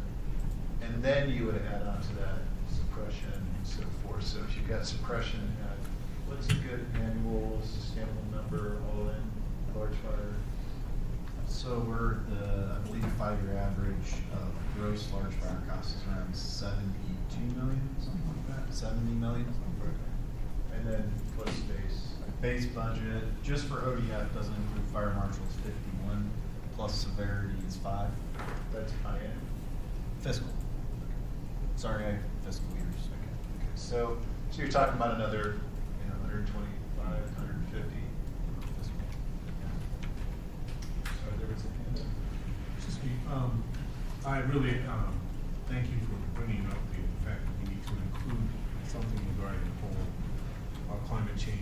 aspect in any report. I struggle, quite frankly, with finding the numbers in terms of employment make a big deal to me, and especially in rural communities. I've seen it. I'm not sure that it has that my constituents have the same concern. Let's put it very simply. As much as we'd like for folks to have it, they do not. And most of my constituents no longer have relatives in the rest of the state. So for them to even know where certain places are in the state, the Eagle Creek fire, people will be upset about that, but they're going to say that was started by firecrackers and not necessarily that was dealing with logging. The issue that I think we need to find, that I would like to be able to suggest, is finding a way to bridge the trust issue within my district and across the state. And it's a two-way situation. We still have a secret. When I talk with folks about this particular group, the concern is they return to the 1980s and clear cuts. That's where they go. When I talk with my friends who live in the forest and are working in the woods, they return to the 1980s and the spotted owl. So so neither group has managed to bridge that trust divide. And so in whatever way we can speak to that, it would help a great deal. I don't know what to say, what that thing is. I try to do it by way of just saying, look, we need to get out and talk with folks, and I need to, I came back the year after the Douglas fire, the Douglas complex. I was, amazed by it, and I got a chance to tour it. And I think every year I've managed to get out into the forest when there's a fire just to see what's going on. But I'm not, and a few of my colleagues have done that too, Michael Dembro and a few other folks, but not a lot, and certainly not my constituents.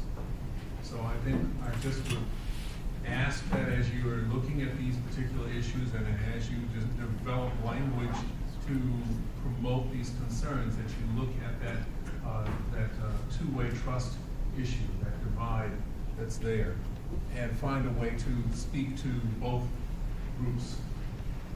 I do. Thank you very much for that, and thank you for coming out to the Northeast Oregon more than one occasion. We appreciate it when you do come. In all that we've been working through collaborative processes for over 20 years out on the Wallowa-Whitman National Forest, and there is nothing that substitutes for being in the woods together, right? Because it helps get past the words and the preconceptions that everybody has. If there was an opportunity to bring more of your constituents or more of your colleagues out, we could show you everything on the 3 Blue Mountain forests, and I feel very confident that your constituents and your colleagues would leave with a different understanding of what's happening with forest management today, that we're not doing what we were doing in the 80s, and that there's really strong commitment by the Forest Service and the partners to think about ecosystem management, forest ecology, climate change, all these things in a really intentional way. Well, I've got to tell you, first of all, the Northeast Forest and the Willamette Valley and the Cascade are two. The approach to those is very different, because folks are seeing things along the hillside as they're going up and down I-5. That's a different thing altogether.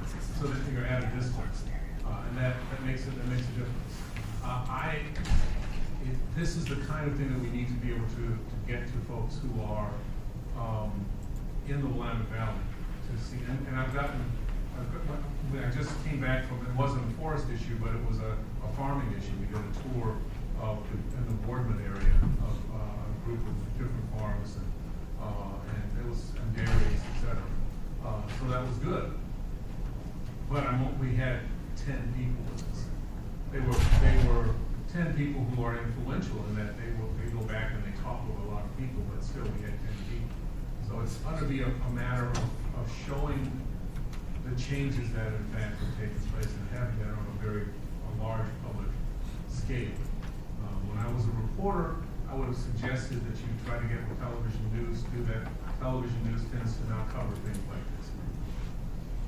They need to, but they don't. You know, I think your point is so well made, and being, you know, an organic and sustainable farmer.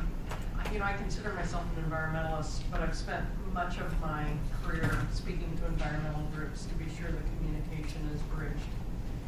And to me, the 40-year conversation we've had in forestry has been a forestry, industry, environmental, you know, face-off. And I think that this group really needs to change up that conversation, because no matter how much we dislike harvesting or thinning, the U.S. Forest Service scientists said the number one thing we have to do is harvest and thin and remove fuel from these forests.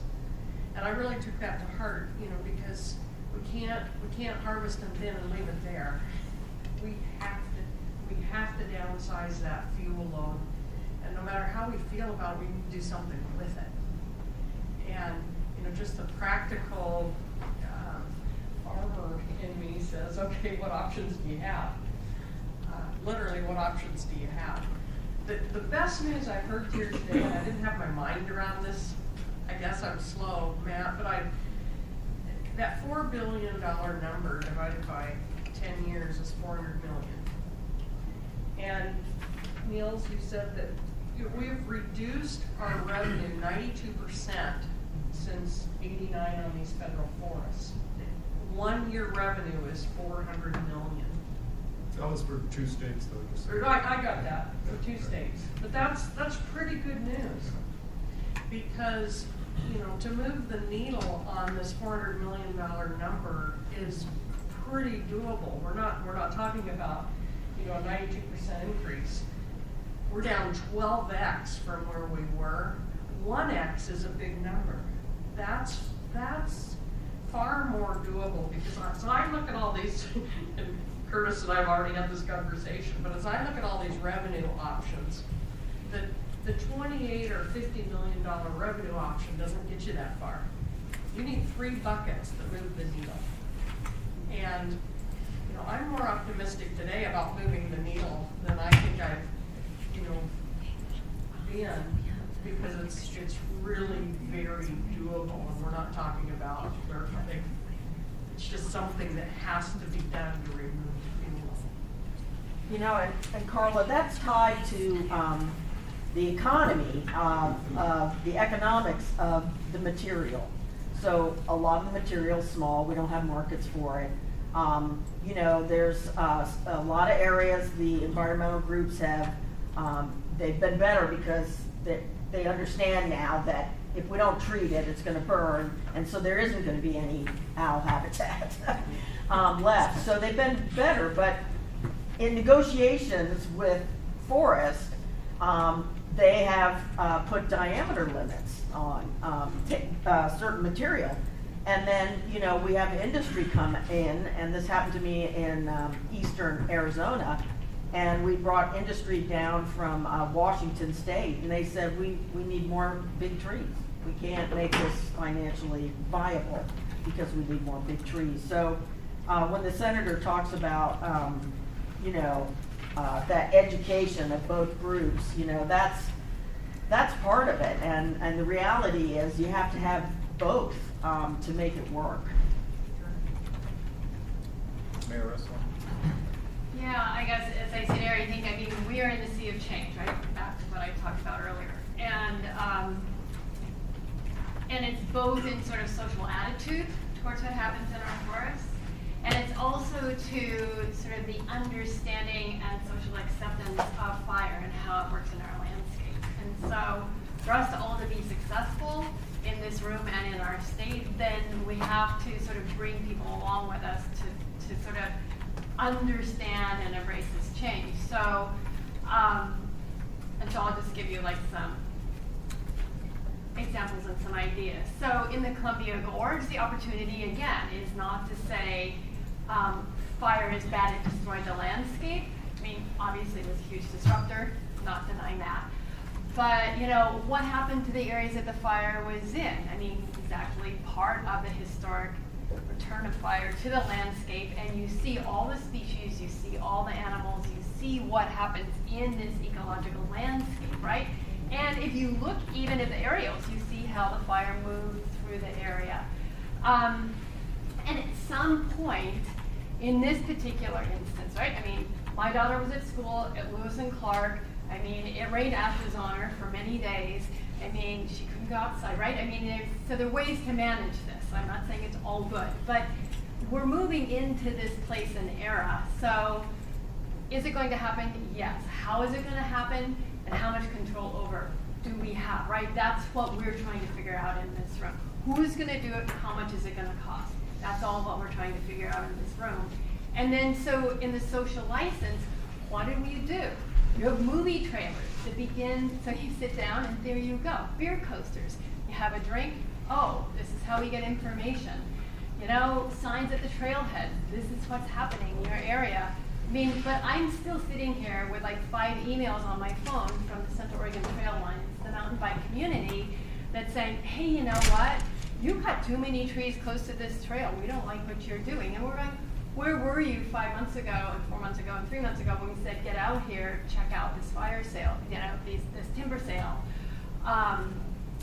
So it's going to be an ongoing body of work that we move through, because ultimately we do need to be able to harvest enough to make it economically viable. And we do need to continue to keep viable habitat for our wildlife.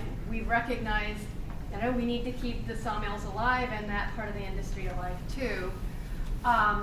But I really believe that, one, we've got to embrace the change and bring the community along with us with the changes coming forward to us.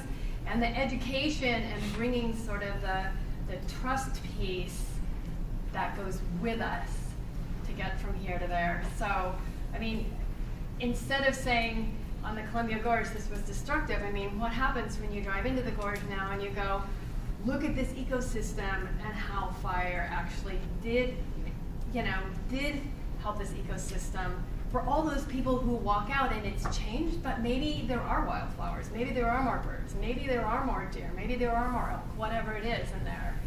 Maybe there are raptors, and how do we educate people of the good that comes along with, you know, something, I mean, obviously kids throwing a firecracker down in the, you know, and close shutting down I-84 isn't really where we want to go. But, you know, let's try to begin to bring people along and understanding that if we manage it correctly, that we can get to good outcomes. And that will bring us, I think, the social license that helps us in the legislature and the Senate in the state of Oregon, and to work with our national partners. So there's my little. No, so in the report, or in the, we tried to make that clear. And we did. This was specifically referencing a lot of the recommendations in the cohesive strategy and so forth. So this conversation wasn't intended to undo all that. No, get it. It was more Totally saying, given everything that you've described, we still came up with a $4 billion need to just treat the fuels that we don't want. And there weren't any of those in the Columbia reports that I think about. Yeah, me neither. So, and my point is that I think, if anything, that's erring on the low side, because I think there's going to be more land, with climate change is going to be more susceptible to fires that we're not going to want. And so somehow we got to figure out how to pay for this. And so the distinctions between Willamette and fire prone areas, you know, just have a good fortune, I would say. The areas that are most fire prone are going to be areas that, you know, are going to benefit from flooding, and so should be more easily licensable license standpoint. That's not entirely the case. I mean, once you get into these conifers forests and things, the more complexity of the ecosystem, the more complex the social license issues. But fortunately, we're not talking about, boy, how are we going to, manage these forests, over the Cascade and the coast and so forth, where things are not going here. So we're talking about eastern, central, southwest is where this world's going to come together, which is why it's toughest. So I mean, the question is, I think from the council standpoint, continuing to tell the story that communities have to adjust. This is part of reality. I think, frankly, it would be somewhat cynical for us not to do that. I mean, part of our job here is that we have to prepare folks that there's going to be more fire and more smoke, and don't pretend otherwise. But given that, how does the council kind of describe the potential role of timber in funding fuel treatments that are identified as non-desirable fires? Do we stay silent on this, or do we describe, a potential role? Because these are big financial numbers. Were we gonna do a communication plan? Or some recommendations around communications around this? I mean, public engagement. we talked about it. Public engagement's important, to be sure, but the question is, what's the policy? I think, Matt, I think many people have said it before, and Curtis certainly teed it up, which is, I think it's important that specific question is wrapped in, like you did today with Carla's introduction, and sort of thinking about, okay, we've got this significant cost, we've got this much bigger potential risk in front of us, financial and other and social risk in front of us if we do nothing.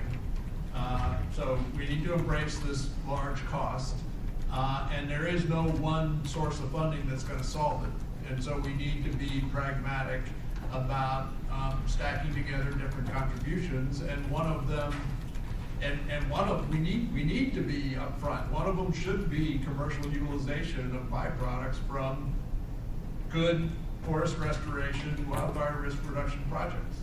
And we need to, and I think Chris's comments about building in 10% up front for some community engagement and ecological monitoring to sort of get them involved up front, make sure they understand it, and then let them see that we actually delivered on what we said we were going to see, and we didn't pull a fast one and cut all the big old trees.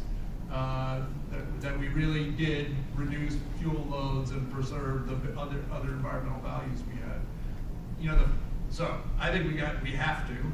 The second thing I would just say too, I'm thinking about what you said, which I totally appreciate. It gets frustrating that nobody really cares about rural, I can tell you, but I know it's real. But I do think that you think about the political divides that exist that are significant, and the rural-urban divides that are playing into that. And there's this huge win-win opportunity to put people back to work doing something that's for the good of the state, that would generate a totally different posture between rural and urban if we did it. So. Eric? Again, I'm not a forest practices guy, so I'm over my skis a little bit, but what the senator said really resonates to me. So the population base we're selling to, and I have a sales and marketing background, is in 3 counties in the state. That's for this, we have to sell those counties to do the good work out there. But from a pure tax burden standpoint, they're going to have to pick up the bill if we don't mitigate it with the timber side. I mean, it's sheer numbers to me. I mean, if you apply, we do it at environment.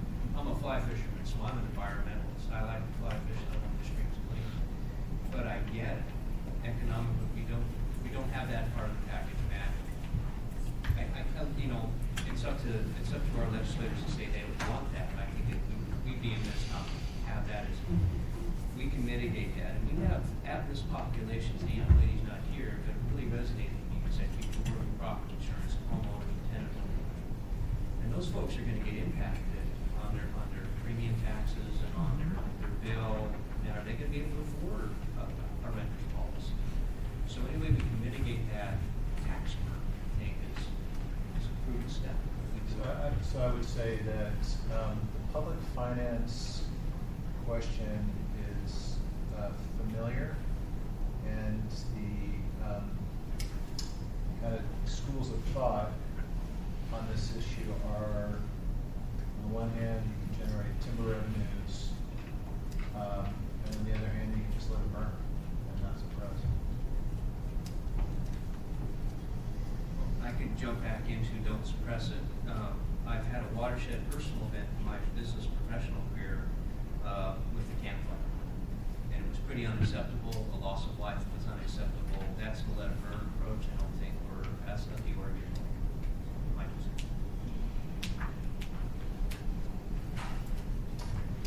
Mark, you've been dying. Yeah, well, so I'm looking at, I'm listening to an audio tape right now on leadership, and it talks about Lincoln. And Lincoln pretty much said that leadership is a social license to step forward, and you need the public support to be able to do that. So I think we have that now. We didn't get it this year because we had a really quiet fire season, so it's not on the urban and rural radar right now. But the last few years it has been.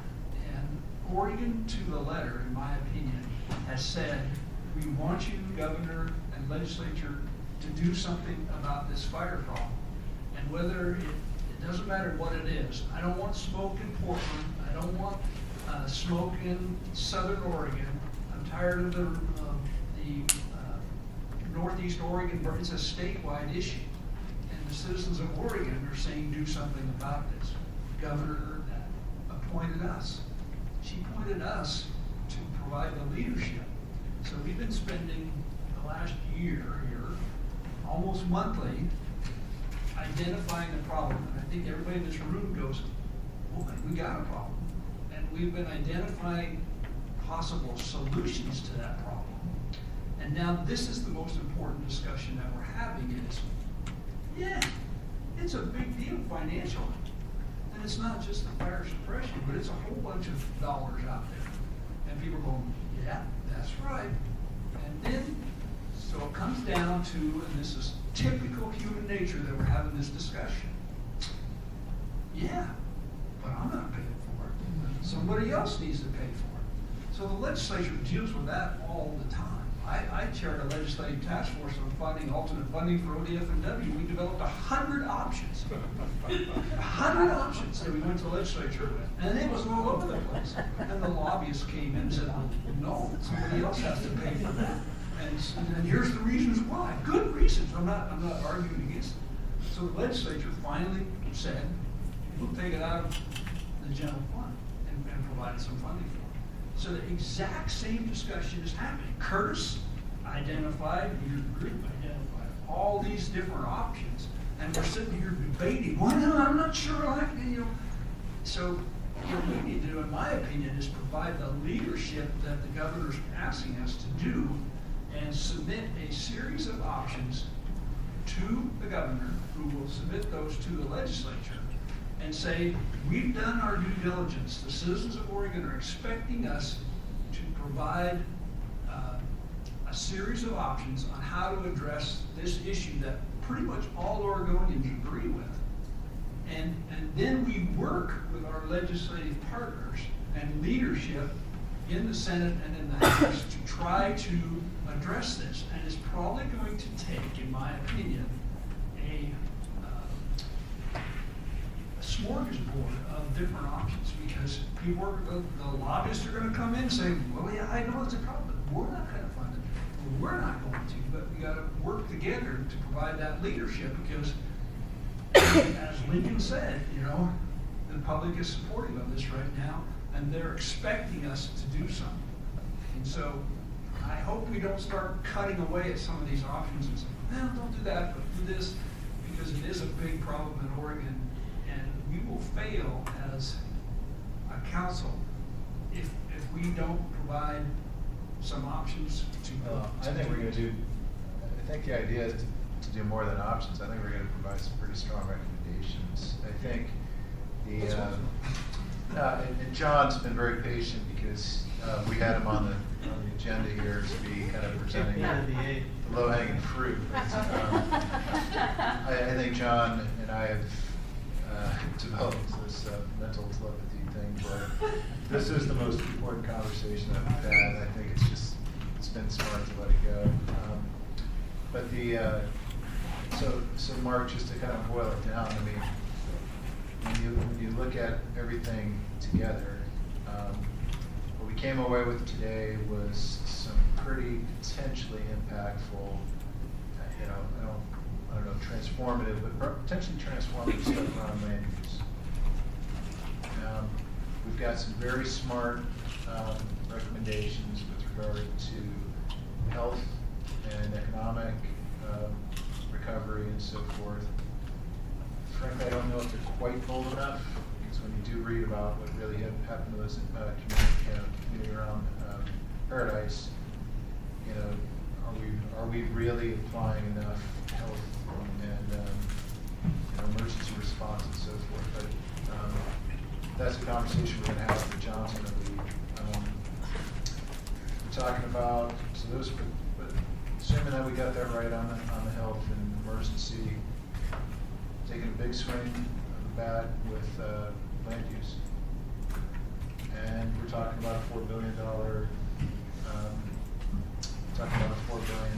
fuel treatment program. And I think it's kind of like the strategy of you treat the symptoms as you're trying to find, a cure. And in this case, the symptoms we've got. The problem here is that we've got tens. We got a lot of land that is out of what Paul Hesberg said is just we've got a lot of land that's not where it needs to be. And in the WUI we've got problems inside the built environment that aren't where they need to be. So we're going to try to address those, and we're going to try to address the fuel treatments. And meanwhile, we're going to invest in suppression and health and so forth, which are more kind of symptoms. And then hopefully over time we can kind of play catch up, and we won't have to deal with the symptoms as much. And I think that's, so now what we're down to, I think under any scenario, we're talking about pretty significant, pretty bold. Now what we're down to is how do you pay for all this? And are we going to be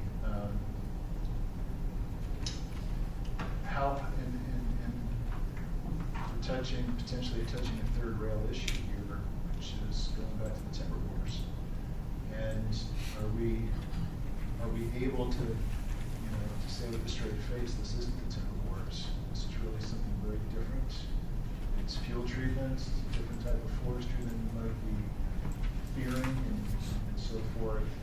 It's got good ecological value and fire value, and it can create jobs. And to Eric's point, and it'll save the taxpayer. That seems to me like a pretty coherent package. Now the problem, and this is why I specifically asked Mills to address these barriers, because we, even if you got behind timber, even if all of Oregon got behind timber, there's still so many barriers to making this actually work, and we can't overpromise on that, right? So you got the county payment issues, which divert some of the economics that you're beyond it. So you might have to cut. You'd have to. That would require an increase of harvest because you'd have to be paying for that in addition to the restoration. And then there's all sorts of NEPA approval processes. And there's just a lot of barriers. So, but it seems to me like maybe and I want to hear the reaction on this. And specifically, Sally, I want to hear your reaction on this. But it sounds to me like some sort of messaging that really does recognize first of all, it starts with the fact that that fire should not be viewed as as the enemy in all conditions. There's a distinction between desirable fire and undesirable fire. When you just look at the undesirable fire, it creates a massive fuel treatment need that needs to get paid for, and that there will be a patchwork of funding sources, but that timber is potentially a win-win funding source, in that it can create ecological value and positive economics and create jobs in these rural communities. And that one of the recommendations coming out of the Wildfire Council is that the state should have a strong, concerted, aligned effort to realize that vision. Nice job. And I think your point's very well taken, that if you don't on the front end really establish that fire is not the enemy, it erodes the credibility of every other community side. Yeah, and just, the piece that we have is, my generation, my children's generation, has always been that fire's bad, fires.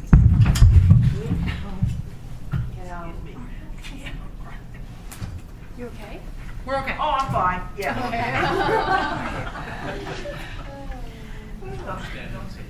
Yeah. Just a little bruised ego. We're and fine. Embarrassed there. Big step. Oh, missed that one totally.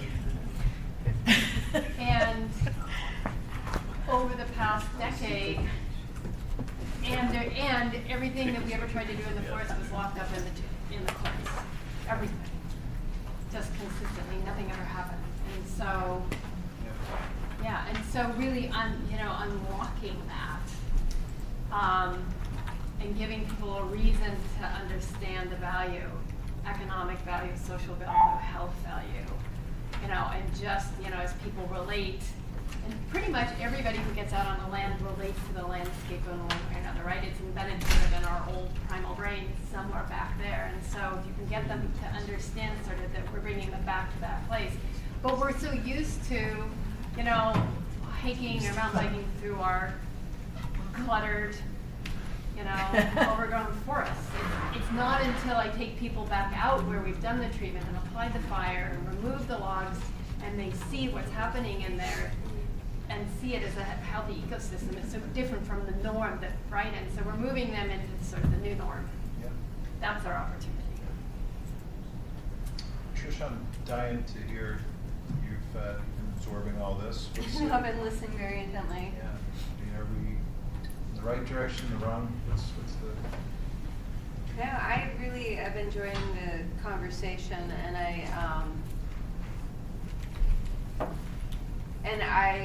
I'm really interested in the logging piece. I think you're right. I think that's a really important direction and conversation we need to have for the forest health. And I'm really interested in your program and where in Ashland. I think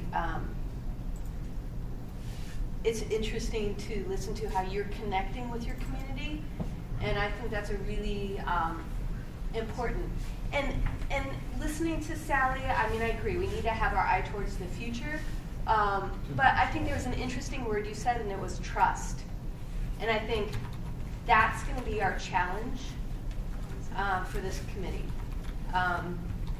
Because I think government we lack that trust. The community lacks trust in us and our decisions. And so I think that what the senator said about the 80s and the logging really struck me, is that we have to find that divide and that bridge. And that is going to be the most difficult thing we're going to do. But I think we're on the right course of action, and I've really enjoyed the conversation, and I've loved watching us get to this point, to this conversation today. So I'm feeling a lot of trust in where we're going.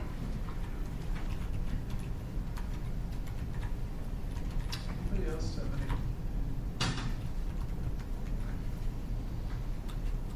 So I think this will be, I don't know, Duncan Campbell back there. I know you've given this a lot of thought as well. mean to put you on the spot, but if you have anything that you'd like to add, I know you're very active over in the Sisters area. Well, I've thought quite a bit about it for quite a long time. I would share this one thought. My favorite word, which I would never have used in my teens or 20s now, is balance. And I've heard it at least 13 times this afternoon. And all the things we got to do, we got to bring these different elements together at the same time we acknowledge the differences, you know. And we need to come up with the best alternative when we do our final work. And once again, most Americans, we live in a democracy, most Americans want healthy forests. I mean, people haven't given millions of dollars to create the Nature Conservancy and conserve land to let it burn. But we need to balance the use of fire, we need to balance what all of our people and citizens want. And so that would be my offer, counsel, and advice. Yeah, Travis.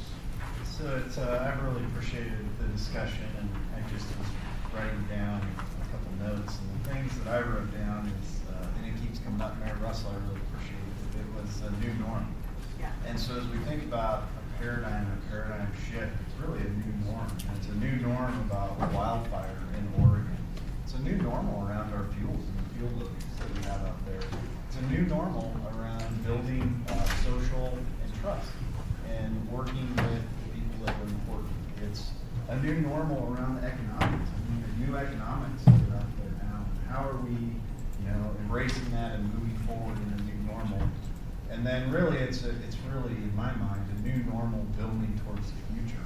And I like to draw. I'm horrible at it, but I drew a little teeter-totter. And it really is the new normal getting to that balance. Yeah. And just synthesizing, listening to this conversation as we reach out to Oregon, as we work with legislators, it's how is the council addressing these new normals across this whole suite of different things? Just a perspective on today. That's fantastic. Andrew, well, you're typing for a moment. I'm just thinking of anybody that hasn't chimed in on this. I invite Jessica, John, Andrew, any? Well, I missed the good part. For the hour, I missed the conversations that I'll have to. I thought yours wasn't the good part. No. So, no, we were just basically, it's a very familiar, or very consistent, I should say, some of the conversations we've had in the Senator's office about, starting with this place that, fire, there should be an increased acceptance of fire and recognition that it's inevitable and that it's got a lot of very positive effects. And so kind of demonizing fire writ large is not kind of anymore.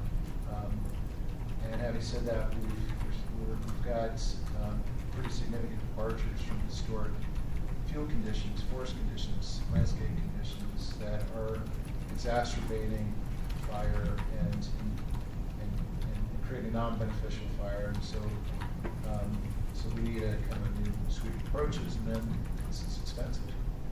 And it's expensive at a time when public finances at the national and state level are highly stressed. And so timber is kind of all the funding strategies we talked about. Timber is potentially one that's got alignment with ecological value, social value, economic value, create jobs, and be beneficial to all of our objectives. But it's got to be done in the right manner and under the right conditions. And kind of the safety check on that is that if it's not done that way, we're going to lose our social license, and the whole thing falls apart. So, John, you have anything? What do you think a lot about this stuff?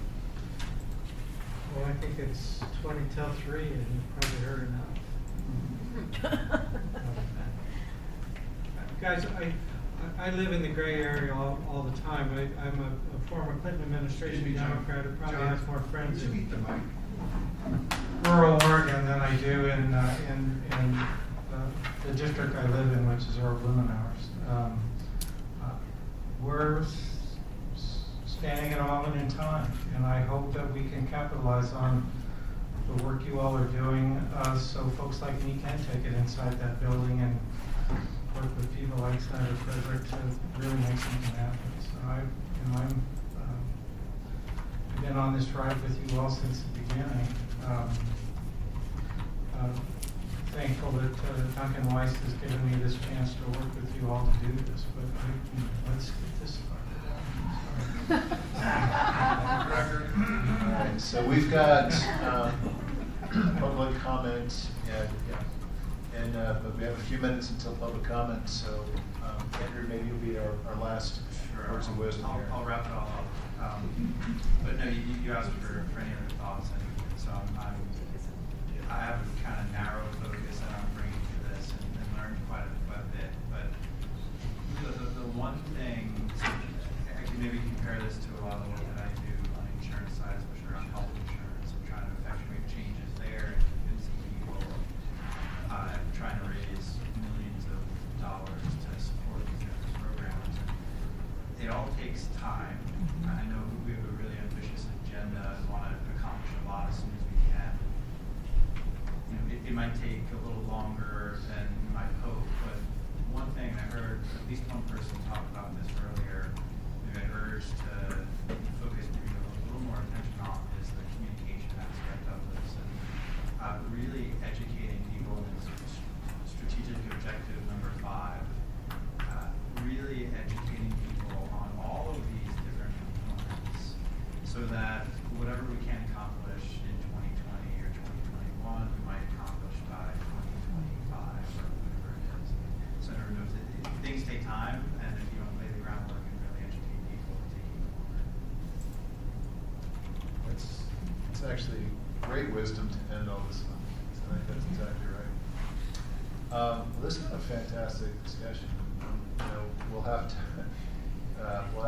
spill over some of one of the agenda items into the next meeting, but I think this is good time well spent. Has anybody grabbed the sign-up sheet? Yeah, I have it. We have one Alexander Harris from Cascadia We have Wildlands. one. I'm sorry we don't have great. No. Just take sit right here. Yeah. Well, welcome back. Hi, my name is Alexander Harris, and I work with Cascadia Wildlands, which is a forest conservation organization based in Eugene. And first, I want to say thank you to everyone who's working so hard on this. It's great that even after the fire season is largely over, we're still trying to figure out how to solve these important problems. I wanted to highlight something that I recently came across, some numbers from ODF about how many acres burned this year. Way less than last year. Roughly a 10th of the acreage that burned last year burned this year. And that's not because we did a ton of thinning work in the last 2 years or 3 years. It's because of the weather. And as a millennial, I think a lot about climate change and the future of what our summers are going to look like. They're not going to look like this summer. Some of them might, but generally we're looking at drier, warmer conditions, which are what wildfires love. So with that framing, I want to ask everyone in this room to consider different alternatives to the 20th century model. In the past, we've tried the industrial logging model, we've tried the fire suppression model, and that is what we've inherited. That's the problem we're currently facing. And what I'm hearing generally from this council is we want to do more fire exclusion and more logging on the landscape. And I do not believe those are the appropriate solutions to actually tackle the problems that we're facing. I think the Ashland model, that's where I grew up, the Bend model, those are amazing ways that we can restore landscapes and actually help communities be safer from fire risks. And I would love to see that happen in other parts of Oregon, but $4 billion projected across the entire landscape. I just don't see that penciling out. Some of that work does need funding, and it should be paid from, paid by certain kinds of timber projects. But I'm just very skeptical of these models that are very collaborative and smaller scale being projected on the larger scene. So, what solutions am I proposing? Two things. I think we need to focus on people. And fire itself is not a problem. Fire poses risks to people. We need to focus there and work outwards. So it starts immediately around homes and communities, thinning those places first, allocating funds to those areas, and then working out. That also involves preparing communities to withstand fire, retrofitting homes, educating communities to be more resilient to the age of wildfire, which is coming. And I think if we focus on those solutions, we actually can mitigate a lot of the risks that we'll be facing. And if you'd like any more information about the stuff I just said, please come talk to me afterwards. Thank you. Thank you. All right. I think we are the public comments. I think we're officially wrapped up. Just want to, before we do go, any final questions, comments? Okay, we're going to, given us great feedback for the next round of drafting. I want to say meeting. What's that? Where's the next meeting at? At the World Forestry Center. We're back to the Yeah, we looked for places here, didn't find them, looking at Courtney. Who did her very best to find some. Need to ask Belgrade We'll be traffic. following up in an email and give you all the details soon. So logistics coming. I appreciate everybody coming as far as you come. I was thinking Mayor Russell can post it, because that's kind of central. Come on over. Oh, that's where we are. Sorry. She doesn't Yeah. All right. Thank you, everyone. Meeting's adjourned. Thank you.